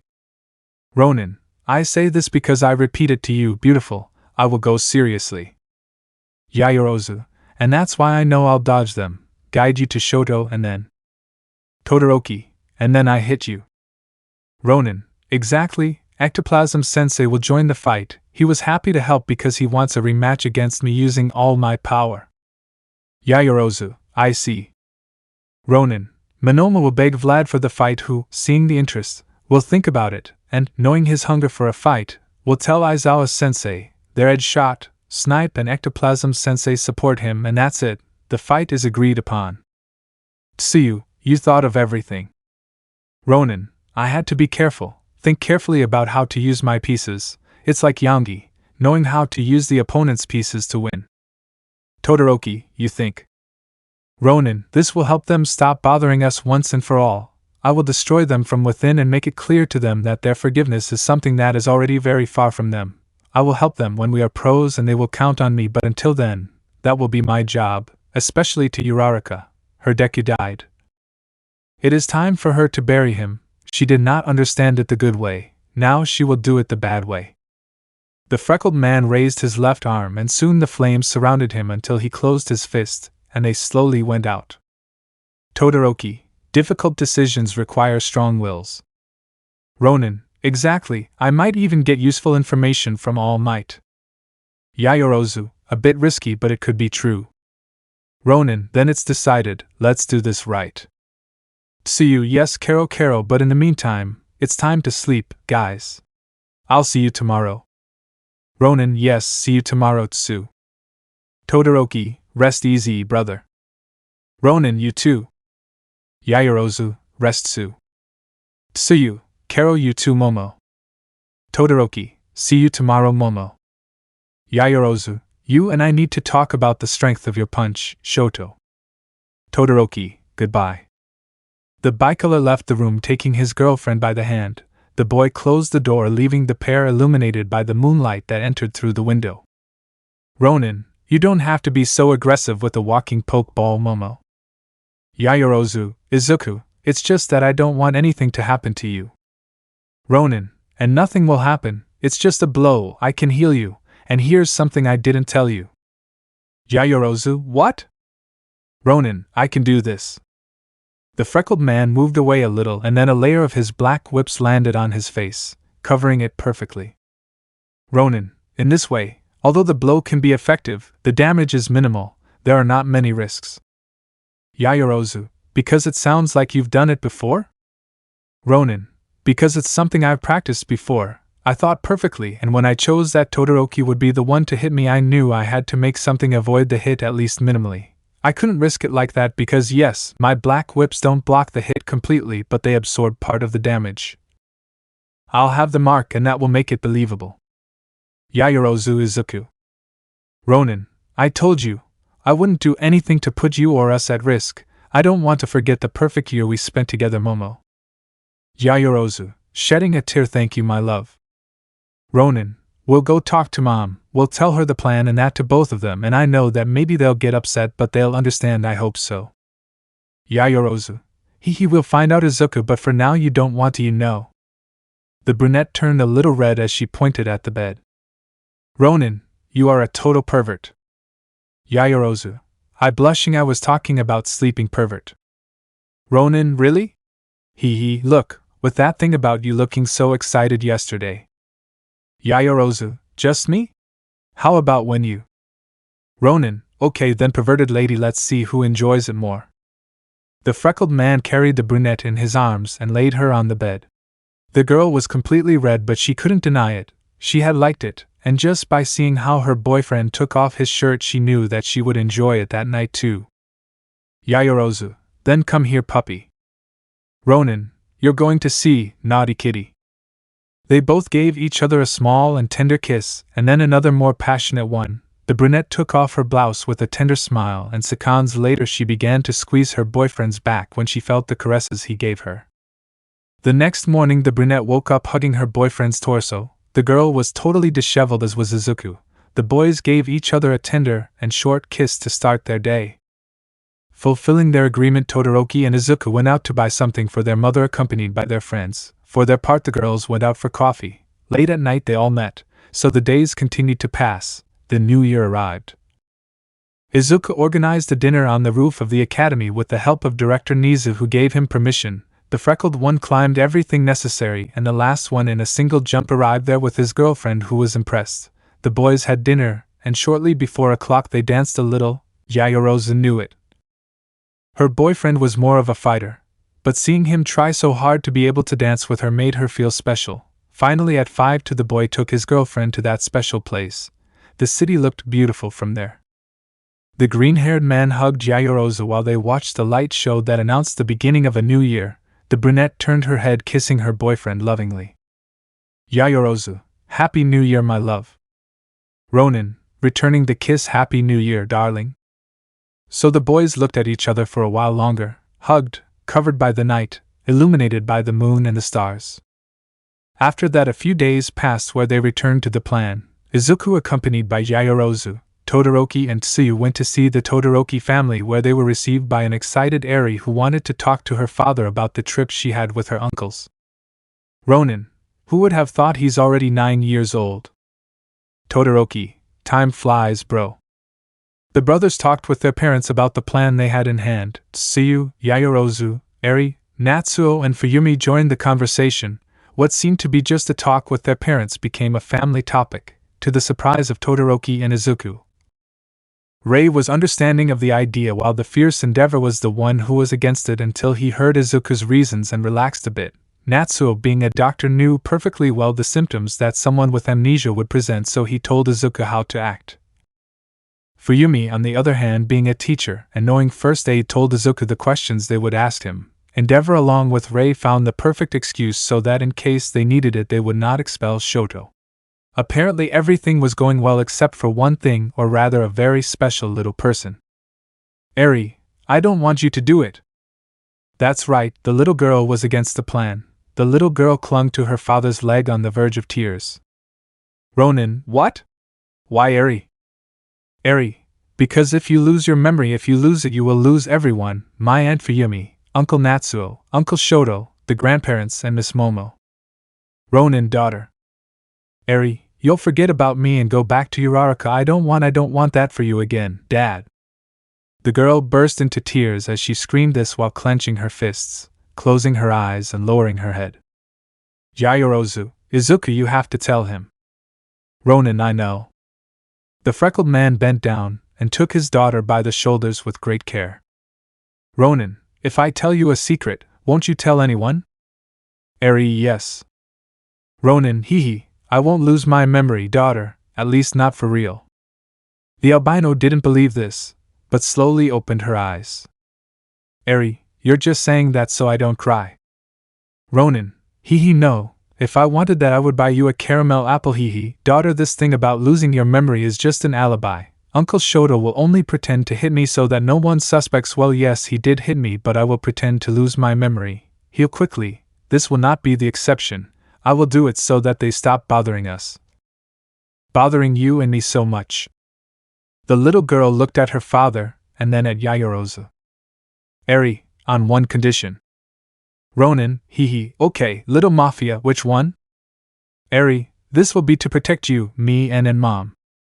The little girl raised her gaze determinedly. Izuku didn't understand the last thing until he saw that the little girl was looking at both him and Yaoyorozu. The brunette on her side was surprised. Had she heard correctly? Yaoyorozu, I. But I. Eri, I love Miss Momo very much, and if you are my father then she is my mom, so you have to protect her too. The green-haired boy turned to see Yaoyorozu, who was now shedding tears. The freckled boy smiling with signs indicated that she should come closer. The brunette was next to her boyfriend and he hugged her. Ronin, okay, I'll protect my family, understood? Yaoyorozu, Eri, I don't know what to say. Eri, when my dad was with Uraraka I thought I would finally have a family, but she only used him and put him aside when she got bored. Miss Momo didn't force you to see me as a daughter, but in the year I've seen you together, sorry. Yaoyorozu, and why do you have to apologize, daughter? The little girl looked at Yaoyorozu, who was shedding some tears. The girl hugged her mother. Now both were crying happily. Rei, who would have thought it, Ng? The boy already has a family. Endeavor, yes. Rei, hee, I'm proud of both of them. Todoroki, brother, something occurred to me. Ronin, did you really have to ruin the teapot moment? Todoroki, sorry. Yaoyorozu, what came to your mind? Todoroki, why not blackouts? Ronin, gaps? Natsuo, what a great idea! That's right, Izuku, blackouts are a good option. They're small fragments of memory. See you, so you can remember some things without. Ronin, not necessarily forgetting Eri. Yaoyorozu, but you and Uraraka were supposed to be boyfriend and girlfriend before that. Ronin, yes, but I can forget that. Remember only a cute little girl I had to save. Fuyumi, what memories do you want to remember?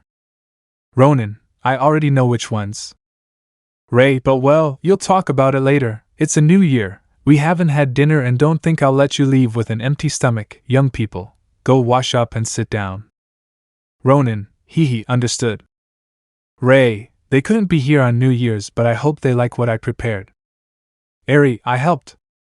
So the family got ready to eat. Everything happened calmly. Yaoyorozu was calmer, although that didn't stop her from sentencing Todoroki. If he were to go too far in his attack, he would suffer the consequences.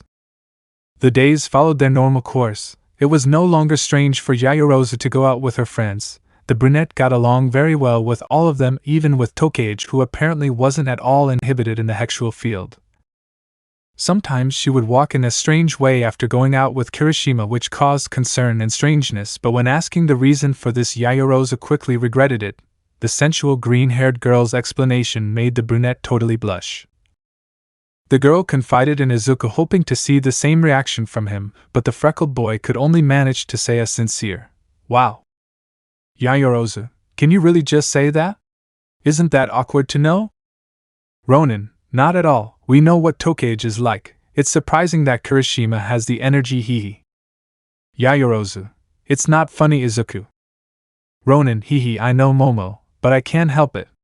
Besides, look, it's normal that I'm excited. The girl didn't understand anything about this until the explanation her boyfriend gave her, which confessed that the green-haired girl might seem like a bit of an expert on the subject, but her knowledge only came in theory. It wasn't until Kirishima that he was able to put it into practice. Basically, the green-haired girl from Class B had her first time with the red-haired man. That answer made Yaoyorozu smile. Now she understood her boyfriend's joke. Yaoyorozu, well, I guess everyone has ways of doing it. Blushing. Ronin, haha, yes. The girl could now be calmer because she was right. Everyone had their own ways.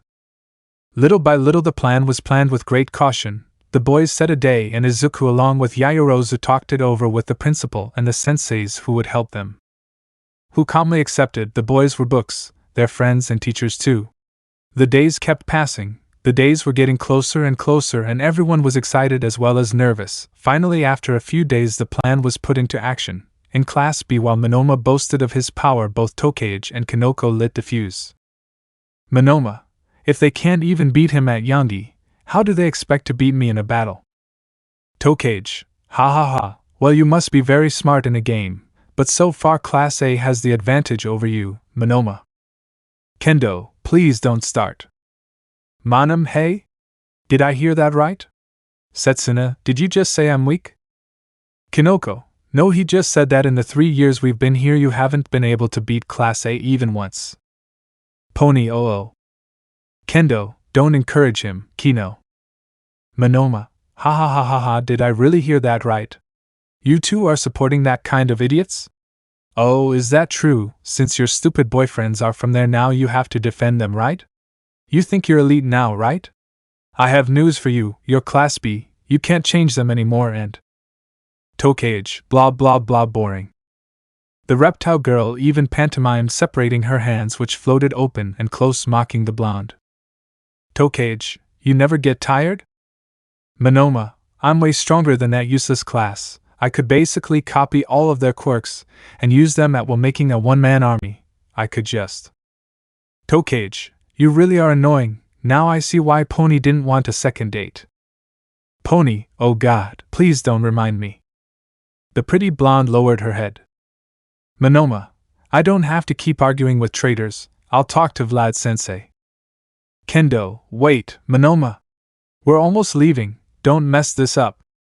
Monoma, all the more reason to accept. One last fight and you will see that I am the strongest. The blonde ran out of the room chased by Kendo. The brunette and the green-haired girl discreetly bumped fists, and when they were with their partners and friends they confirmed it. Tokage, step 1 done. Izuku. Ronin, thanks. Kirishima, you're the best. Setsuna. Setsuna, thanks. Aijiro, it wasn't that difficult. Kinoko, it was actually quite fun. Tokoemi, you're pretty smart. Kinoko. Dark Shadow, yeah, you're quite useful. Thumbs up. Kinoko, thank you. Fumikage giving her boyfriend a kiss. Yaoyorozu, now we just have to wait. Ronin, exactly, just wait. So the days passed. Monoma's constant complaints were enough for Vlad to finally show tiredness, and during a talk with the teachers, Aizawa noticed it. Aizawa, what's wrong with you? Vlad, what about? Aizawa, don't act smart, you've been stressed, even annoyed for a while now, what happened to you? Vlad, it's Monoma, he's screwed up enough with the stupidity. Aizawa, he's your star student, I don't know what would bother you. Vlad, he wants a fight against your eraser class. Aizawa, you were right, it's totally bucking stupid. Ectoplasm, what's up, what did I miss? Aizawa, I thought you were at karaoke. Ectoplasm, I had to take exams, what were they talking about? Vlad, Monoma's ridiculousness, he wants to organize a fight against Class A. Ectoplasm, a fight? Come on, we're almost done for the year. The kids are graduating. What's the point? Aizawa, that's what I was saying. Snipe, but it would be interesting, wouldn't it? Aizawa, don't encourage him.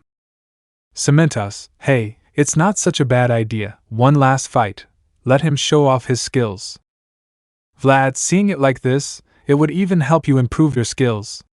If it's a free-for-all, you would be forced to form a team, which would help with your coordination. Almight, what are you talking about? Aizawa, sigh, forget it, he's already here, he'll approve it. Almight, approve what? Aizawa, a free-for-all fight, A and B equally, they can team up and that's it. Almight, ha ha ha, young Midoriya already has a team. Aizawa, and it also has members from Class B. Vlad, that makes it interesting. And that was it, the teachers smiled, they were happy with the help that Cementos had unknowingly given them. Now there was only one thing left, to inform their students. The fight that will change everything. The fight was agreed upon, the head teachers of the classes would come to an agreement, talk to the principal and plan everything to give the announcement. Ectoplasm, Edgeshot and Snipe for their part would be happy that the plan worked and thanked Cementos for the involuntary help. Ectoplasm told what happened in the teacher's room to Izuku, who in turn told it to his team, who agreed, the last mission, the last battle, the battle that would change everything. Ronin, okay team, then you know what to do. Yaoyorozu, you deceive them. Setsuna, you gain their trust. Tsuyu, Kero make them lower their guard. Kinoko, you'll make Uraraka feel victorious. Make Ida feel like he won. Hagakure, let everyone think that everything will be as before and then. Yaoyorozu, and then we tear them to pieces. At that moment the girls put on a sadistic smile. Izuku assumed that Hagakure did too since they couldn't see her, but without a doubt all the boys except Izuku felt a chill run through them. Kirishima, don't take it the wrong way, but you just seriously scared me. Shoji, I don't even have a partner, and I get scared. Tokage, don't worry, one day you'll get it, I hope so. Kirishima, wait, did you just play a prank on Shoji? Look, I didn't even do it. Ronin, so everything is ready. Todoroki, nobody knows about this, right? Ronin, only the people involved, brother, from there on nobody. Shinso, understood, so you pretend to lose your memory. Ronin, partly. Shinso, anyway, you lose her, everyone worries, Uraraka thinks she can fix her nonsense. Ronin, exactly. Shinso, Ida is confident, we can hit him. Ronin, not yet. Shinso, come on, old man. Ronin, but guess what?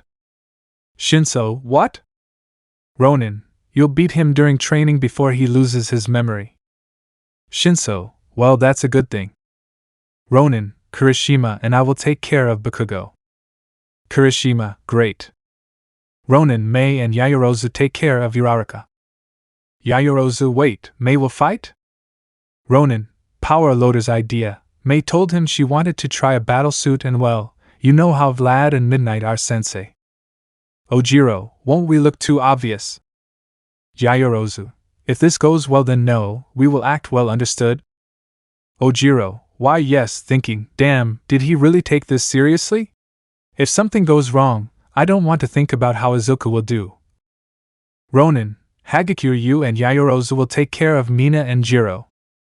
Yaoyorozu, yes. Hagakure, it will be a good fight.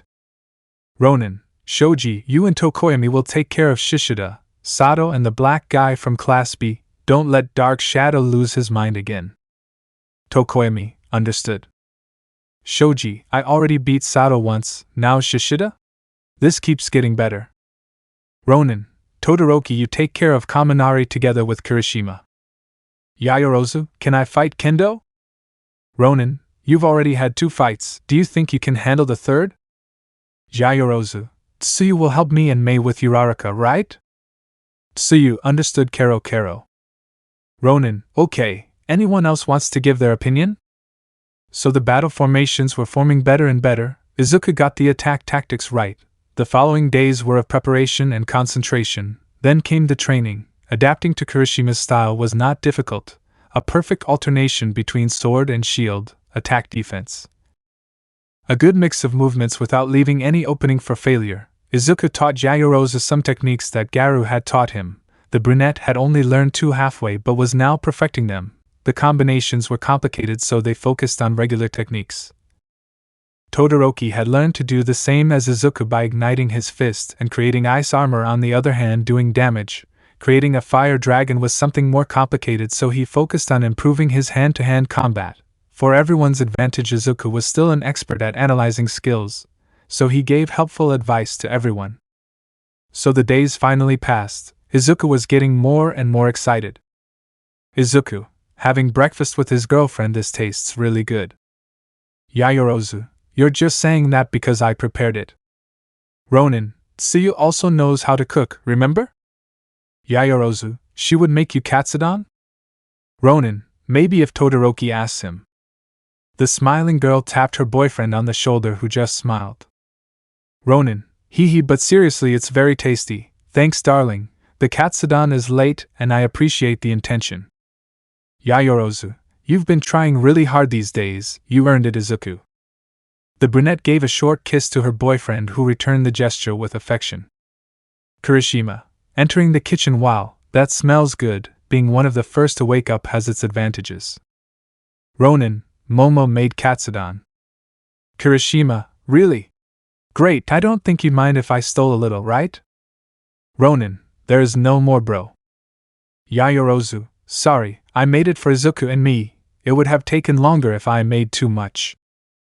Kirishima, you're right about that. Okay, I think there's still some cereal, I think. Ronin, how difficult is it to prepare your breakfast? Kirishima, it's not, it's just that I'm not good at cooking. Ronin, okay, do you need help? Kirishima, it's just cereal, bro. It won't be that hard, lol. After a few minutes, the whole team gathered, as well as the other students who had breakfast, and walked to the classroom. Soon the whole Class A was gathered calmly in their classroom. Izuku was talking to Kirishima, who was holding his stomach tightly. Ronin, I don't understand how the hell it ended up biting you if it was just cereal. Kirishima, either do I. I was supposed to do the normal thing, milk and cereal. I just added cinnamon and sugar. Ronin, and to top it off, as if the diarrhea you got from mixing spicy food with milk wasn't enough, you had to eat Momo's cereal. Kirishima, right, that thing is made of fiber and I don't know what else. Yayorozu, wheat, rye, barley and oats with honey. Ronin, it's the ultimate healthy cereal, but the fiber was what helped it. Yayorozu, don't even finish that sentence, it's disgusting. Ronin, don't worry, bro, I'll find out why this happened.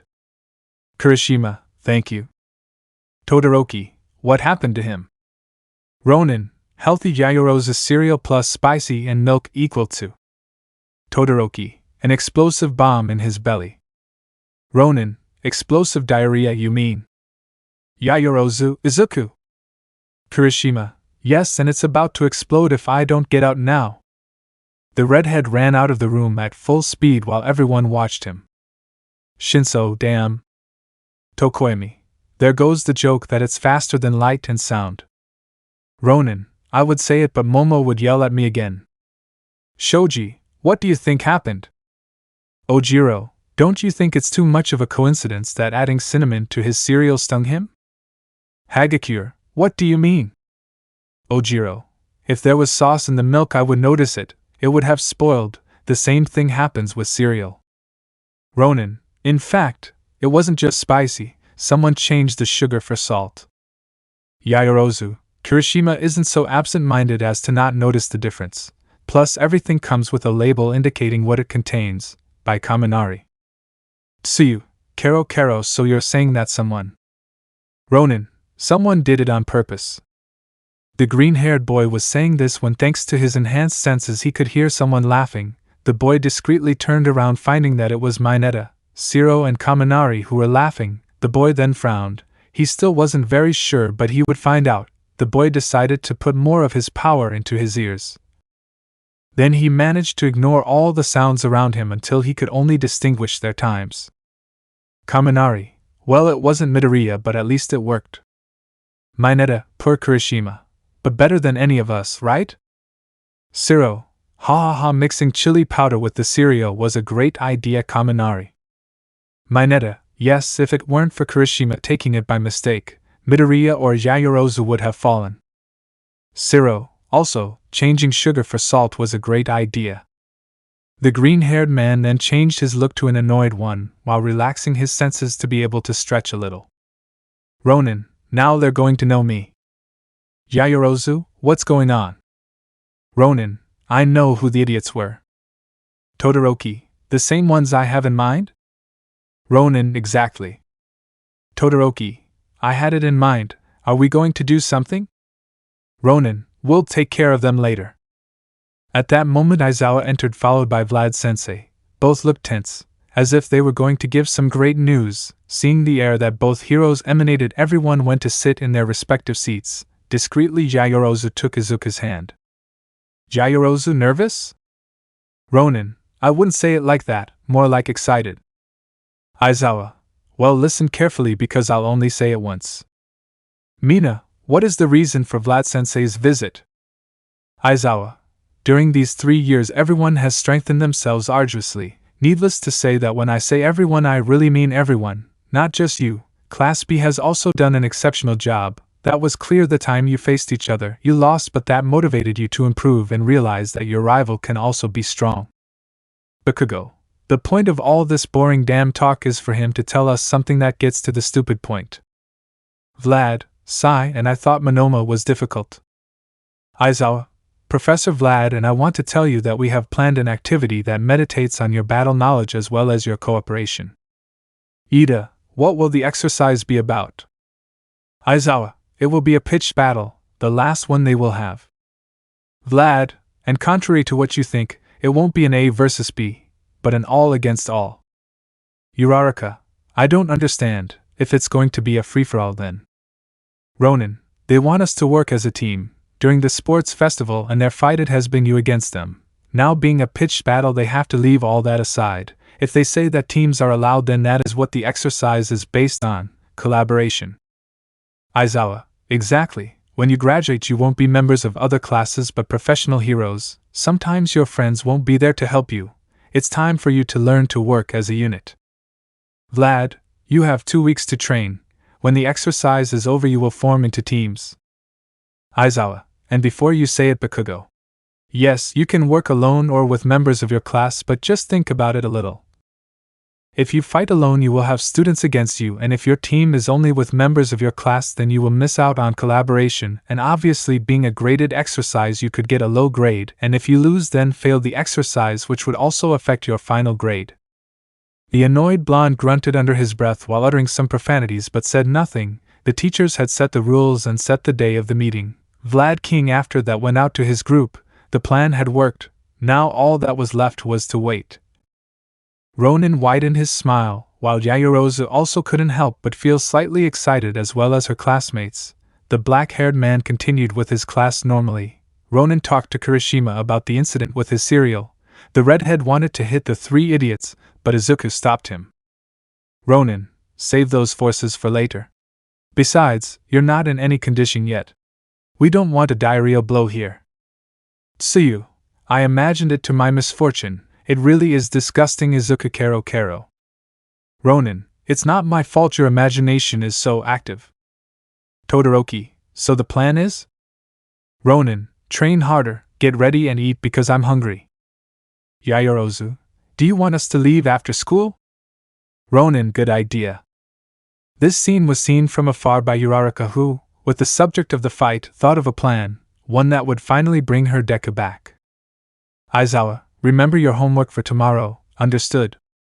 All Ronin, yes Aizawa-sensei. Everyone stood up and moved towards the exit but were stopped by the black-haired man. Aizawa, don't take the fight as a game, it will be your last practice between you, you are about to leave, but it is worth it not to make mistakes, understood? All Ronin, understood. The boys left while talking about different topics. Kirishima for his part went to the infirmary. Izuku and Yaoyorozu disappeared from everyone's sight. The entire class with the exception of the green-haired boy's friends thought that they accompanied Kirishima with Recovery Girl, but the truth is that both had disappeared using Izuku's ninja skills. The freckled boy had left his girlfriend in her room and then went to his own where he changed out of the academy uniform. Both boys met in the recreation room and went to the center of the city. The weather was perfect, either too hot nor too cold. It was pleasant even for a weekday. The boys bought a kushiyage and a kalpas for each one. Izuku accompanied him with an order of takoyakis and Yaoyorozu with onigiri. The boys walked quietly. Nobody bothered them, and due to the change in height as well as in Izuku's hair, you had to be very observant to realize that they were both on a date, and even more to see that Izuku, Midoriya, and Momo Yaoyorozu were a couple. The boys could walk holding hands. They ate peacefully. They saw the fountains. Everything even being the same as they already saw was amazing for them when it was calm, something that was not common to see in those days since there were villains everywhere. Finally the afternoon arrived. The sunset was a great spectacle, and when it came to Izuku it was even more impressive. The green-haired boy threw his whip towards the tallest building and climbed with Yaoyorozu. The brunette was already getting used to that kind of actions with her boyfriend. The boy enjoyed watching his girlfriend's reactions when she saw the speed with which they climbed. Yaoyorozu, sometimes I think you do it without warning just to see my face. Ronin, it's an important part, hee, you look funny. Yaoyorozu, clumsy wolf. Ronin, clumsy kitten. Yaoyorozu, hee, and then we come up here just to watch the sunset? Ronin, well, I have a surprise for you, but if you almost died with the climb, I don't even want to imagine how you will react to this. Yaoyorozu, well, it'll have to be quick because we have to get back to the academy, you know? We can't stay in a house now. Ronin, that reminds me I have to see my house in Musudafu. Yaoyorozu, it's been over a year and you haven't gone? Ronin, I'm comfortable where I am now, plus I don't want Eri to find a dump if she ever wants to go. Yaoyorozu, we'll go fix it this weekend, okay? Ronin, I'll talk to my father so he can give me the keys and we can go then. Yaoyorozu, decided then, but we have to go early, okay honey? Ronin, if we finish early I'll make you something to eat. Yaoyorozu, you give me more reasons to go early, hee. Ronin, well, at least we have plans now. Yaoyorozu, and the sunset has already passed. Wow, the day goes by quickly. We have to go down now, Izuku. Ronin, hee, go down. Yaoyorozu, what crazy idea did you come up with now, Izuku Midoriya? Ronin, I told you I brought you here to surprise you. Yaoyorozu, hee, come on mysterious sir, I want to see what you have in mind. Ronin, hee, but better not. If you almost fainted on the climb, I don't want to imagine your reaction when. Yaoyorozu, are you calling me a coward? Ronin, look, I don't want you to hurt yourself or me with your screams. Yaoyorozu, let's go Izuku, you've got me intrigued, what's on your mind? Ronin, okay, but first close your eyes. Yaoyorozu, hey, that's not fair. Ronin, I don't want you yelling in my ear. Yaoyorozu, I will if you don't tell me what's going on. Ronin, okay, but seriously, close your eyes. Yaoyorozu, Izuku. Ronin, I'm serious, darling. Yaoyorozu, hee, okay, but you better not scare me by throwing me into the void to catch me with your whips. Ronin, that would be a great idea, but not, at least not with you, Momo. Yaoyorozu, it's okay. The brunette closed her eyes, but you could see her half open them. Ronin, don't cheat, princess. Yaoyorozu, I don't. Ronin, I can see you, you know? Yaoyorozu, oh please Izuku. Ronin, create a bandage or something to cover them. Yaoyorozu, seriously? You don't trust me? Ronin, not at this moment. Yaoyorozu, that hurts. Ronin, don't complain. The brunette closed her eyes and received a small kiss on the lips from her boyfriend. The girl smiled and created the object he asked for and put it on her, remaining in total darkness. Ronin, now I can trust you. Yaoyorozu, thank you for the vote of confidence. Ronin, come closer, I'll put you on my back. Yaoyorozu, I don't see anything, I'll walk towards you and wherever you move so that I fall, I swear that even if you heal, I'll keep hitting you. Ronin, that was a good threat. Yaoyorozu, it's seriously. The brunette approached gropingly. The girl extended her hands as she walked shakily. Each step could be the last. The girl then collided with something and stepped back scared, but Izuku took her hands. She had collided with him. Ronin, you came straight to me. I'm a magnet, don't you think? Yaoyorozu, don't make jokes right now. Ronin, calm down. I'm here and I'll never let you go, Momo. I promised you once and I'll do it again. I'll never hurt you.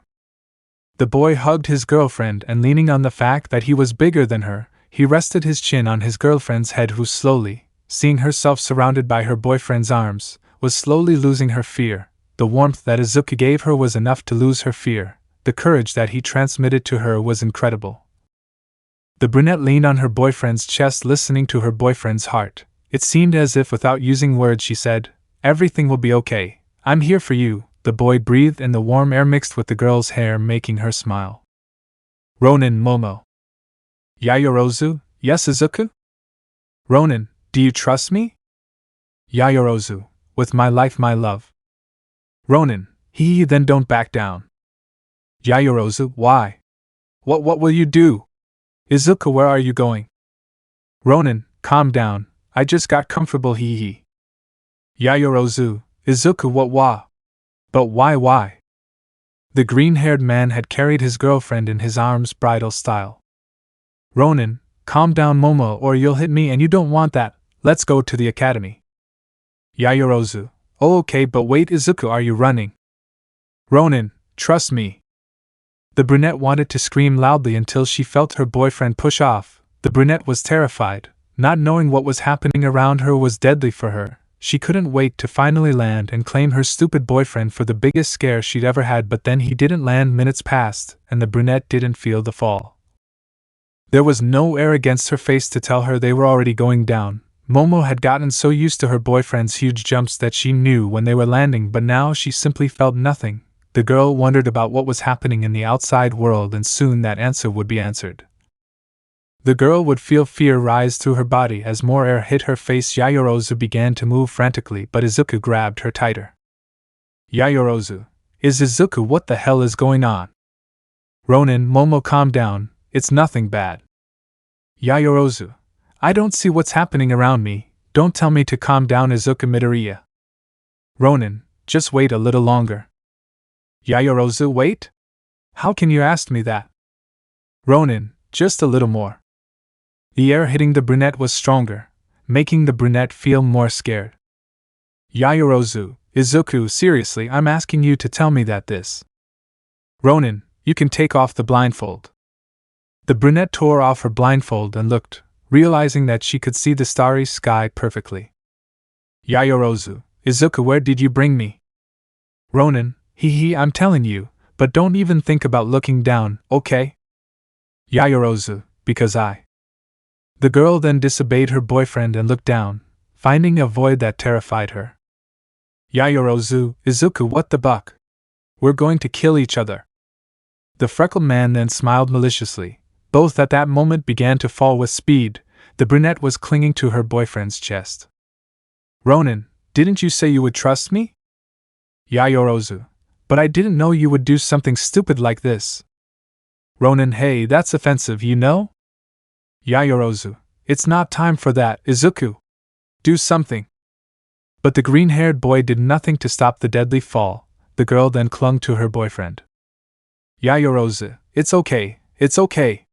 I'm sorry Izuku, I should have trusted you more. Sorry, but I didn't see anything.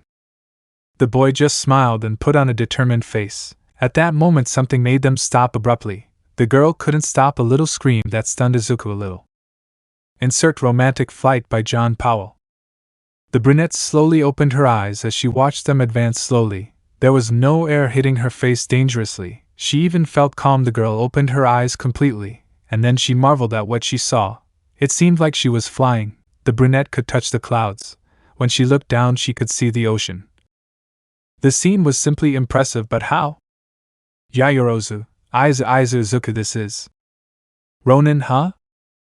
Yayorozu, okay, you win. I admit it's incredible. It's amazing. Ronin, what else? Yayorozu, how did you do it? Ronin, what?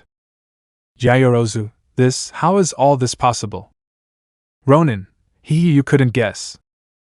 Yayorozu, is it some kind of prototype of me? Ronin, I told you wouldn't guess. Yayorozu, so? Ronin, look up.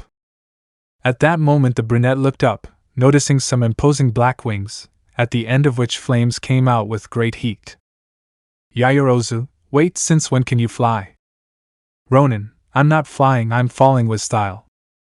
Yayorozu, you're a clown, you know that? Seriously, Izuku. Ronin, it's not a flight as such, I'm just planned, so to speak. I shape my whips, being resistant, and that makes it possible for me to glide without problems. The fire propels me and in a certain way keeps me stable. With more power I can go faster, and I only need to adjust the position of the wings to go up or down. Since they are not something organic like normal wings, I cannot flap. I mean, I'm not flying. Yayorozu, I don't believe you. Ronin, seriously. Just watch. The green-haired boy then slowly made the wings change position. The fire was a little more burning and then the boys rose higher and higher. The brunette was amazed by this. Soon they got into a large cluster of clouds, and when they came out the landscape was incredible. The starry sky was a landscape that only they could observe at that magnitude. The freckled boy decided to descend a little. He loved to see that face of surprise on his girlfriend. It was something adorable to see. The boy crossed the clouds again, and lowered the intensity of the flames, making them go slower, although they could already see the enormous complex that was the academy. Ronin, this is something I was practicing solo. It's a bit difficult to maneuver, but I wanted to try it because if I could pull it off, then you'd be the first to see it. Yayorozu just smiled as she looked at her boyfriend. The girl sighed defeated and kissed her boyfriend on the cheek. Yayorozu, okay, I'll admit it too, you're amazing, Izuku. Thanks for this and sorry for doubting you. Ronin, I won't say that spinning around so much while you were clinging to me wasn't fun. But honestly, I prefer seeing your face when you like something. It's adorable. The boys shared a kiss as they slowly landed at the academy's enormous gate, both putting in their credentials and were able to enter while smiling. Using his black whip, the boy arrived at his room with his girlfriend. The brunette went to his room to put on her pajamas and lie down on her bed. There had been too many emotions for one day, but without a doubt Izuku made everything always worth it. So the rest of the days passed at the academy. Finally the weekend arrived, and as promised Izuku tidied up his house. At first he didn't want to enter. It was as if something was stopping him, but it only took his girlfriend taking his hand for both to enter the house. Opening the door, they could see that all the things had been removed, but Izuku knows that Endeavor sent him to do this to prevent theft. As well as knowing where they had put everything, the boy noticed that the furniture was still there. Izuku advanced like a zombie mechanically, and without hesitation he lay down on one of the armchairs. It was the same one where a long time ago he had burst into tears when his mother died. The boy had a mixture of emotions inside him. His girlfriend saw him and picked him up, sat down, and made the boy lie on her legs. Yayorozu, what's wrong, Izuku? Ronin, I know it's been a long time, but Momo, almost for a second I think I would open the door and find my mother sitting watching television or in the kitchen listening to those cooking recipes that took her time to perfect but always tasted delicious. The brunette caressed her boyfriend's hair. Ronin, you know, sometimes I feel like even though the house is small, well, just being here makes it look huge. Shedding a tear, I really miss her, Momo.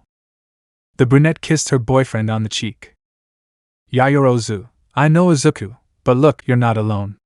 Sometimes you'll be here with Eri, and I don't know if you let me, I can keep you company from time to time. Ronin, you know you can stay here whenever you want. Yayorozu, we just have to prevent my father from finding out. If he almost hit you when he found out we were staying at Todoroki's house, I don't want to think what he'll do if he finds out it's your house now, hee. Ronin, hee, true well, but we have to hurry, darling, or we won't eat early. Yaoyorozu, let's get going. So they both began to clean and arranged everything perfectly. Izuku remembered what his house was like, so it wasn't that much work. The only thing that changed was that he removed the Almight merchandise that was still left and put it in a box. Finally they finished, and to their surprise there was still light. The happy boys decided to go get ingredients to make food. Along the way they took the box with items. Izuku walked with his girlfriend until he reached his goal, the Muzurifu orphanage. The boy approached and spoke with the person in charge of the place and then showed the box. The woman was impressed by the amount of items. She even tried to pay the boy something, but he refused. Finally the woman accepted them and thanked Izuku, who left the place with his girlfriend. Yaoyorozu, that was a very nice gesture, my love. Ronin, yes, I think so. Yaoyorozu, I thought you would destroy them. Throw them away or sell them. Ronin, I considered selling them, but I have money and I still need to finish getting paid by Bakugo, Kaminari, Jiro and Mineta, so I discarded the idea. Instead I thought about them, pointing to the orphanage. Sometimes you need a little hope in everyone, and he is still that for many people. If he is for them, then good. They need those figures more than I do. Yaoyorozu, you're quite a superhero, hee. The green-haired boy smiled and walked forward with his girlfriend. The girl tried the ramen that her boyfriend prepared for her later. As the hours passed they finally returned to the academy, where they then spent their time training. Everyone was excited. The passing of the days announced the battle, and with it the boys' plan, which seemed better and better. Until finally the day arrived. All the students got up early, mentally preparing themselves for what was coming. Izuku for his part woke up long before everyone else and began to train once again, because if he wanted to win and for everything to go perfectly, then it had to look believable. The boy trained and meditated because he knew that, just as Garu once said, he had to free the monster. Aizawa, in the Gamma training room, it's good to see everyone has their hero uniforms. Indeed, each student in the class had their complete hero costume. There was no prohibition of any kind. For that reason Izuku's sword shone in its sheath, ready to be used after a long time of inactivity. Yaoyorozu, so how will it be? Ronin, the team comes together, we are a unit, and we know how to fight. Nothing gets out of hand, we hit everything that crosses our path and we win. Todoroki, and then I beat you. Ronin, correction, I'll let you beat me. Yaoyorozu, anyway, the point is that we don't separate. Ronin, we must disperse, just not get lost. If we need a hand, we trust the other. Tsuyu, Momo ready to fight? Yaoyorozu, and you still ask, hee. I'm more than ready. We have to do this together, Tsu. Both girls' fists bumped before Uraraka's gaze, who felt betrayed by the little frog. Todoroki, brother, do you agree with what is going to happen? Ronin, we've already talked about it. It has to look believable. Todoroki, but the scenario we prevented. Ronin, that's why we prevented it together, right? We know how to react to that and any other possible scenario. We just don't have to be obvious. We're counting on everyone to do it, and I'm counting on you for the grand finale.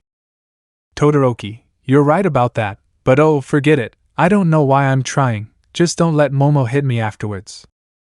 Ronin, ha, I can't get my hands on that. Remember, I won't remember it. Todoroki, you really try hard to be an idiot, don't you? Ronin, natural talent. Aizawa, since we're all here, Class A, step forward. The whole class moved forward. Aizawa, remember, this is an exercise, don't attack to kill Midoriya. Bakugo, understood? Bakugo, whatever. Aizawa, but even though it's an exercise, don't take it as a game. Do this well, apply the rules we gave you, and win, guys. At that moment Class B also entered, and finally Power Loader also entered along with Mei, who had a red and silver armor. Vlad, they arrived early.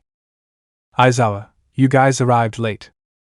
Power Loader, sorry Aizawa, a calibration issue with the weapons. Mei, it was my fault, I wanted more power. Power Loader, hitting the pink-haired girl on the head, and that's why if you lose you'll clean the workshop for a month straight, understand? Mei, yes, I already understood, Power Loader sensei.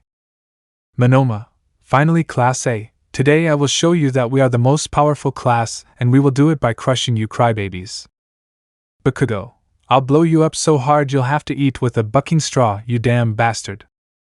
Monoma, I'm not interested in you, you fourth-rate Muslim. First, I'm going to destroy that traitor over there. The blonde pointed at Izuku who had put on the mask. The boy did not seem intimidated in any way. The green-haired boy simply looked up. Ronin, your quirk lies in your hands, right? Monoma, so what if it is? Ronin, I just have to destroy them and that's it, you're not much of a threat. Aizawa, you can team up now or during the fight, it's up to you. Ronin, precious list? Yaoyorozu, you don't have to ask. At that moment the others also approached. Kinoko, ready to fight. Tokage, I'm a reptile following a wolf, that's funny. Shoji, and I'm an octopus, that doesn't even make sense. Todoroki, we're a bit of a weird pack. Ronin, we are a family. Hatsum, landing with her friends ready for action. Ronin, well team, we are people, that leaves a total of students against us. Yaoyorozu, they know their missions, there is no need to make mistakes. Ronin, if we do this right, the problems will be over. Yaoyorozu, do not limit yourselves and only if you needed help others, let's work as what we are, a pack, a team. Ronin, a family. Everyone nodded while smiling. Todoroki, what a good sermon. Kirishima, true? Ronin, get into position. At that moment everyone turned their eyes, finding both classes divided but ready to fight. Bakugo, I'll tear you apart, damn Ronin. Ronin, he finally said it, I see the animals have already learned. Ida, today you're going to fall. Ronin, asleep after beating them maybe but they can tire me out. Uraraka, Bakugo we have a deal. Bakugo, I know round face. Monoma, hey Bakugo, I want to help you with that. Bakugo, I don't need your stupid help. Monoma, just a pause between us, we finish him off and that's it, a direct fight. The blonde slowly approached his rival with a mocking smile. Bakugo, what are you implying? That he needed your help? What about that you could win alone? Monoma, it's a long fight, we'll both be exhausted, the enemy of my enemy. Bakugo, I'm not your stupid friend. Monoma, I know, but in the meantime, we'll have to work together. The blonde looked at the extravagant and exasperating boy with a frown. Monoma, so what? We have a deal? Stretching out his hand.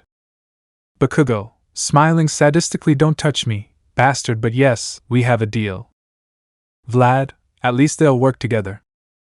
Aizawa, revenge, pride, and hatred, I don't think it's a good combination. Almight, has it started yet? Aizawa, you're just in time, Bakugo and Monoma made a truce between them to fight Midoriya. Almight, it's going to be an exciting fight. Ectoplasm, I believe it. Aizawa, you've seen the power he has, do you think you can win this time? Ectoplasm, we'll find out, don't you think, Aizawa? Vlad, ready? Aizawa, yes. Vlad, good. Both teachers approached, leaving the others in the stands. Soon the remaining professionals were already gathered. In addition to Ectoplasm, Snipe, Edgeshot, Cementos, Present Mike and Midnight were already there. Aizawa, okay brats, it's time for your challenge. Remember the rules. Teamwork is voluntary but it will affect your rating. You can form teams during the battle as long as it doesn't negatively affect anyone's performance. Don't kill your opponent. Edgeshot, fight with honor. Vlad, understood? All the other students just nodded. Aizawa, so you're ready. Vlad, and they have understood the rules, there is nothing left to say but. Aizawa/Vlad, fight. The other classes launched themselves together against Izuku's team, who smiled slightly hidden by the mask.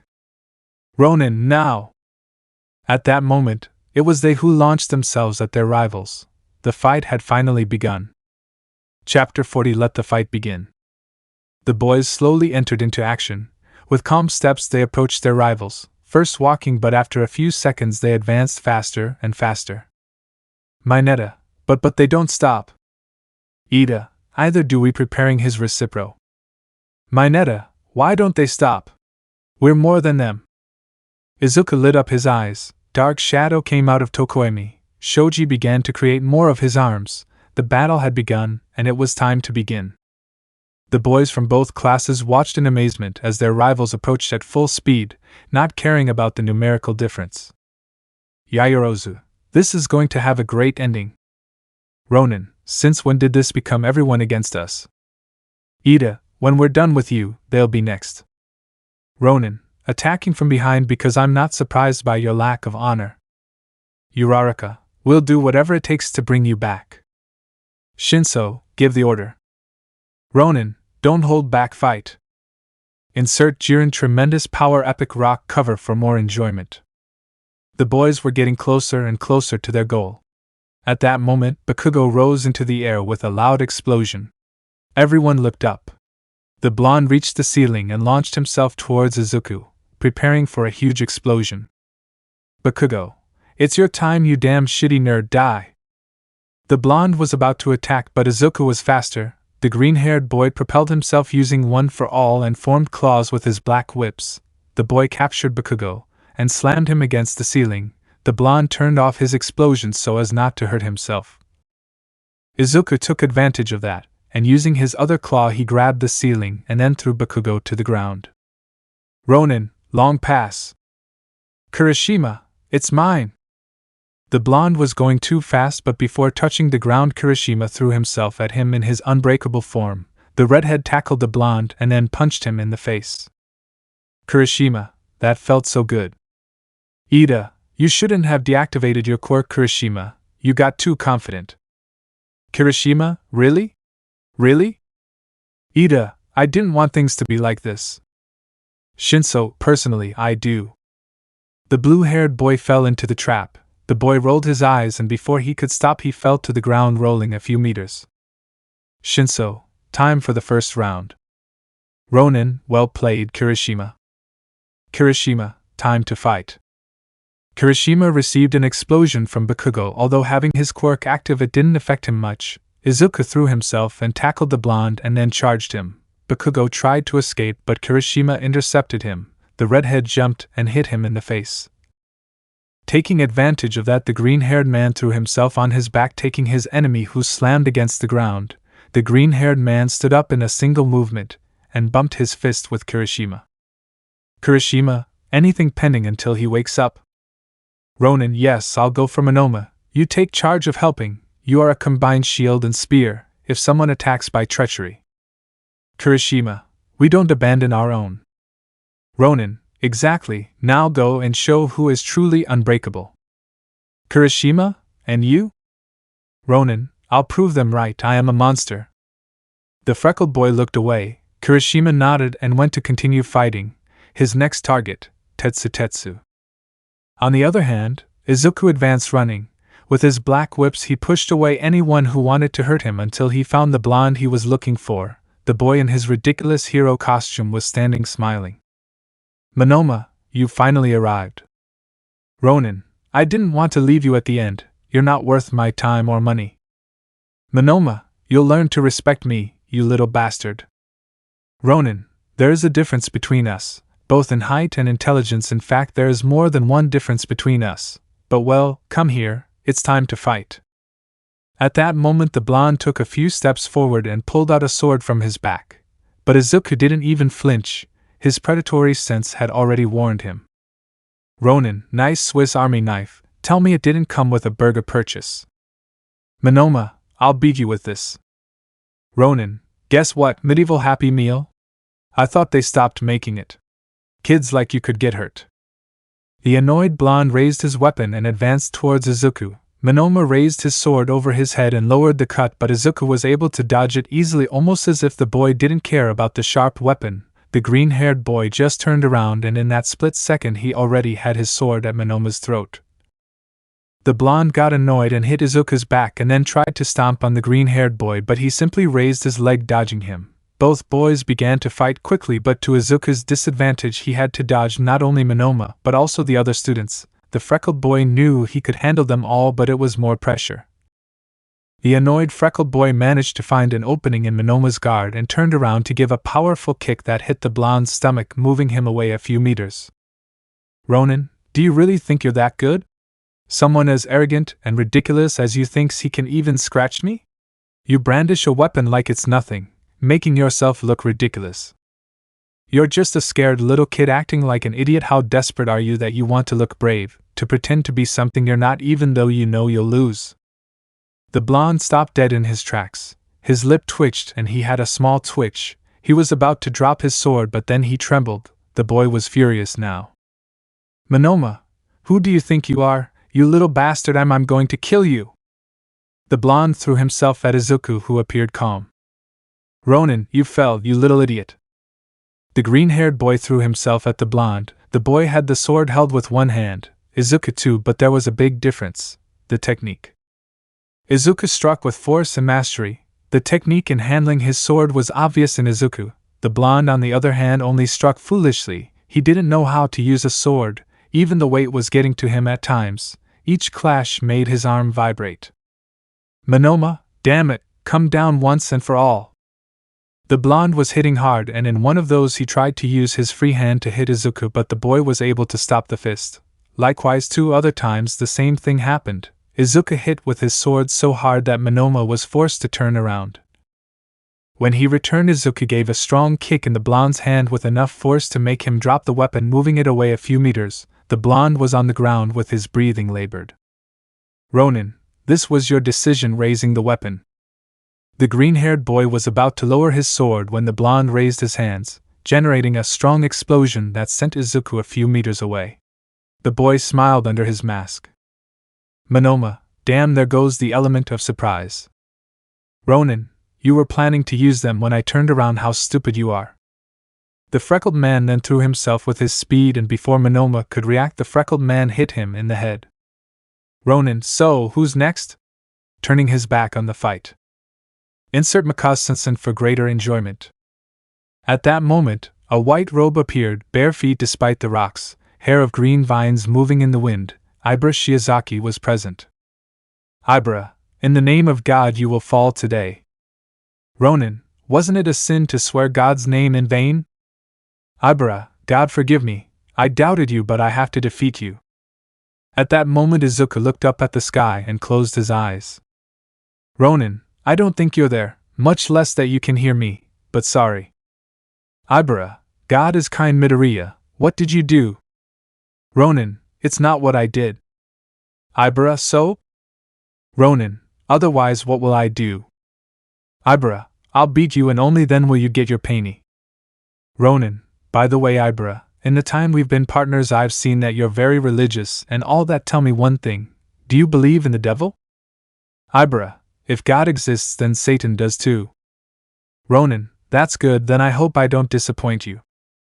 At that moment, black mud came out of the freckled man's back, which rose for a moment in the air and then took the form of 2 huge black wings. The top part had a claw. They looked imposing, and in that black color they looked terrifying. Ibra couldn't help but bring her hands to her mouth in fear.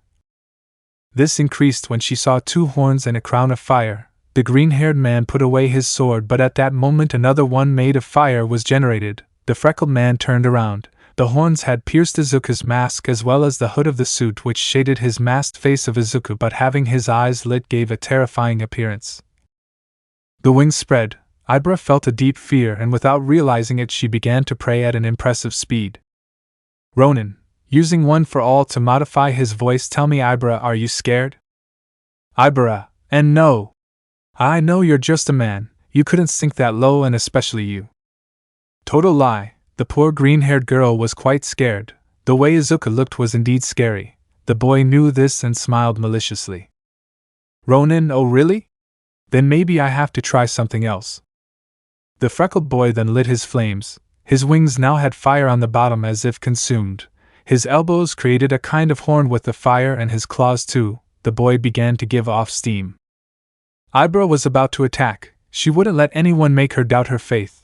The girl would use her best attack and end the battle once and for all. Ibra, God forgive me for what I'm about to do, but someone has to do it. Sorry Midoriya, but... The girl was about to attack, but Izuku was no longer in his place. The boy had simply disappeared. The nervous green-haired girl breathed, taking courage. Ibra, you don't scare me, Midoriya, because I know you're just a man. All-merciful God, free this lost soul and take her with you to the path of light via Dolorosa. The vines quickly embedded themselves in the ground and others spread out looking for their rival but could not detect anything. The girl was nervous and the mocking laughter of Izuku that she heard did not help her. Ibra, Lord give me strength, Izuku. Midoriya, show yourself at this moment. At that moment something landed in front of the green-haired girl. The curtain of dust dissipated behind the freckled man's wings. He was standing in front of his rival. Ronin, were you looking for me? Here I am. Ibra, please don't hold a grudge against me. Ronin, if I felt resentment I would have already ended the fight. Ibra, your arrogance will be paid. Now the fire of hell will cleanse your sins. Now special move crucifixion, shield of faith, crucifixion, Faisoza Shirudo. Ibara's vines quickly launched themselves at Izuku and began to surround him so that at an incredible speed the sphere was already formed. Izuku did nothing to free himself. The girl felt relieved. She even thought that maybe the verbal punishment was worse than the physical one. The girl did not stop her attack until only the enormous sphere remained. This one was even bigger than her regular attack because she knew what her partner and rival was capable of. Ibara, I'm sorry, Midoriya. I sinned before and attacked you, but you're not the same as before and someone had to stop you. The girl was about to walk away to report her victory, but then the sphere rolled a little. Ibara turned around with a little fear. This increased when she saw how the sphere moved slightly. Inside it she could hear how the vines creaked. Ibara, this should be impossible. It's a blessed attack. I wouldn't be able to escape. At that moment the green-haired girl was startled because a fist pierced the sphere, making a hole. The fist went in, and then a reddish-orange light was seen, what seemed to be Izuku's eye. Ronin, I'm sorry, Ibara, but I think someone up above is no longer supporting you. The girl was about to reinforce her attack when it exploded into pieces which were on fire, and even damaged the religious girl who used a shield made of her vines. The girl saw how Izuku came out without a scratch. Ronin, that was your best attack, now comes mine. At that moment the green-haired boy disappeared again. Ibara was about to use her Via Dolorosa again, but then she saw something start to surround her at full speed. She soon realized that the blur was Izuku, who using his wings began to fly around Ibara. The speed was so much that the religious girl's hair began to rise. Soon the air current was too much. The girl felt that if she didn't hold on she would be dragged, so she used her vines and stuck them to the ground, but as soon as she did that something cut them at an impressive speed. The girl did it again, but the result was the same. Then the tornado spoke. Ronin, you are a very bad girl, Ibara. The fun is just beginning. The green-haired man began to laugh, making the girl feel terrified. Ibara then began to pray and, taking courage, she let out a brave cry to the sky. Ibara, Midoriya created you. You are a demon, but if you are as much of a man as Satan created you, then you will face to face with this messenger of the Lord. At that moment the tornado stopped, and at an incredible speed something hit Ibara in the stomach with enough force to make her vomit. The girl spat out a few drops of blood mixed with saliva. Ronin, time for the grand finale. The tornado was generated again. The girl wanted to escape, but the truth is that the pain did not allow it. She could hear Izuku's laughter mocking her. The green-haired girl was about to beg for mercy when she heard the lightning crashing against each other. Ronin, I'm sorry, Lamb, but I have no mercy anymore. The girl looked up and could only see the freckled man's enormous black wings. Ronin, lightning of destiny, you who obey my call, catch this cursed soul and let it receive the punishment for its sins. The green-haired girl looked up in fear and saw the boy in the air holding a green lightning bolt. The boy raised his attack. Ibara, Christ help me. Ronin, he's not here, flash of destiny. The boy charged and launched his attack with impressive speed. It was impossible for him to dodge it.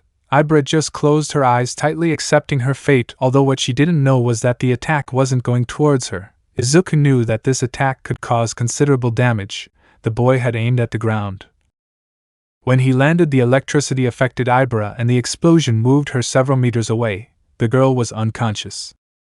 Ronin, ready, one less. Todoroki, I already took care of a ways. Kirishima, Tetsu is out for the count. Shoji, I took care of Pony. Kinoko, Bondo, and Kuroyoro are finished. Tokage, Aoyama, and Koda are on the ground. Thanks for the help, Shoji, by the way, although something tells me they'll need more than just an ointment. Yaoyorozu, Uraraka escaped. Mei, I'm trying to locate her with my tracker.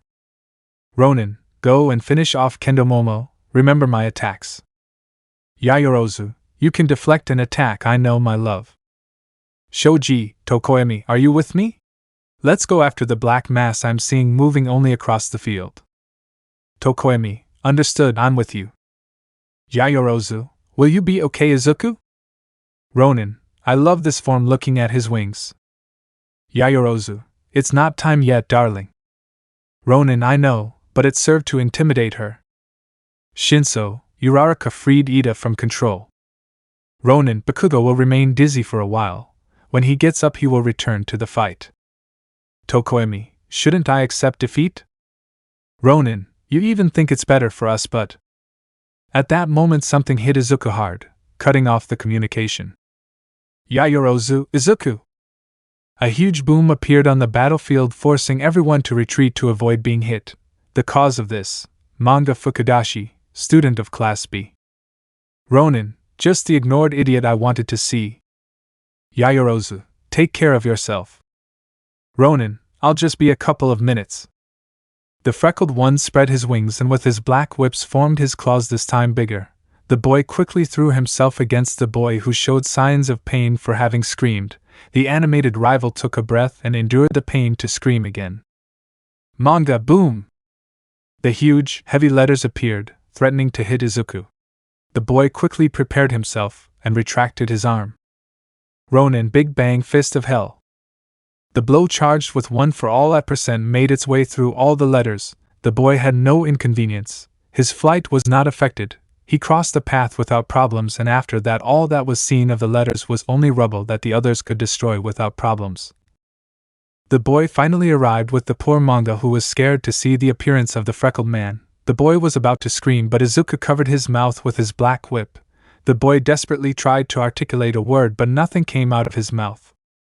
Ronin, hey, thank me, so you don't hurt your throat.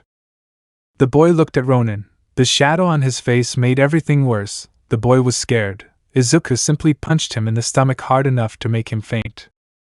Ronin, sleep well, child. The boy flew away from there. Ronin, I told you, it wouldn't take long. Todoroki, how's the situation up there? Ronin, we're winning. On the other side of the battle, Shoji was fighting against Shishida and Sato. Tokoyami was helping by covering the gray danger a little but waiting patiently for a certain boy. Tokoyami, appear at once, you damn cheater. Then he heard a mocking laugh. Tokoyami smiled. He had finally come. The boy discreetly turned on a device and put it on his side. Soon the laughter was heard closer. The boy took out Dark Shadow, who seemed to be waiting for some order because he didn't even speak. Kuroyoro, who would have thought? It seems like you were even waiting for me. Tokoyami, darkness is always rivaled by the gray tones of the world. Kuroyoro, I already beat you once in your idiot shadow, what would be the difference now? Tokoyami, lighting a match, this time you're the idiot. The gray-haired man couldn't stand it any longer. Determined to finish off the boy, he went into the darkness. Tokoyami put out the match and moved his eyes following the path of his enemy. Tokoyami, is it just me or have you become sluggish? Oh no, wait, I think you're trying to tire me out, aren't you? You think I won't be able to see you and you'll attack. At that moment the black boy came out behind Tokoyami with one goal: to use Dark Shadow to hit Tokoyami once more. Kuroyoro, I told you, you don't stand a chance against me. Tokoyami, you are a fool to think you can be superior with words alone. The gray-haired boy finally reached Dark Shadow, but to his surprise the boy just went through him. Kuroyoro was surprised to see Tokoyami's knee going at full speed. The boy couldn't defend himself. Tokoyami connected the attack with force. Now the boy was lying on the ground writhing in pain. When he looked up he saw how there were 2 Dark Shadow. Tokoyami just smiled. Tokoyami, holding on to the memory of a past story made you an idiot. You got overconfident and that's when you lost. The boy was about to escape to get into a shadow, but then Tokoemi threw the device he had on his side, which in addition to making the fake dark shadow disappear also made a light explosion that blinded the student of Class B and also took away any chance of escape. The boy was disoriented and could only receive the combination of blows that Tokoemi gave him until he fell unconscious. Tokoemi, thinking you can defeat someone just because you did it once makes you overconfident. On the other side, Shoji was fighting bare-knuckle against Shishida and Sato. The sugar boy looked quite hurt. He had a few minutes left in the fight maybe. Shoji, on the other hand, didn't look that tired. Shishida, I'm surprised you're still standing, Mr. Shoji. You turned out to be quite sturdy. Shoji, compared to the fights I had with Izuku and the others during training, this is just a warm-up. The boy then threw himself against the beastly boy. Sato tried to get in the way, but Shoji managed to push him aside. The fight was slightly interrupted by this, but it only lasted a short time. Sato, I don't like fighting with Shoji. Shoji is Sato's partner.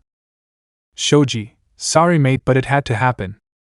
The boy connected strong blows against the brunette, and finally gave a head, but that stunned Sato. Finally Shoji gave a punch that connected in the jaw of his enemy. The sugary lost consciousness. A perfect knockout. Sato fell face down on the ground, and with this the fight between the two boys resumed. Both threw blows.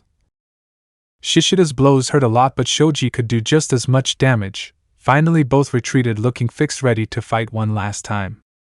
Shishida, it's time to end this. Shoji, we agree on that. At least you fought with honor. You are a worthy opponent. Shishida, I say the same. Shoji, it's time to fight seriously. Octoblow. The boy threw himself against the beast. The boy was ready to fight, but then Shishida turned into his human form, dodging the attack. The boy swept across the ground, dodging the blows. Shishida, did you think you were the only one with special abilities? Furutabasuto. The boy returned to his monstrous form and stood behind Shoji, who did not move quickly. The boy was about to hit Shoji, but then Shoji held him by the legs using his tentacles. Shoji, I'm not stupid, beast. Shishida, thinking, what the heck? He's pretty fast. Given his muscles, I thought he'd be slower. Shoji, great fight, but... Shishida, but nothing. I will defeat you and bring victory to Class BJ and Reiji. The hairy student freed himself from the tentacles and jumped up to then propel himself against Shoji, but the boy managed to hit him with his multiple fists before Shishida managed to connect the blow. Shishida, what the buck?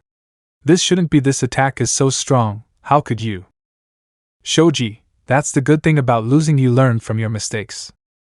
At that moment the octopus began to generate more arms. It hurt a lot, but if he wanted to win he had to take one more step than everyone. Shishida didn't believe it until he received the first blow. The boy looked stunned, but Shoji didn't stop. Shoji, without mercy, without resentment, without forgiveness. The boy began to hit the beastly student with all his power. Blow after blow. Shishida knew he would lose. The boy closed his eyes and faced his fate. Shoji stopped hitting and the boy fell to the ground. Shoji, it was harder than I thought. Ronin, at least you don't have to fight double damage. Todoroki, don't tell me it gives you trouble.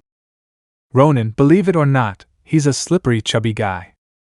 Shida, I'm sorry Midoriya, but I won't feel comfortable with myself if I don't defeat you here and now.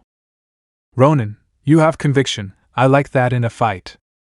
The red-haired boy, helped by his friends, used his quirk effectively. The boy managed to keep Raya from Izuku with his double impact.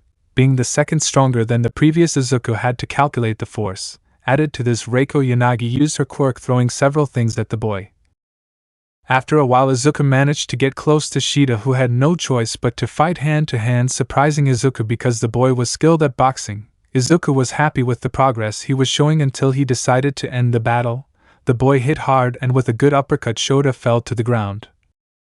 Reiko, on the other hand, was defeated by Kinoko, who wrapped her in mushrooms.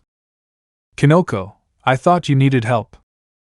Ronin, you even think you need more than that to tire me out. Kinoko, ready for round? Ronin, why are you tired already? Todoroki, meeting with Izuku, we're almost done. Hagakure, defeating Mina wasn't difficult. Yayorozu, I didn't fight much with Uraraka, the coward ran away. At least I got even with Jiro. Ronin, what about Kendo? Yaoyorozu, that's what I'm heading to right now.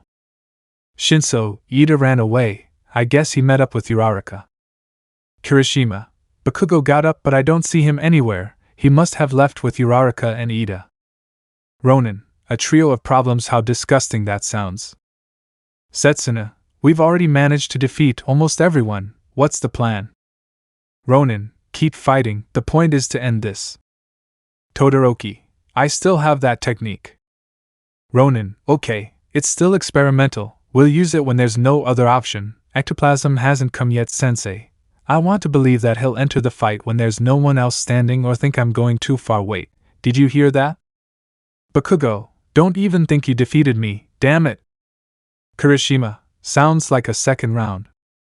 Ronin, spreading his wings, come on, I'll take care of him by air. Ida, using his recipro, you're not going anywhere. Shinso, time for round 2. Kendo, Yaoyorozu. Insert Wonder Woman main theme in Tina Gua's cover. Yaoyorozu, just the person I wanted to see. Ronin, take care of it. Kendo, I still remember that victory I had against you. Yaoyorozu, that was in 1st grade, and during training, you can't beat him? What's that? 2 or 3 times I beat you, what would make the difference? Kendo, this time I'm prepared. The brunette frowned, as did Kendo. The others moved away, leaving the field free for the girls who, after analyzing their rival, threw themselves at each other. Kendo gave 3 direct blows to Yaoyorozu's head, but she was able to dodge it. The brunette quickly tried to hit the side of the orange-haired girl, but she blocked it, imprisoning her rival's arm between her side and her own arm. The orange-haired girl smiled and tried to hit Yaoyorozu, but she was able to dodge it with ease, and thanks to this she was able to free herself from the enemy's grip. The black-haired girl created a bracelet, and with that she tried to hit Kendo, but she was able to dodge it by ducking down, and then pushing herself, and using her quirk she enlarged her hands trying to grab Yaoyorozu by the head, but she was able to dodge it in the same way by ducking. The girl pushed herself, aiming at her opponent's torso, knocking her down, but Kendo managed to turn her around and she was on top. The orange-haired girl closed her fist and breathed for a few seconds to lower it. Yaoyorozu was able to see him. He read the orange-haired girl's lips and knew what she tried unsuccessfully. Kendo, whispering Mikiri.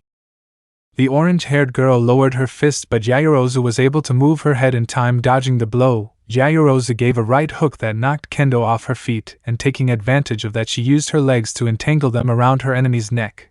The green-eyed karateka got up, and with her Momo too, who didn't let go of her neck. The girl hit the orange-haired girl's head quite hard and then pushed herself down to pull Kendo down and slam her against the ground. Yaoyorozu, trying to use a movement that you haven't mastered yet can be harmful. You better than anyone should know Kendo. After all, you were the martial arts expert. Kendo, shut up. At that moment the girl opened the package of her tool belt and took out a black rope that had a point at the end. The girl tangled it well in her fists and stretched it. Yaoyorozu, what the hell, I thought you only fought with karate. Kendo, thank your idiot boyfriend, take his advice, use everything you can to fight and win. Yaoyorozu, do you at least have an aim like his? The annoyed girl gave a slight smile, spun the rope and threw it at Yaoyorozu, who wasn't expecting that speed. The brunette managed to dodge the tip and grabbed the rope tightly, then passed it between her leg and stepped on it, attracting Kendo towards her. The orange-haired girl was on the ground. When she looked up, Yaoyorozu kicked her hard in the face. Kendo was somewhat dazed by the blows but got up. The Chilka attracted her rope and attacked Yaoyorozu again, but the girl quickly created a sword with which she deflected the attacks in the form of whiplashes that Kendo uselessly tried to connect. Kendo, this is bothering me, enlarging his fists. Yaoyorozu, I'm enjoying it.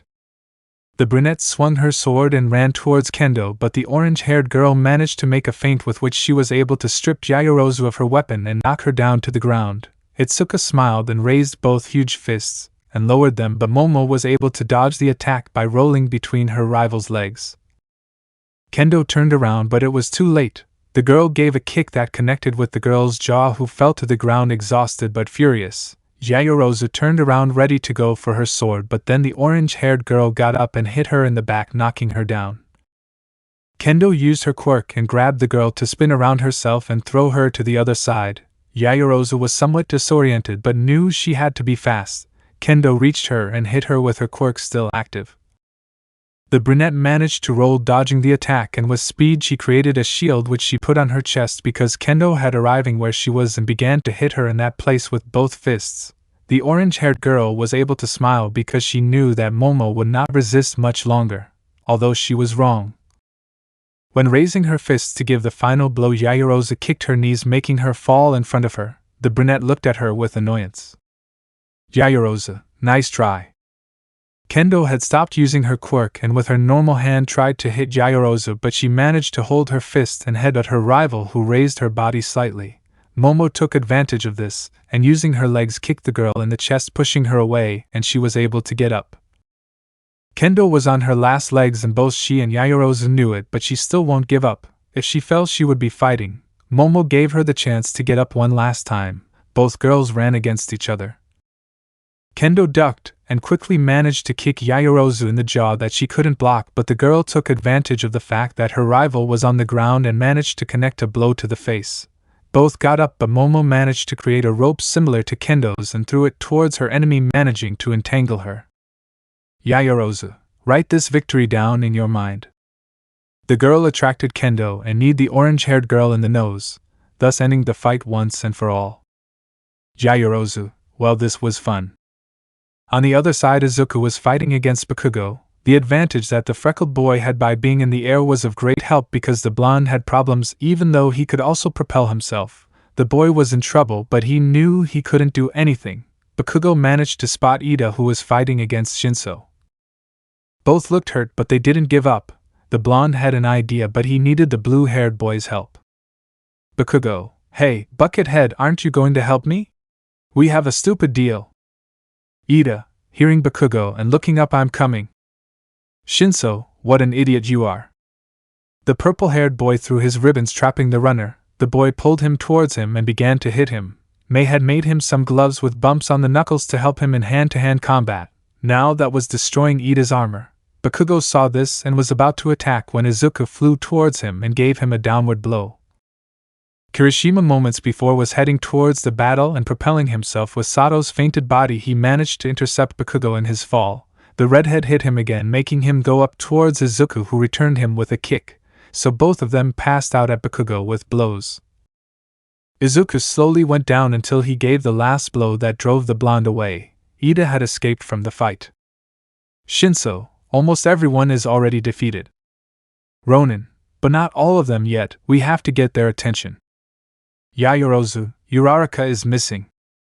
Shinso, Ida is very slippery, he managed to escape again. Todoroki, so it's time, right? Ronin, yes, that's how it works, so I can see if they finally come down. Todoroki, understood, then let's go.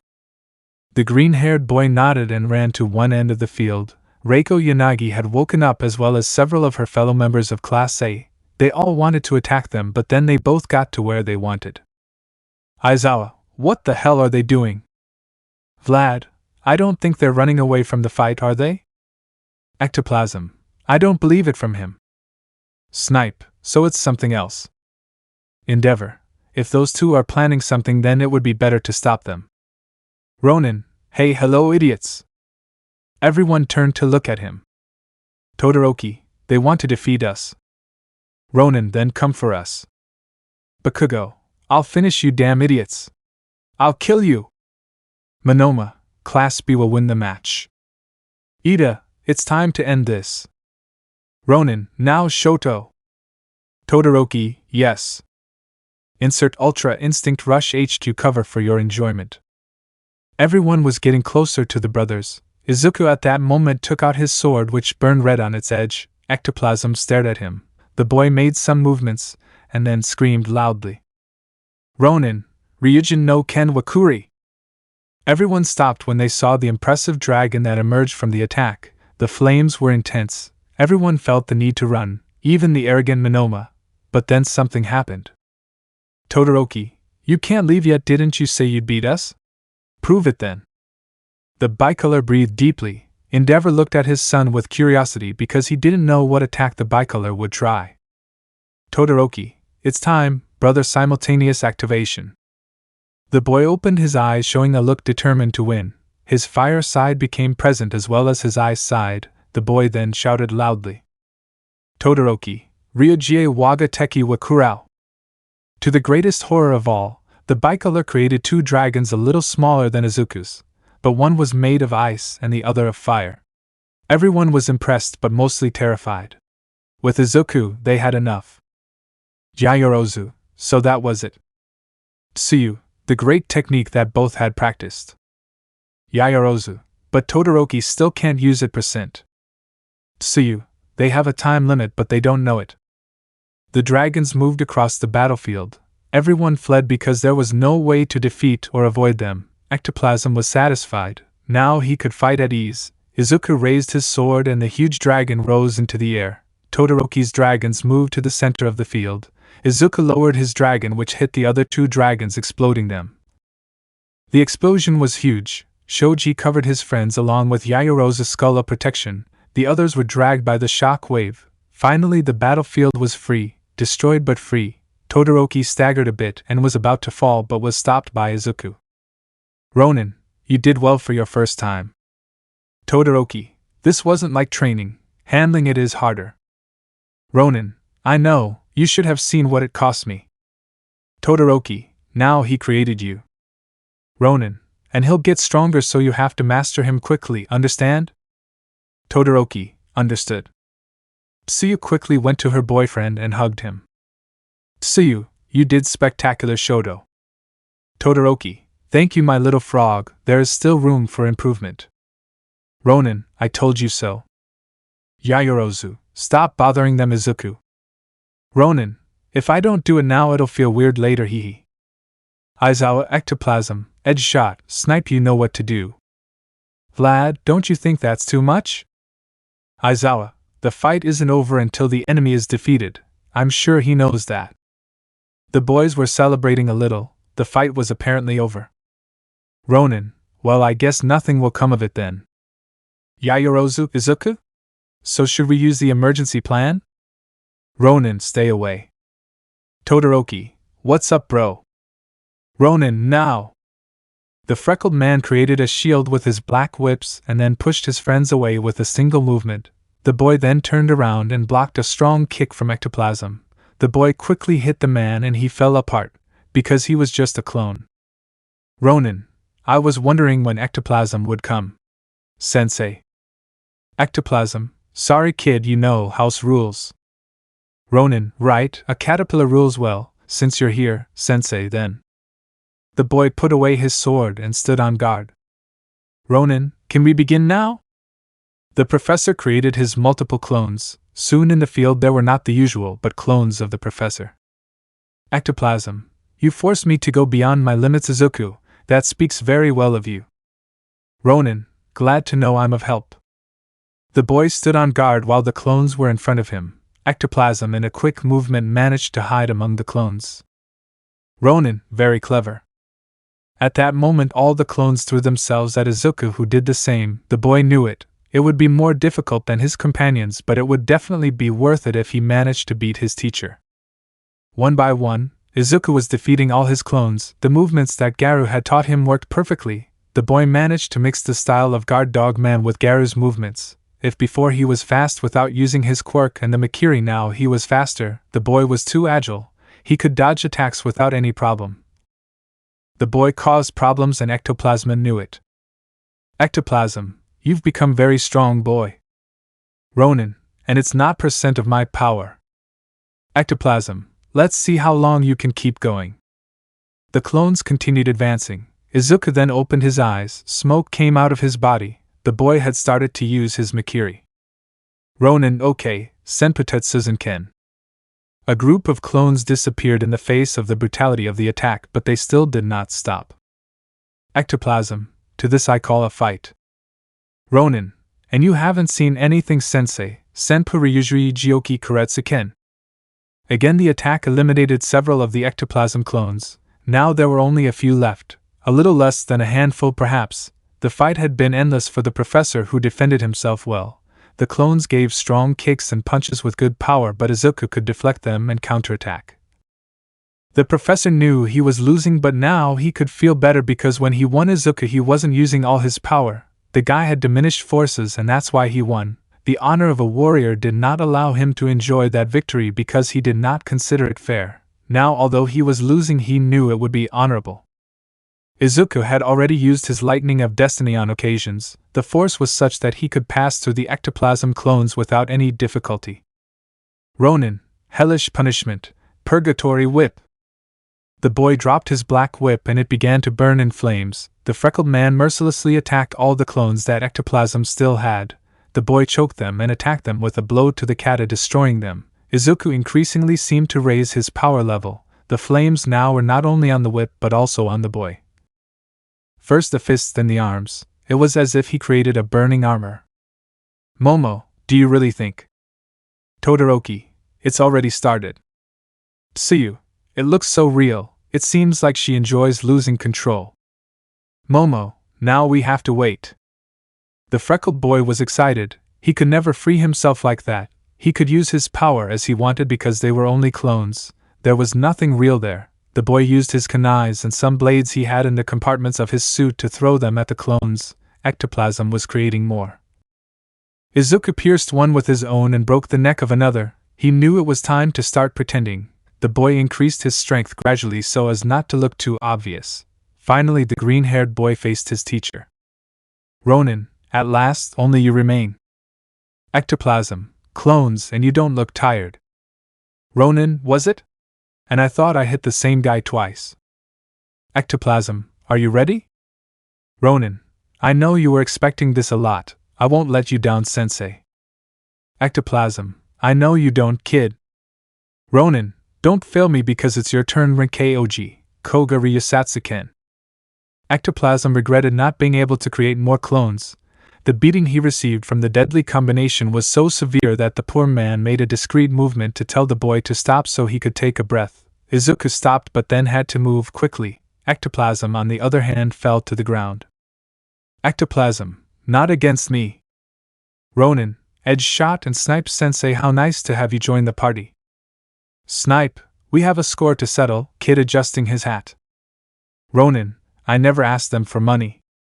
Edge shot, boy, you seem a little upset, why don't you calm down?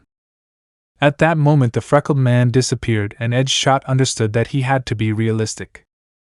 Shot, you already know what to do. Snipe, yes. The cowboy was about to shoot when something hit him hard. Izuku had appeared in front of them in a blink of an eye, and just as he hit Snipe he did the same with Edge shot. Ronin, Ryuji Gansai Ken. At that moment both disappeared from sight. At an impressive speed the two hit hard. Izuku had covered his suit and mask with his whips because it was the only thing that Edge shot could not go through no matter how much he bent. The boy also had problems because his bursts of fire did not hit the ninja.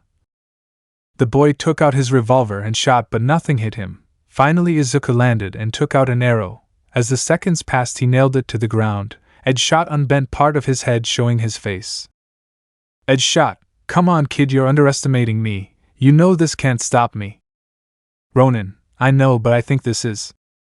The freckled boy pressed a button on his glove and then the net began to electrify. The professor began to writhe in pain. Izuku was about to faint ectoplasm when he had to dodge a bullet.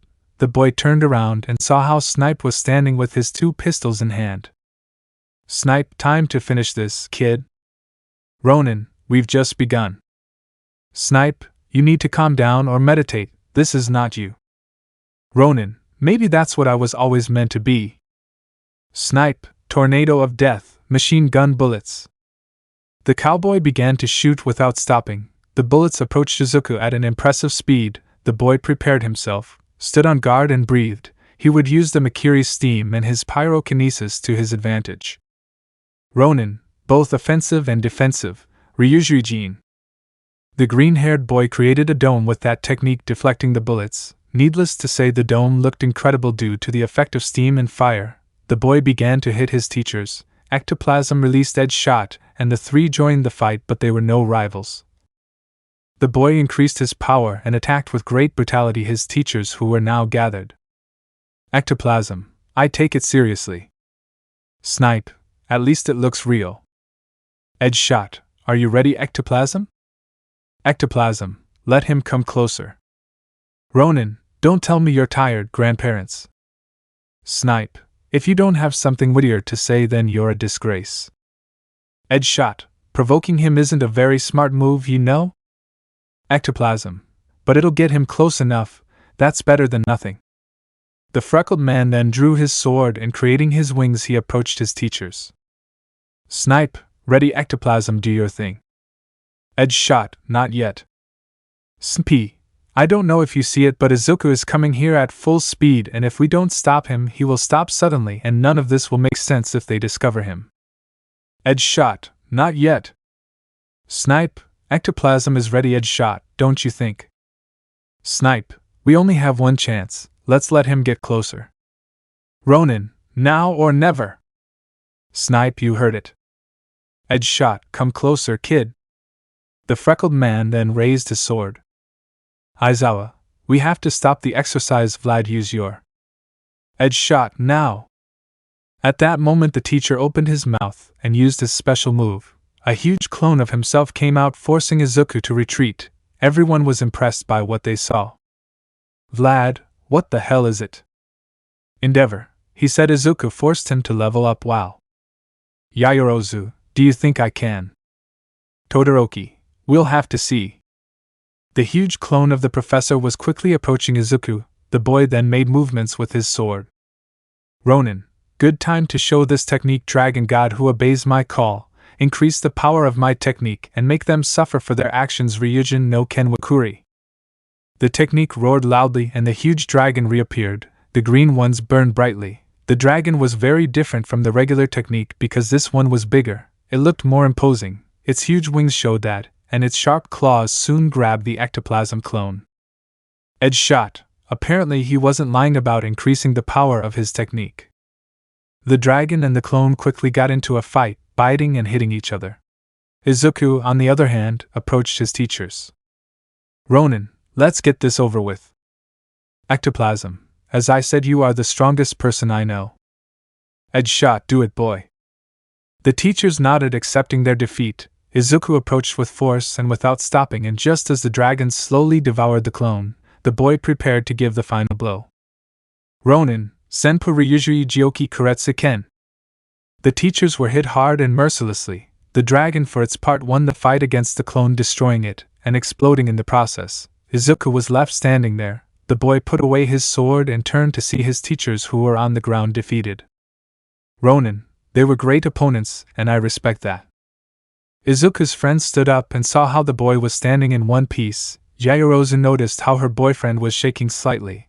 The girl knew that Izuku was excited by the fight and had gotten a little carried away. She knew that now she had to calm him down. The brunette advanced towards her boyfriend with a smile. The girl was getting closer to her boyfriend, but the smile that the brunette had vanished when she heard the sound of explosions and engines. The brunette knew where those noises were coming from. The girl turned her gaze and found that both Ida and Bakugo were approaching the green-haired boy at an incredible speed. The brunette felt scared when she saw how Ida had a silver bar in his hands. The girl didn't think about it anymore. Fear took hold of her, and without telling her friends she lunged at Izuku.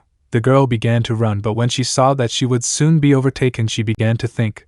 A mixture of highly explosive chemicals was her idea. The girl thought quickly, and creating a protection to avoid getting hurt, began to generate what she needed. For a second the first year Izuku came to her memory. The way he used the minefield to his advantage had been silly but also incredible. The girl took this as an example and didn't think twice. I don't want to lose you, Momo. I just thought I had to protect you, princess. The explosions took effect. Yaoyorozu remembered her boyfriend's words, and now she was the one who flew at an impressive and fast speed. The girl was about to arrive with her boyfriend, but unfortunately also Ida and Bakugo. Ida, we have a deal. Bakugo, don't kill him. Raising the bar. Bakugo, shut up, don't tell me what to do, idiot. Apparently the deal Uraraka had mentioned before was a double attack.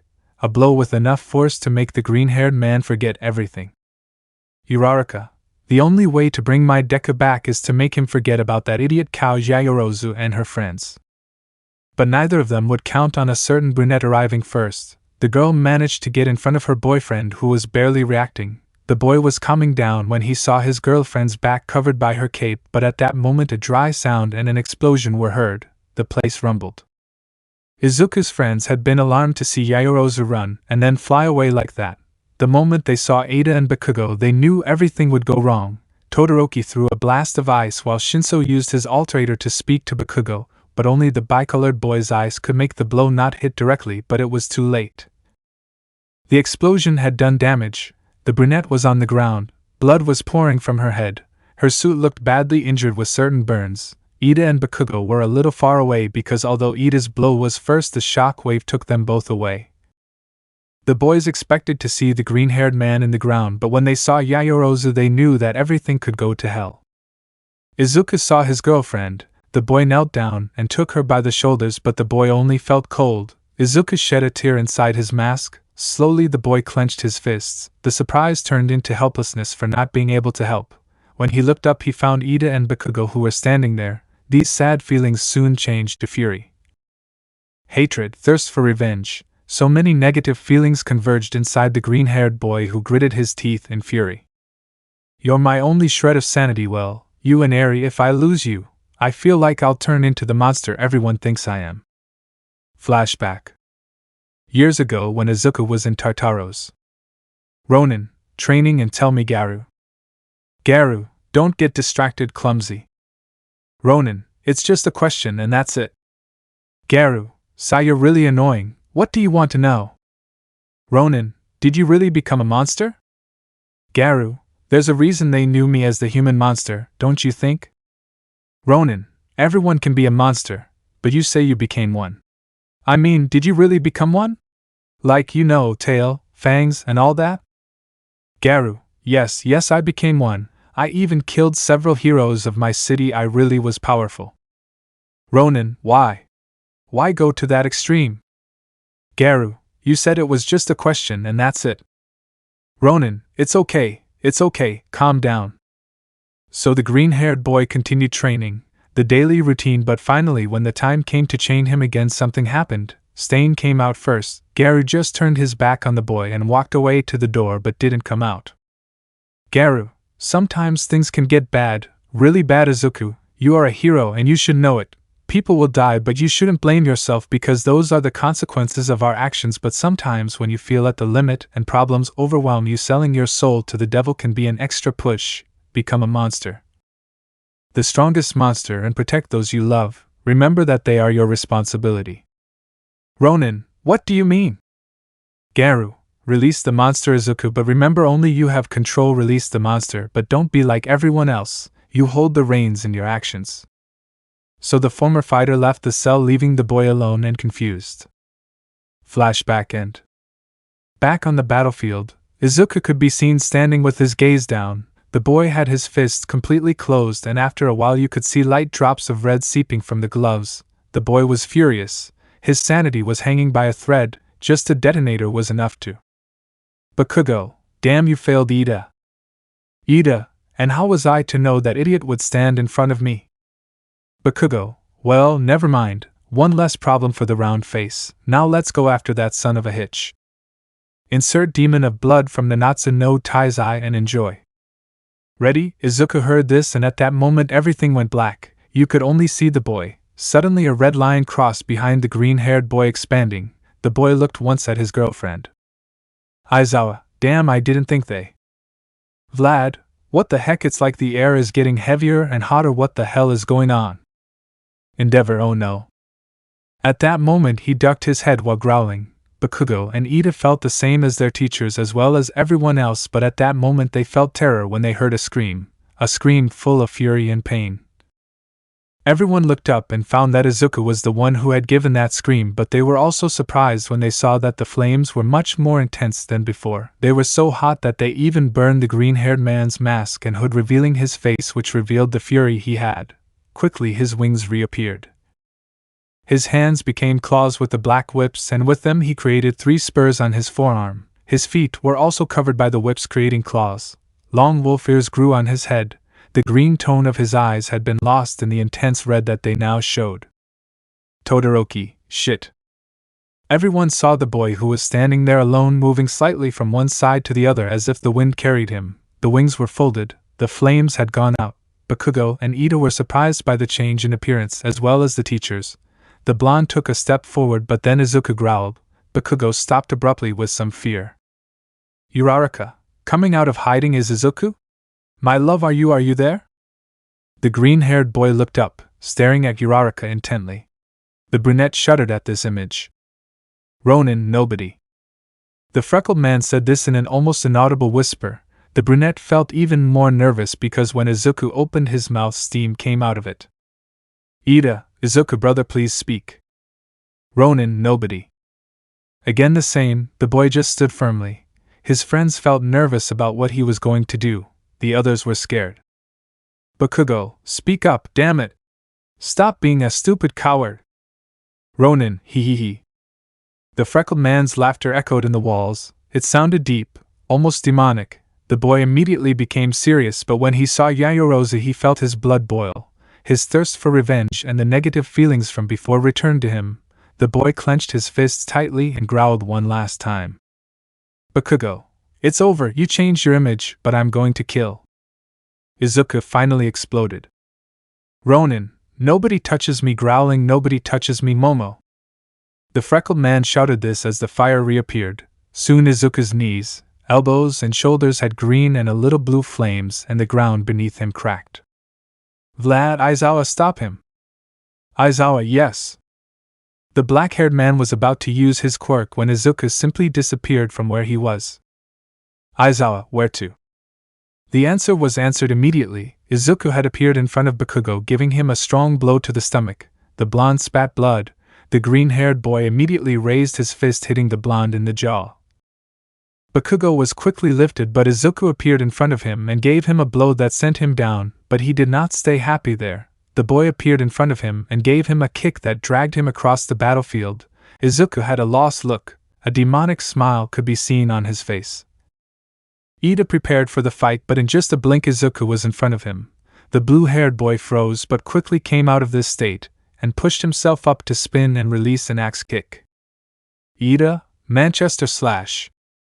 The kick came down with power, but Izuku was able to stop it without problem. The boy pressed Ida's knee, making dents on the armor. Izuku lowered it, and then rose up, taking the boy with him. Already in the air, the boy spun around and released Ida towards the wall, fitting the speedster there. Vlad, now Aizawa. Aizawa, stop now, Midoriya. The freckled man disappeared. Only a black blur could be seen wandering around the field. Ronin, ha, this is just what I expected. What don't you like? I prepared it especially for you. This is the real me. You treated me like a monster. Now I am one for real. Slowly Todoroki and the others approached Yayorozu. The boys moved her slowly. The girl had fallen face down so they couldn't see the wound, but when they turned her over they saw that she had armor. Apparently the brunette had created it shortly before arriving with Izuku, and knowing the sacrifice she was going to make the shape, but being so fast she didn't make it very thick. The armor was what broke the girl's suit for the most part, and although the blow did connect with her head, being protected it only did some damage. The bicolor moved her slowly until slowly the brunette woke up. Everyone was relieved. Todoroki, how are you feeling? Yayorozu, what happened? See for yourself. The little frog helped the brunette to get up. The girl saw her boyfriend and got scared. Izuku had told her that way. He called it his berserk form. As unstable as it was powerful, the boy mixed his abilities beyond %. He was much stronger than before, faster, but at the cost of losing his mind. The boy did not recognize anyone and attacked with everything. Izuku had told her that it was a technique that he would only use in case of emergency. Yayorozu now saw him hit everyone who was barely getting up. Sato did his best, but it did not last at all, like Koda and Shishida. Monoma copied the quirk of the Sugary and the Beast, mixing both, but it seemed that Izuku took it out on him because he did not stop hitting until the blonde's bones cracked. The boy fell to the ground and Izuku rose up and then fell at full speed, crushing the blonde's hands. Uraraka saw this with fear because she thought that Izuku would not do anything like that. Finally the girl exploded. Uraraka, please stop Deku. Izuku had the explosive blonde by the face, but when he heard Uraraka he just threw him away. The boy disappeared and appeared in front of Uraraka. The brunette received a blow to the face that threw her meters back. The boy went towards her, grabbed her by the foot, and threw her to then appear at full speed and hit her, slamming her against the ground. Yaoyorozu, we have to get his attention, we have to stop him. Todoroki, that's exactly what I was thinking. Tsuyu, we're going to defend them, who would have thought Kero Kero? Yaoyorozu, there is no other option. The bicolor nodded and directed a huge pillar of ice towards the boy, who took out his sword, which now had a blood-colored shine. With a single cut the boy managed to split it in half and headed towards his targets. Todoroki, shit. Shoji, run, I'll stop him. On the other end, Yui Kodai was just waking up from a blow that Izuku had given her. The girl saw how Shoji protected his friends. Todoroki, you're no match against him. Shoji, thanks for the support, Captain Optimism, but there is no choice. Kirishima, I could take a hit. Shoji, don't do it. Shoji, I couldn't call myself a friend if I abandoned you already. We're a family now, run. The brunette heard that and gathering her strength managed to get up. The girl quickly ran towards the octopus. Izuku arrived and threw a punch. The huge gorilla managed to hold him with his tentacles, leaving only one in the air. Shoji, I thought it would hurt more. Well then, if you're underestimating me, I'll prove you wrong. Concentrate all your strength in one arm and take charge of finishing off the evil. I'm sorry, Izuku. The boy clenched his fist, concentrated the strength he would use if he had his octoblow, and unleashed a punch that hit Izuku straight in the face, but to the fear of the dangerous man, Izuku just moved his head and quickly responded with a blow that destroyed Shoji's mask and then kicked his jaw. Izuku gave 2 more blows and one to the chest, causing the boy to roll his eyes. Izuku finally kicked the dangerous man away. The boy approached Shoji and put his hand on the boy's chest to generate a fireball that exploded, pushing the wounded muscle away. Izuku advanced and stood in front of him, ready to give one last blow, but at that moment a small piece of steel stood in front of him. The boy quickly moved away and the piece became huge. Izuku turned around and saw that it had been Yui who used her quirk to save Shoji.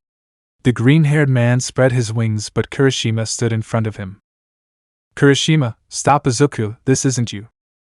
The freckled boy just frowned. Kirishima activated his Kraken mode, but he didn't expect the punishment that would come to him because Izuku approached him flying and gave a series of punches and kicks to the boy that forced him to turn off his quirk because of the pain.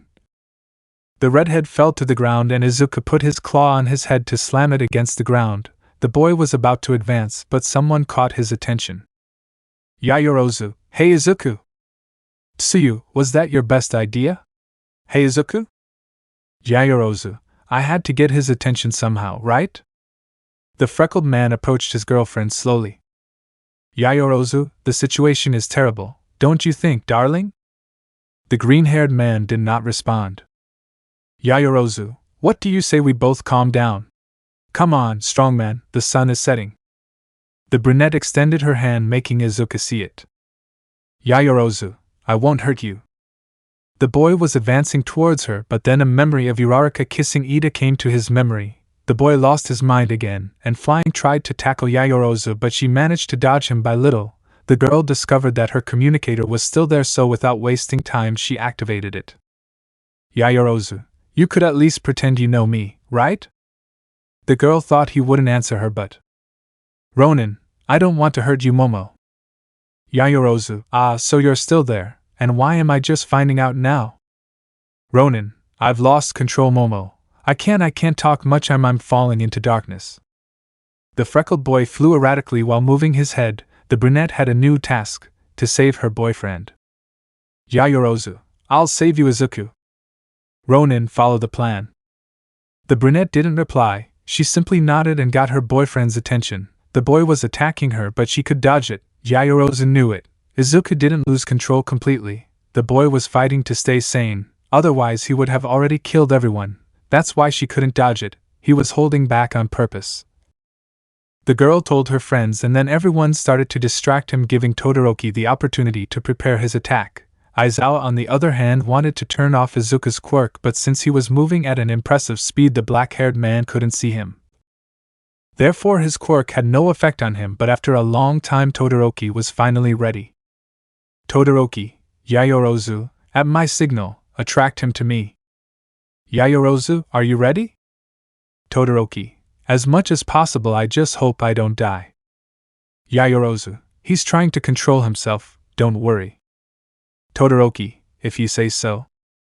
Inside the green-haired boy, the fight was amazing. The aggressive part of Izuku was strong, that part that wanted to burn and kill everyone. The monster wanted to take control, but Izuku would not let this happen because the nanny was a villain. They hurt him, yes, but his desire to be a hero was greater than all the aggressive instincts that could give him. Release the monster, Izuku, but remember you are in control. I'm not like them, you hold the reins. A voice inside him told him to kill them, to hurt them, but the freckled man opened his eyes and showed a determined look. You know you want to do it, kill them, eliminate them, destroy them like they destroyed you. Ronin, no I don't. You're still just a Deku, a scared, crying boy who… Ronin, shut up. You can't. Ronin, I'm not a villain, I'm not a monster, I'm Izuku Midoriya, and I will be a hero. With that scream, in reality Izuku gave a loud scream that echoed in everyone's ears. The boy continued moving forward without stopping, but there he had control. Ronin, through the communicator, Momo, run, I'm ready. Yaoyorozu, you took control? Ronin, for a short time, whatever you want to do is now. Yaoyorozu, then catch me if you can, darling. The brunette threw an explosive matryoshka at him. When it opened, Izuku received a flash grenade, but since his senses were at their maximum, it didn't matter if he had a visual disability because he was guided by what he heard. Izuku quickly flew behind her.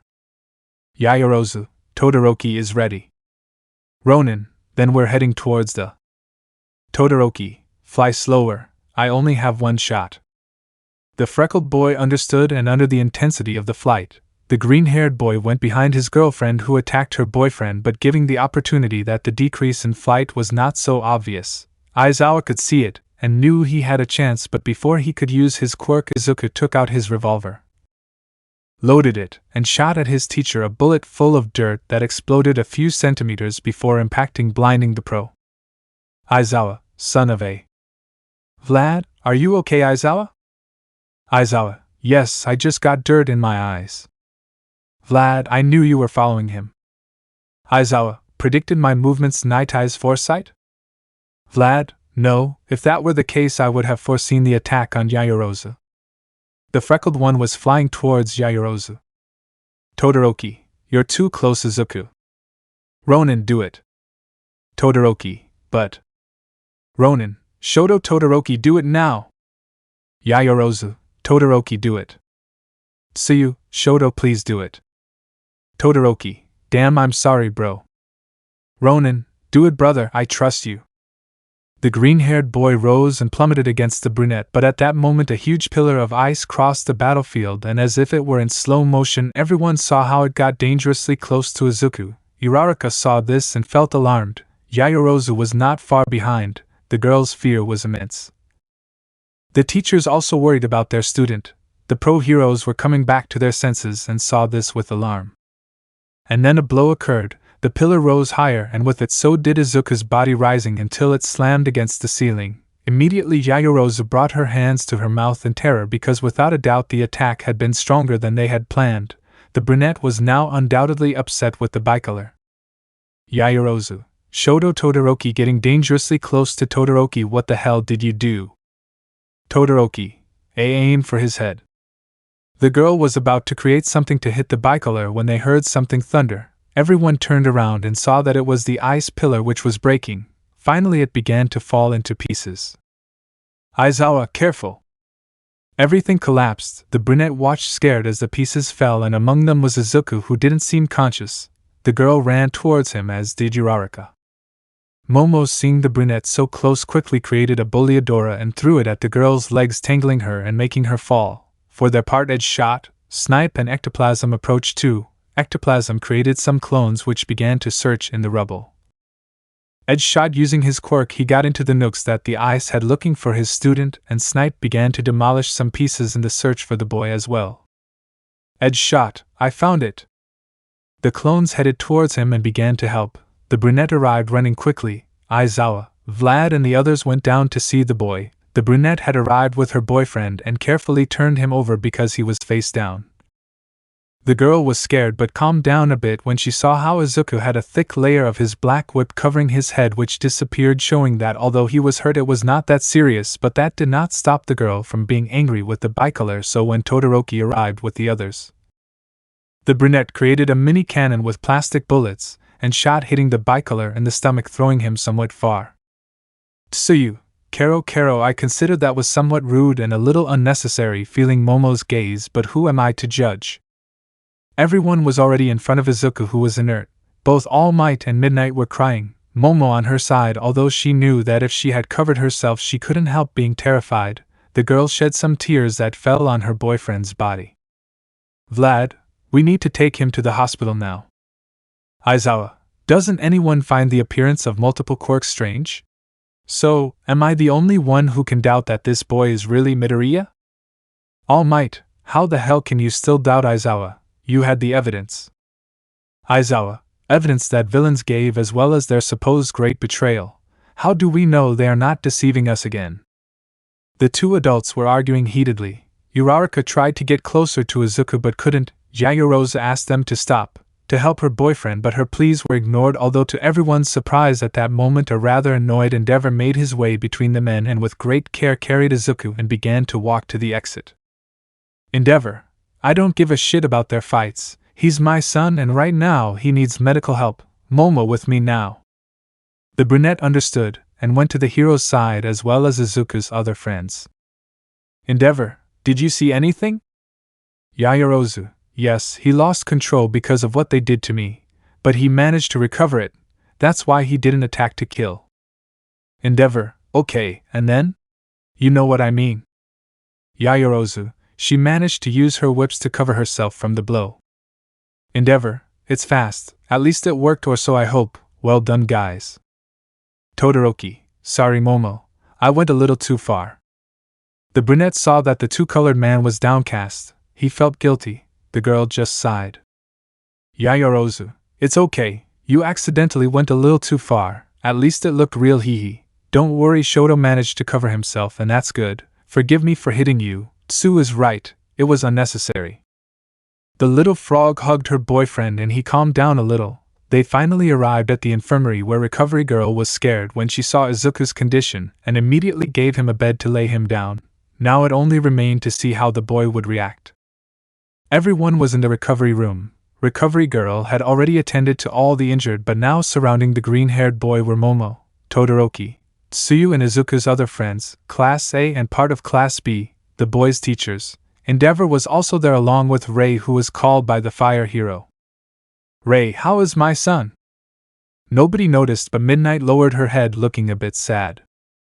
Recovery Girl, she's stable, which is what's important.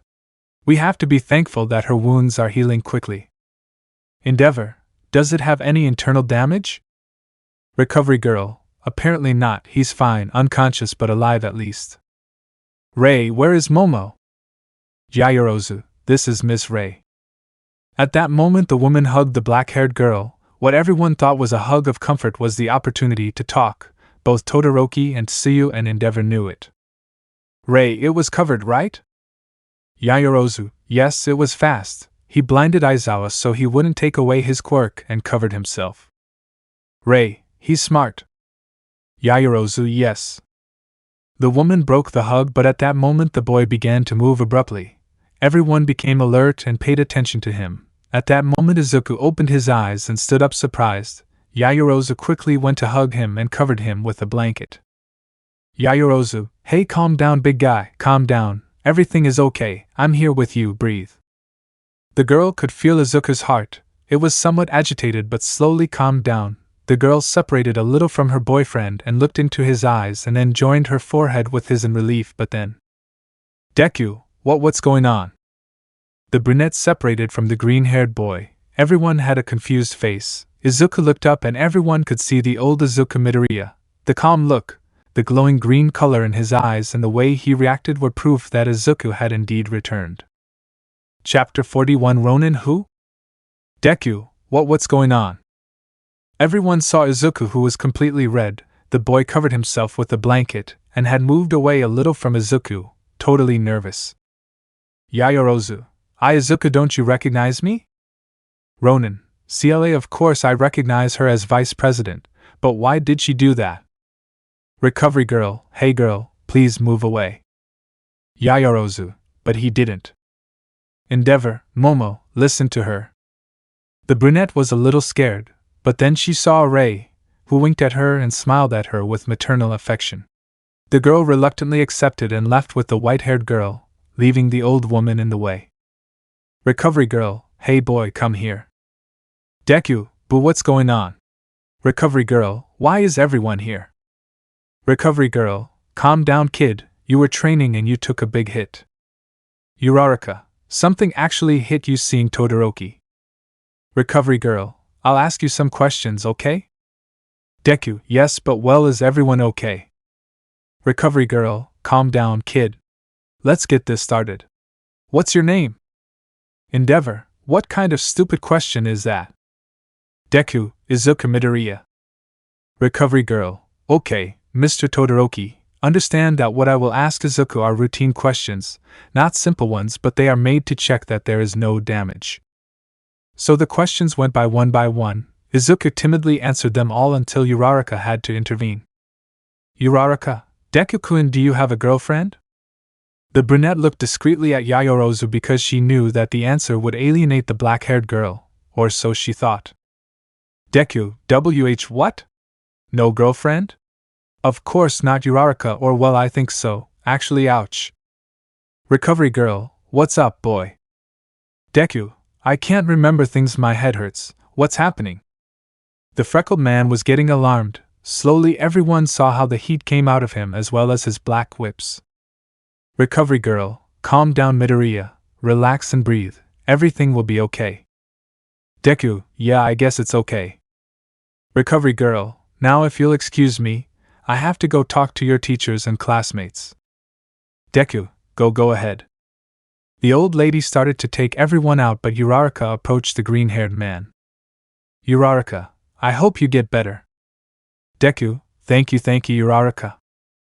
Uraraka, see you later Deku-kun seductive. The green-haired boy stayed on the stretcher while everyone left. When he left, Recovery girl hit Uraraka hard on the head. Recovery girl, don't be silly girl. Uraraka, why does he hit me? Endeavor, what happened to Recovery? Recovery girl, well, given the questions I just asked him and Uraraka's stupidity, I can believe that what young Midoriya has is amnesia. Endeavor, amnesia? Really? Recovery girl, it's not a % sure diagnosis yet, but given the answers you just gave, it's the best option. Ray, but it's treatable, right? Recovery girl, yes, although it may take time. At that moment a ray of hope illuminated Uraraka and the others. Recovery girl, I'll go in anyway and keep running tests so I can give an accurate diagnosis. Endeavor, I'll be with you if you don't mind, after all it's my son we're talking about. Aizawa, anyway, I have to stay, he's my student. Recovery girl, they can't stay here long. Aizawa, then let's do this quickly, I'll ask you some questions, understood? Recovery girl, it depends on the question. Aizawa, everything will come to light now. The teacher entered the room while everyone else followed him with their eyes. The old woman tried to stop him, but it was minute. The other members of Class A followed him. Endeavor, they think that. Todoroki, I want to believe so. Yaoyorozu, I hope so. Ray, he is someone strong, you'll see. So everyone entered the room and saw how Izuku was stared at by Aizawa. The freckled one could be seen to be nervous. Aizawa, listen to me carefully, Midoriya. I'll ask you some questions and you'll answer them honestly, understand? Deku, yes. Aizawa, okay, listen, first question, have you ever met with the League of Villains? Almight, Aizawa.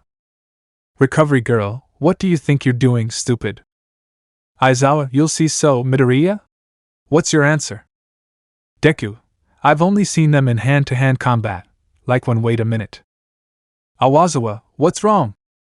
Deku, how are you? Aizawa, how is who? Deku, like who, sensei, how is the girl, Sir Naitai and Togata-senpai? Aizawa, do you remember the girl? Deku, of course, it's Eri, once I leave her, I don't plan on doing it again, Aizawa, calm down Midoriya, is that okay? Deku, but. Aizawa, you did it boy if you rescued her, you're right it's Eri and she was in danger but you saved her, you and Mirio saved her. The green-haired man sat back down a little more relieved but then a certain brunette approached him. Uraraka, wait, if you remember saving Eri then you also remember well you know. Deku, I know what? Aizawa, Uraraka back off. Uraraka, but. Aizawa, okay then, you see this Midoriya, have you ever thought about betraying us? You know, after the Ronin, Del you can't be a hero right? The green-haired boy then changed his gaze, the boy who had appeared had become the Ronin from before, everyone without exception was alarmed but then the boy closed his eyes and returned to the one he had been before. Deku, I can't betray them, my mom gave me good advice, my dad too even though I didn't see it, both did their best, they raised me well, never betray your principles not even in the face of death, and haven't you thought about it? Well yeah well I think if they hadn't given me the. At that moment Almight got nervous as well as Bakugo, Aizawa and Midnight but Izuku continued. Deku, if he hadn't given me the chance to be a hero I don't think I would have given up. I knew that UA had already removed the rule that if you didn't have a quirk you couldn't enroll and I was training to get in and if not there were still other options. UA was my best option because I knew it was where All Might came from but then. Recovery girl, enough boy you too Aizawa, you shouldn't. Aizawa, last question then Midoriya, does the name Ronin mean anything to you? At that moment everyone tensed up but they also knew that was his hero name but that way they would also realize what was happening. Deku, according to me there are legends or well some stories that spoke of them as soldiers with their own code or renegades. They were fast and silent, almost like Edge-shot sensei. Edge-shot, I'm listening to you, you know? Deku, boo sorry. No I didn't mean to offend you sensei. Aizawa, it really happened to him. Deku, what happened? Excuse me, but I don't understand anything. Also, why is my hair so long? How long have I been sleeping? Why do I feel stronger? Wait a second, where is my mother? The freckled man began to get upset but then he opened his eyes and sat on the bed. His hair covered his eyes. All Might at that moment felt guilty and approached his successor. All Might, young Midoriya you know. Aizawa, do you remember what happened to your mother? At that moment, tears began to run down Izuku's face and fell onto the blanket. Deku, she died it was during a Nomus attack. Yaoyorozu knew she wasn't faking, those tears were real, remembering that event and having to pretend like you're barely doing it was. All Might, boy was it my fault. Deku, no clenching his fists it wasn't like that, you're a hero you have to be everywhere at once, don't you? Your number. Izuku felt the pain in her words, he couldn't bear it but he had to do it. All Might, my boy my time is shortened, that night I fought against a stronger Nomu, much stronger I can't fight anymore. At that moment Izuku clenched his fists, the boy wanted to throw himself at him and hit him but he couldn't. On the other hand Midnight got up quite upset, the woman left quite upset, Izuku had his senses heightened and could hear her perfectly. Midnight, whispering I'm sorry Izuku. Recovery girl, okay, that's enough. Stop pestering the poor boy. Deku, recovery girl what's happening to me? Recovery girl, well at first I was saying that maybe it was likely that you had amnesia but since you're remembering things like what happened to your mother and the girl. So I think the diagnosis is that you suffer from blackouts, things like that are easier to treat. Deku, the blackouts? What is that? Recovery girl, well sometimes a blow can cause memory loss which can be total or partial, but there are cases where the memory can be split into a kind of puzzle, there are some pieces together, and that makes a complete fragment but the rest is lost. Deku, so I won't remember who I am? Recovery girl, yes you will but it'll take you a while to do it completely kid, sorry. The green-haired man lowered his gaze and then grabbed his head with force and desperation. Ida, approaching Izuku at least you're okay friend, we'll work together so you can remember things, I promise. At that moment the little boy put his hand on Izuku's shoulder with a smile of victory just like Uraraka. Uraraka, taking his hand it's good to have you back with us Deku-kun. The green-haired boy looked a little uncomfortable with these displays of affection, Uraraka for her part turned to see Yaoyorozu with a superior smile that made the brunette clench her fists. The girl was about to complain, but Tsuyu stopped her. Tsuyu, it's not worth your time, Momo. Kero, we can talk to him later. The boys left the infirmary. Ida and Uraraka stayed with the freckled boy who asked them for a moment alone while he got ready. Aizawa stayed with them, looking at both of them seriously. Aizawa, Ida.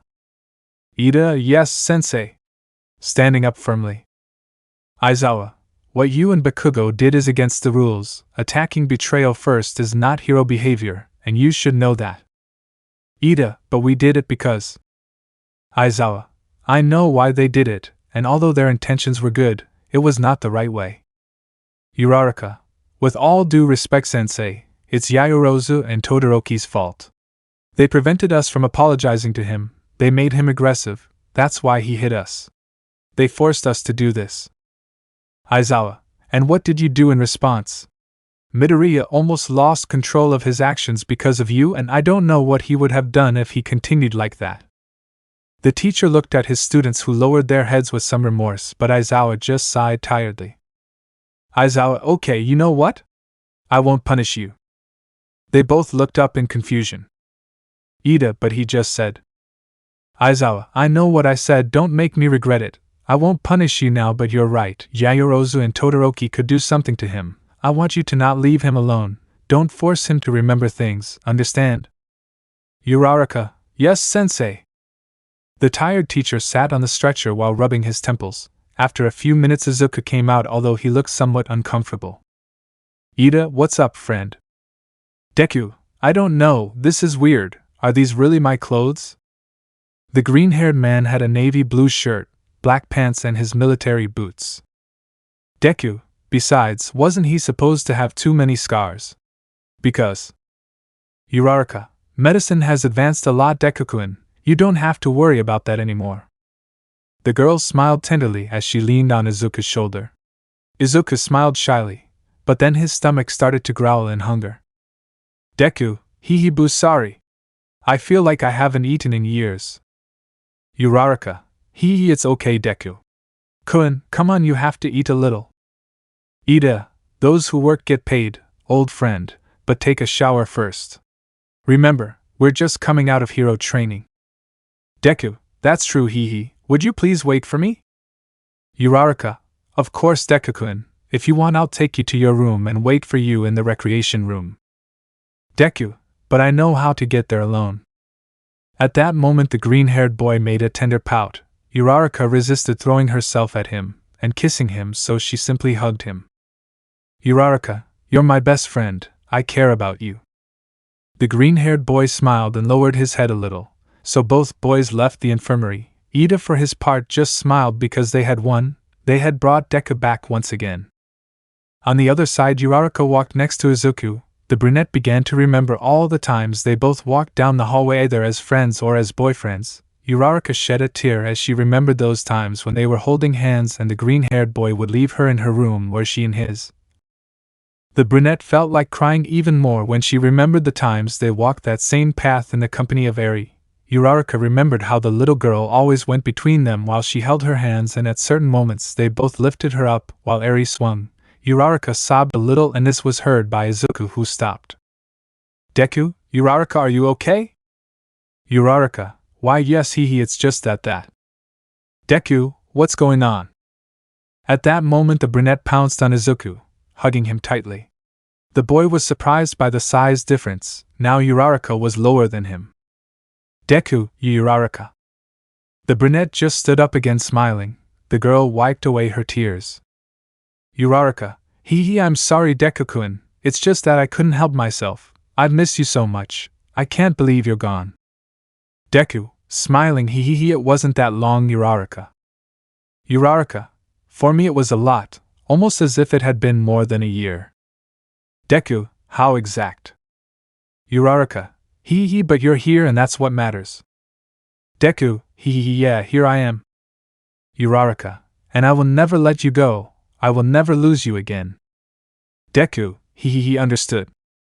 Finally the boys arrived at the room and Uraraka showed them how to open it, since now they all had fingerprint readers.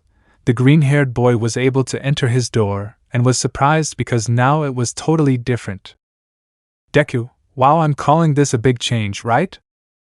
Uraraka, I hadn't even seen it, it's a big change, but we can return it to how it was before, a few All Might posters, our photos together, and that's it, hee. Deku, yes, although it is a little more relaxing. In my old room it seemed like All Might was spying on me, hee. Uraraka, hee, yes, but well, it's your decision, Deku-kun, both are fine. Deku, I almost thought we had arrived at Todoroki's room, hee. Uraraka, they look a little alike, but well, I'll leave you, Deku, I'll go prepare something for you to eat. Deku, moo, thank you very much. Uraraka, it's good to have you back. The girl blushed a little and hesitated but gathered her courage and gave the green-haired boy a kiss on the cheek that she definitely wasn't expecting. The boy blushed and quickly walked away. Uraraka smiled because she knew that her reaction to those things was something classic in izuku. The girl finally headed to the kitchen. Uraraka, this time I'll do things right, Deku, I promise. I won't fail again. On the other hand, Izuku went to take a bath, changed, and came out. The boy was wearing his black shirt with the red shield and black jeans. The boy had tied his hair up once again. Upon entering the recreation room, everyone saw him. The boy felt nervous and shrugged. Deku, hee, hello, I know I'm back, yay. The green-haired boy raised his arms timidly, although what he didn't expect was to see how everyone stood up with jubilation and happiness. The green-haired boy was scared when he saw how almost everyone approached him smiling. Izuku wanted to run away, but Zero caught him with his ribbons and pulled him in so that everyone hugged him. Mina, Midori-chan, I love having you back with us, hugging the boy and putting him between her breasts. Jiro, man, it's good to have you back. Aoyama, it's always a pleasure to have you back, Midoriya. So everyone was hugging him as if nothing was happening. The green-haired boy was suffocating. Uraraka came out of the kitchen and smiled a little. Uraraka, well, let him go, you'll leave little of him for me. Mina, without letting go of Izuku, hee for you? Should I keep him? After all, you're just friends, right? Unless you and Ida have decided. At that moment the alien girl received a tomato in the face. Mina, please, Uraraka is hard to remove because of my horns. Uraraka, I heard it's good for your hair. Deku, Uraraka, you and Ida are. Uraraka, hee, these are things to talk about in private. Deku-kun, don't pay attention to Mina, you know how she loves gossip. The pink-haired girl released the freckled boy, who slowly breathed until his face had its normal color. After that the boy left with Uraraka before the eyes of his other friends, who followed the green-haired boy with their gaze. Yaoyorozu wanted to go with him and tell him to remember not to play, but something inside her stopped her. Tsuyu, Karo, calm down, Momo. Yaoyorozu, how can you ask me to stay calm when I see him but I can't get close to my boyfriend? Todoroki, this is my fault, I'm sorry. Yaoyorozu, no Shoto, it's just that I don't know what to think, better sigh, I'd better go to my room. The brunette made a sad face and left the arcade while Izuku followed her with his eyes. Uraraka noticed this and took the green-haired man's chin and gently returned it. Izuku saw that in front of him there was a large plate of katsudon and several onigiri. Uraraka, I made your special katsudon, remember how much you liked it. Deku, hee, thanks. Enjoy. The green-haired boy took his chopsticks and began to eat, while Uraraka looked at him tenderly. The brunette caressed her companion's hair. Deku, what? With his mouth full. Uraraka, hee, nothing, Deku, it's just that you look very cute, but keep eating, I'll go get some water. Deku just ate again at an impressive speed. When he finished, the green-haired boy sat for a few moments while he thought. Uraraka sat next to him while she watched him. Uraraka, what's going on? Deku, nothing, it's just that it's strange to come back. Uraraka, you're home now, Deku. Bakugo, now you better get ready, idiot, or he's going to kill you. Deku Kaken.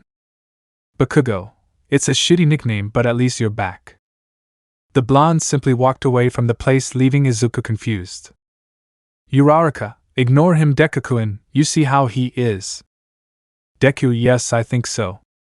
So the boys spent time with Izuku because now they could. After that they went in a little. Izuku used one for all at percent. His body felt weird. It was as if he could use more power, but he didn't, although he seemed surprised because now he was more agile. He felt faster.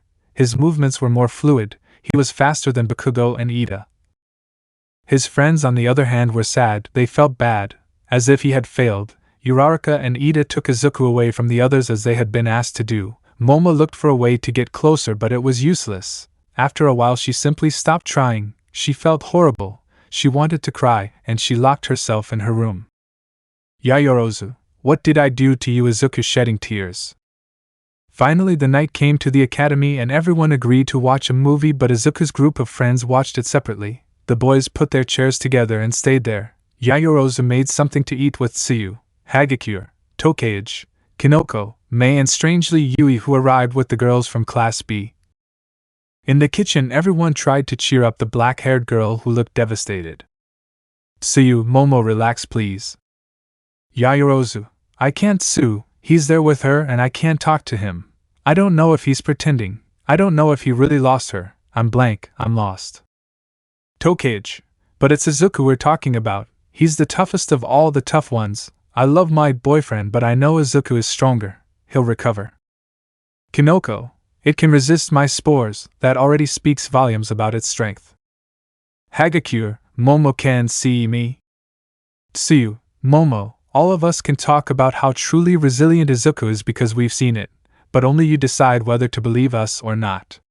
Tell me the truth. Do you trust Izuku? Kero. The brunette looked at her friends while thinking about her boyfriend. Do you trust me? You are amazing, Izuku. Sorry for doubting you. Yayorozu, Tsuyu, thank you, and yes, you're right. I trust Izuku with my life, but there's a problem. Tsuyu, which one? Kero. Yayorozu, I don't trust them, much less her. Yui Amohei? I know you're all really good friends and all that. Kinoko, that's right, Yui, you stopped talking to us when we talked to Izuku and them then. Tokage, why did you come with us?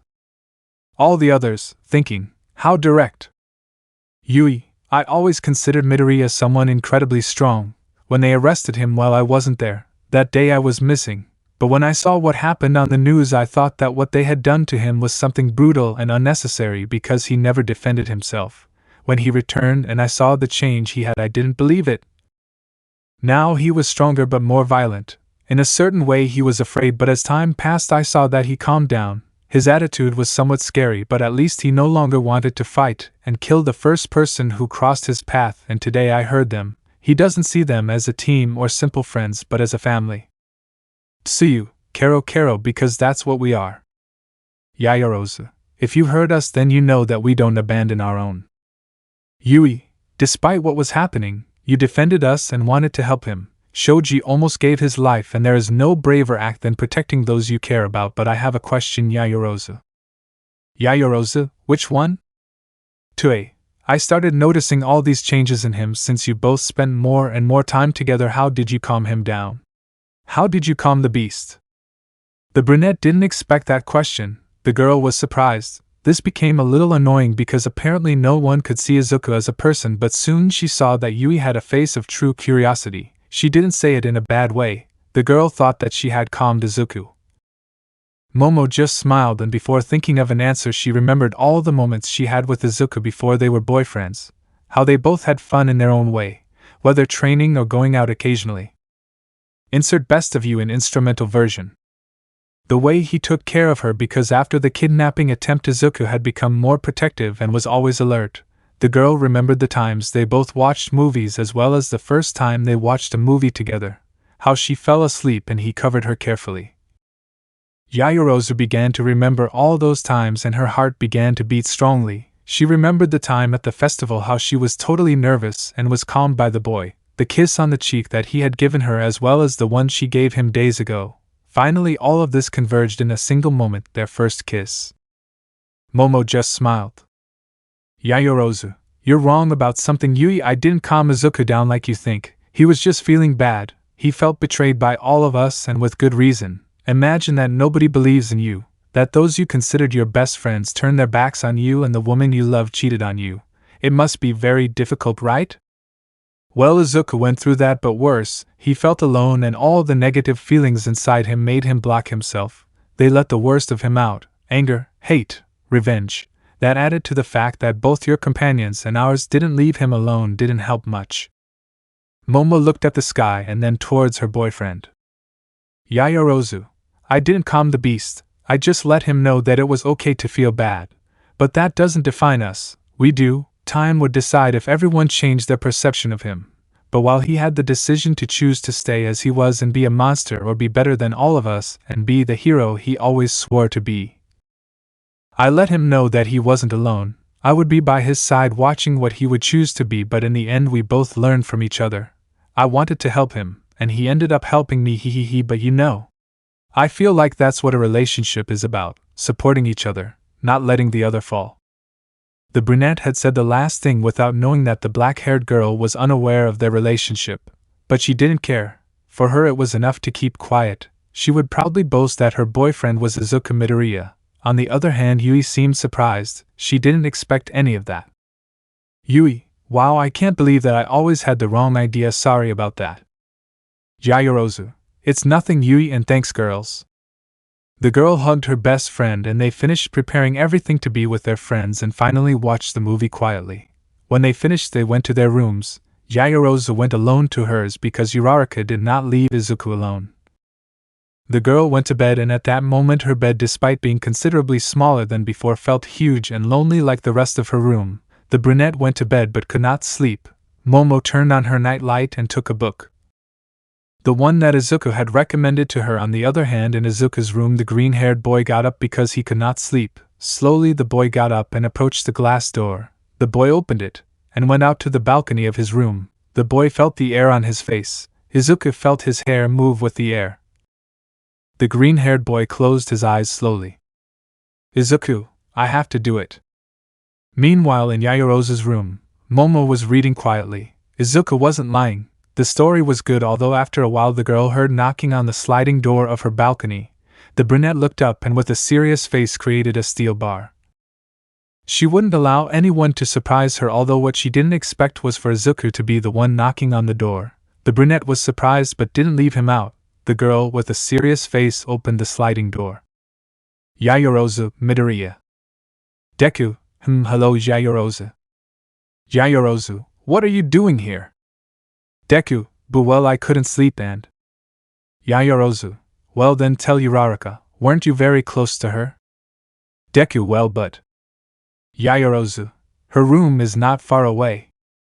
The brunette turned around and walked into her room, leaving the green-haired boy alone, who looked confused. Without thinking, the boy lunged at Yaoyorozu, taking her hand. Yaoyorozu, please let me go, you can't sleep, tell Uraraka, she can help you. Izuku, I tried to sleep Yaoyorozu but I can't, and I think Uraraka won't be able to help me. Yaoyorozu, why? Izuku, because every time I tried to sleep well you appear in my mind. The girl looked at the freckled man carefully, calmly analyzing him. Yaoyorozu, what are you? Izuku, since I woke up I think about you. Momo, I feel like you can help me. Yaoyorozu, please no Izuku. The girl turned around ready to leave, but then she heard Izuku laughing. Yaoyorozu, are you making fun of me? Because it's not. Ronin, it seems you forgot what I told you, right? Yaoyorozu, what are you? Ronin, how could I forget the woman I love? The girl opened her eyes in surprise and turned completely, seeing Izuku but the one she knew, that rude but kind-hearted boy. There was her boyfriend. The brunette began to cry. Izuku smiled, but this changed when he received a slap from the brunette. Yaoyorozu, annoying, you're a huge idiot. Broccoli. Izuku, Midoriya. Ronin, Momo, I don't. Yaoyorozu, do you know how I felt today? Do you have the slightest idea? I felt like I lost you. The brunette was really furious and Izuku knew it. Yaoyorozu, I didn't want to admit it, but I'd blamed Todoroki all day for what happened to you, you know? Oh no, of course not, because you were very comfortable with that hit, Uraraka. Ronin, Momo understands that I had no choice. Yaoyorozu, of course there always is. Ronin, Aizawa gave the order to Ida and Uraraka not to leave me alone. not to leave me alone because everyone believes that I have lost my memory, and they believe that if I was with you they would make me remember everything, and that is what they do not want. Yaoyorozu: Well, that's a good excuse, but why didn't you send me a message? Ronin: I'm really sorry, my love, I'm an idiot. Yaoyorozu: Sigh, well, at least you admit it. Ronin: Hee, but I'm your idiot.